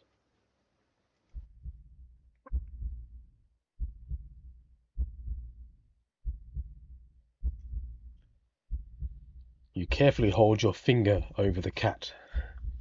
Dark red blood beads at the wound, before growing heavy enough to drip into the cat's open, waiting jaws. It mews happily at you. You smile warmly and lowering your hand into the box, stroking the cat's cheek before letting it lap up your bleeding finger. When the flow gets weak and the cat mews for more, you squeeze out the wound, coaxing more blood out. You feel a strange but welcome sensation of comfort from the odd exchange.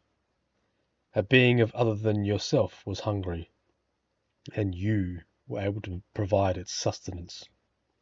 A small wrong in the world made right, even if so strangely done and only temporarily. Ironically, it's at that moment that you start to feel dizzy. You didn't think you were going to lose that much blood. You slump against the cat's box and listen as it mews in distress. You think it's sounds worried about you, or at least you'd like to think so. It could just want more blood as well. The cat hops up in the box and into your lap, nuzzling at your stomach and meowing unhappily. You wish you could ease its concerns, but it's not like you can just talk to each other. You can't help but try to remember the last time you talked to anybody, actually. If you were to die here and now, in this alley, how long would it take for someone to realize you were missing? That you were gone?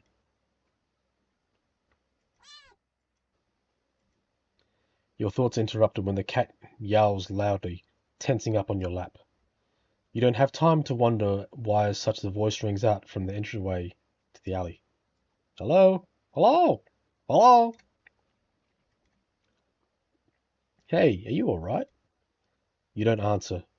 You don't think you can. Your voice feels locked away, deep, deep within you. The cat looks up at you with a long stare, as if assessing you. It looks back towards the voice with a final nuzzle on your stomach.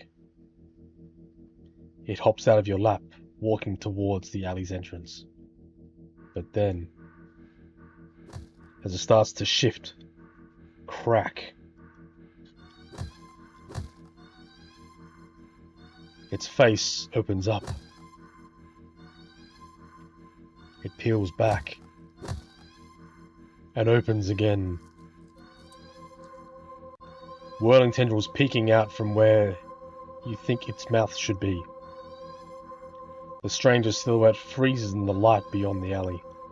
What the hell is...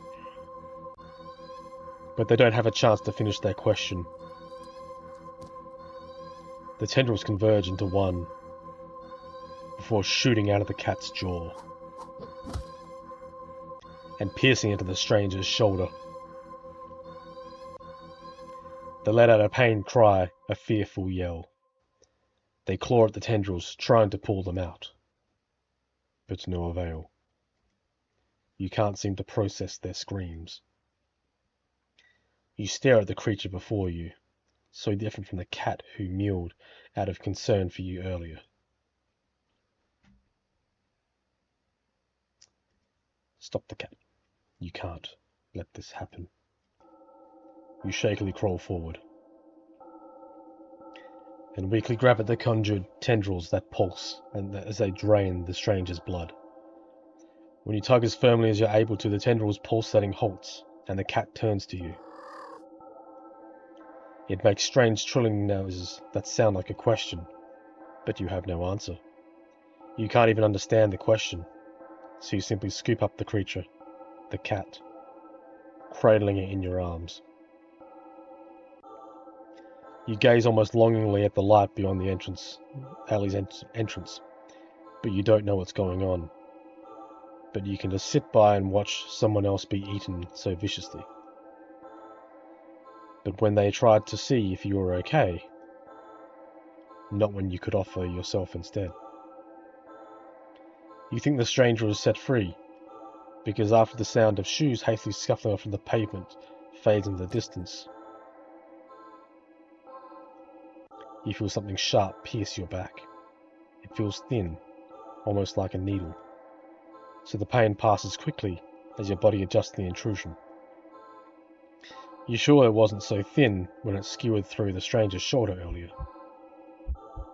But as you feel your blood leaving your body, slowly as it's being pumped out, it gets hard to think and your vision starts to fail you. The creature in your arms makes a soft sound. You hold it as tightly as closely to you as your weak arms can manage. This is fine. You're okay with this. You don't know if this will change anything. Surely the cat will get hungry again at some point after you're gone, and no longer an option. But, at least this time, you are able to save someone. Okay. Alright, let's do that one. We'll take the cat home, feed it, blood. cat feed. Someone help me!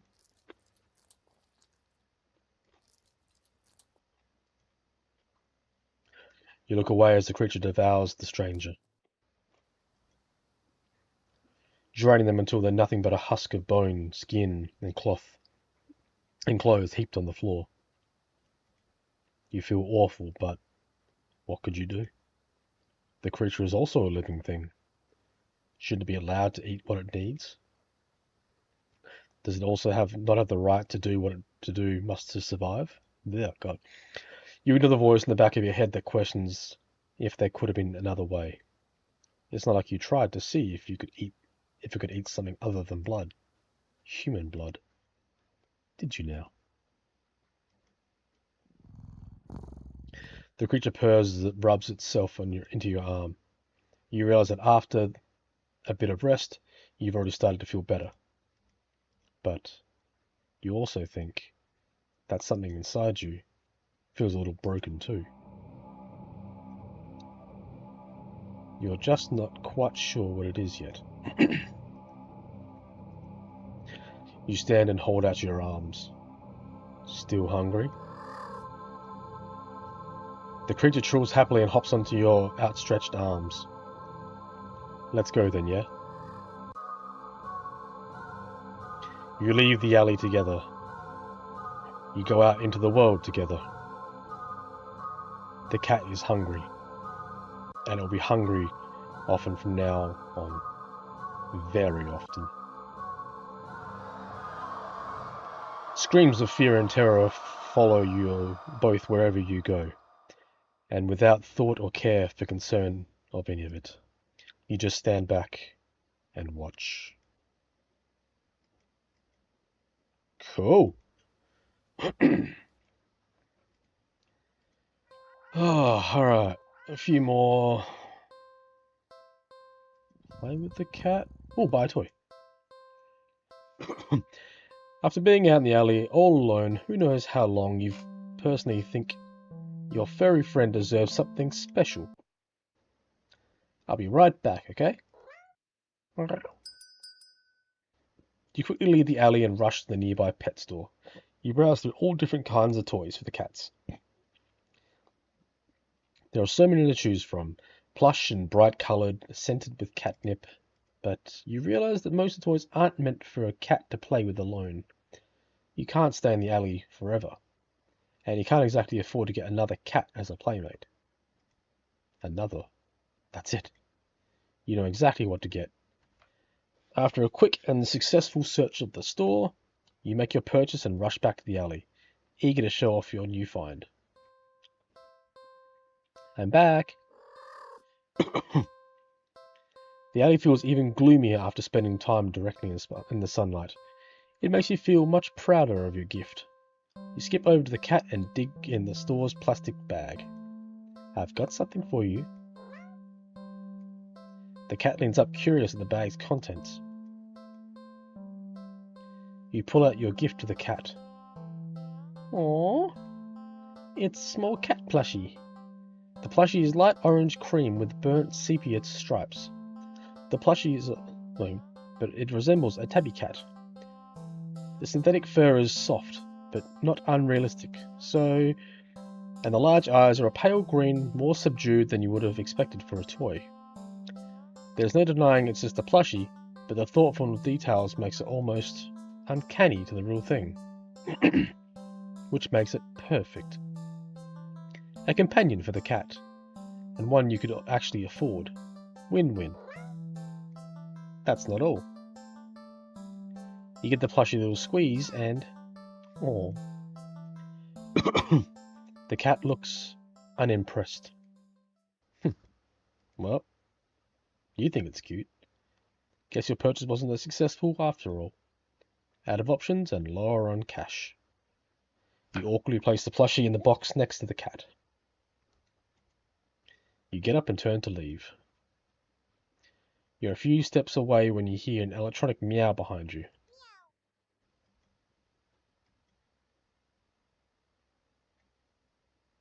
You turn and see the plushie on the ground next to the box. The cat is watching you closely, staring. You sigh and go over and pick up the stuffed toy. You really don't just want attention, don't you? You hold up the cat doll, examining it a little. It looks a little different. Did it just look at you?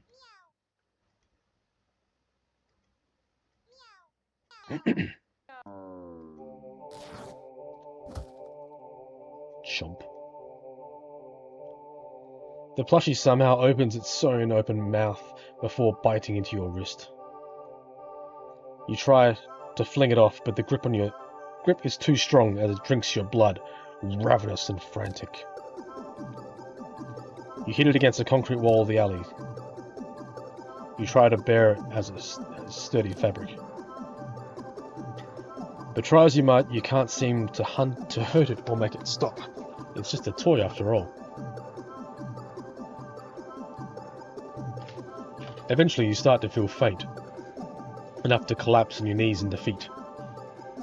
The stuffed doll is drinking more calmly now, as if its previous aggression had been more a mere reaction to its desperation. It seems satisfied that you are no longer putting up a fight.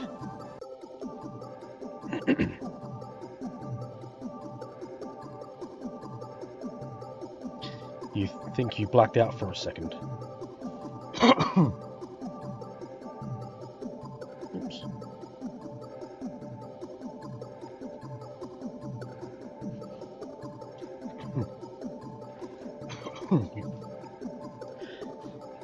Because though you're still sitting in the next thoughts of consciousness, your eyes are closed.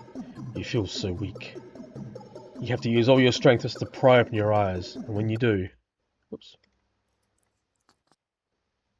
Oh, hang on. There you go. You see a kitten.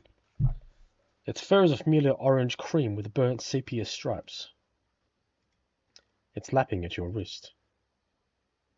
The kitten lifts its head, looking up at you with piercing, pale green eyes.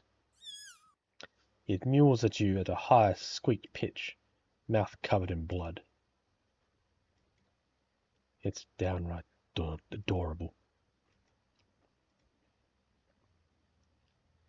The cat strolls into your line of vision and picks up the kitten. He gives an indecipherable look before turning away.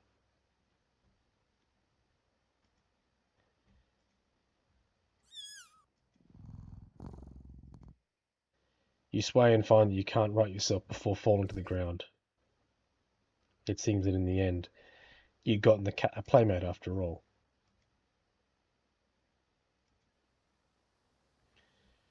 Oh, yeah.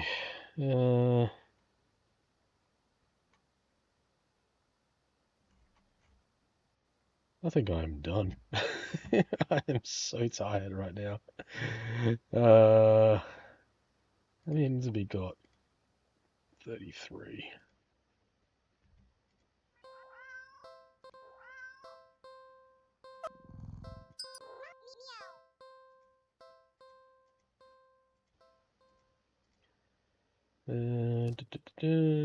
Yep. Oh, hang on. Your arm's far off. Okay. You stare in shock at your severed limb. Yep. Okay, so now we are... Now we're a toy.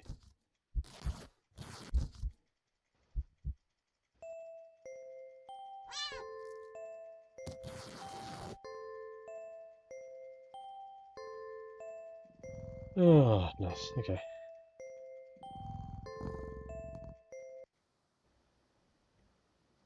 Alright, I'm just going to power through these last ones. Hopefully I've actually now got everything available. No.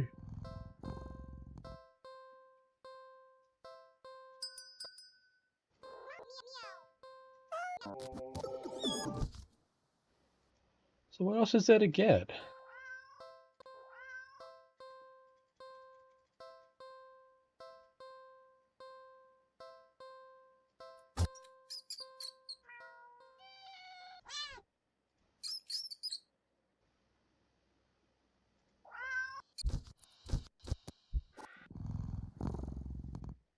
I don't know where else to get the last ones. Is there anything left in here? No.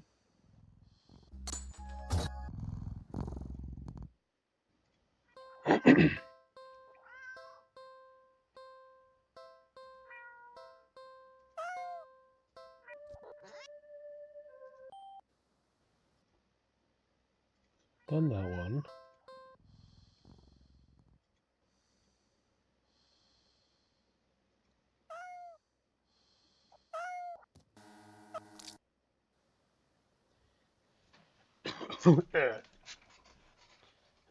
Oh, crack. Alright, I think that will do it for tonight, my friends. I am extremely tired. That was, geez, nearly 5 hours. Shit. Alright, let's jump back over to some Just Chatting. That game was good. I really enjoyed that game. It was a lot more darker than I thought it would be, but it was cool. That was a lot of fun. Now, who can we raid? I think we might go over and see Beppis, because I haven't actually had a chance to raid her before. So we will get the raid started. If anybody is still here and wants to jump in with the raid, you feel free to. No? What? Why are you doing that? Quick actions. Raid. Ah, let's stream together, you idiot. Thanks, Chew. Thanks for hanging out, buddy. Raid channel, yes. Why is this changed? Okay.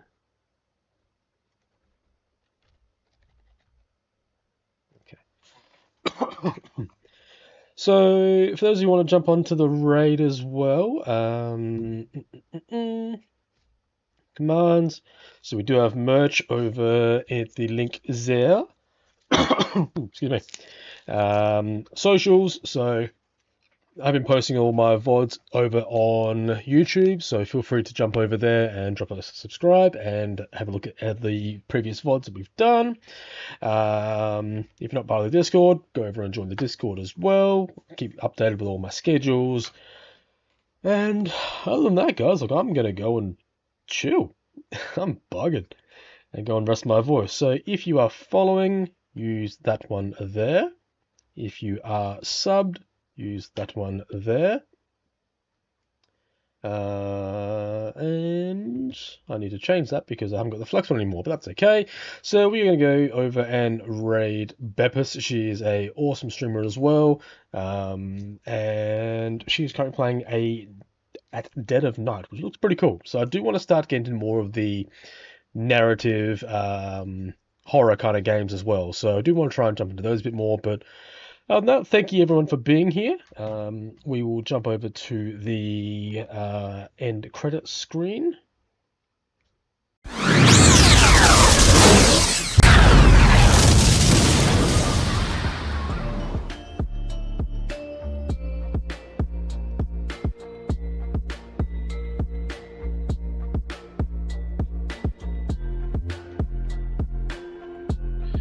So thank you to Charlie for the resub. Trish, thank you for the biddies today. To my wonderful mods, Theo, Britt was here as well. Trish was here, Mad Cat was here. Thank you to Shep and Cookie for the raids. Love you all. I will see you all again on Monday for some more Fuzz, and then we'll probably look at doing some more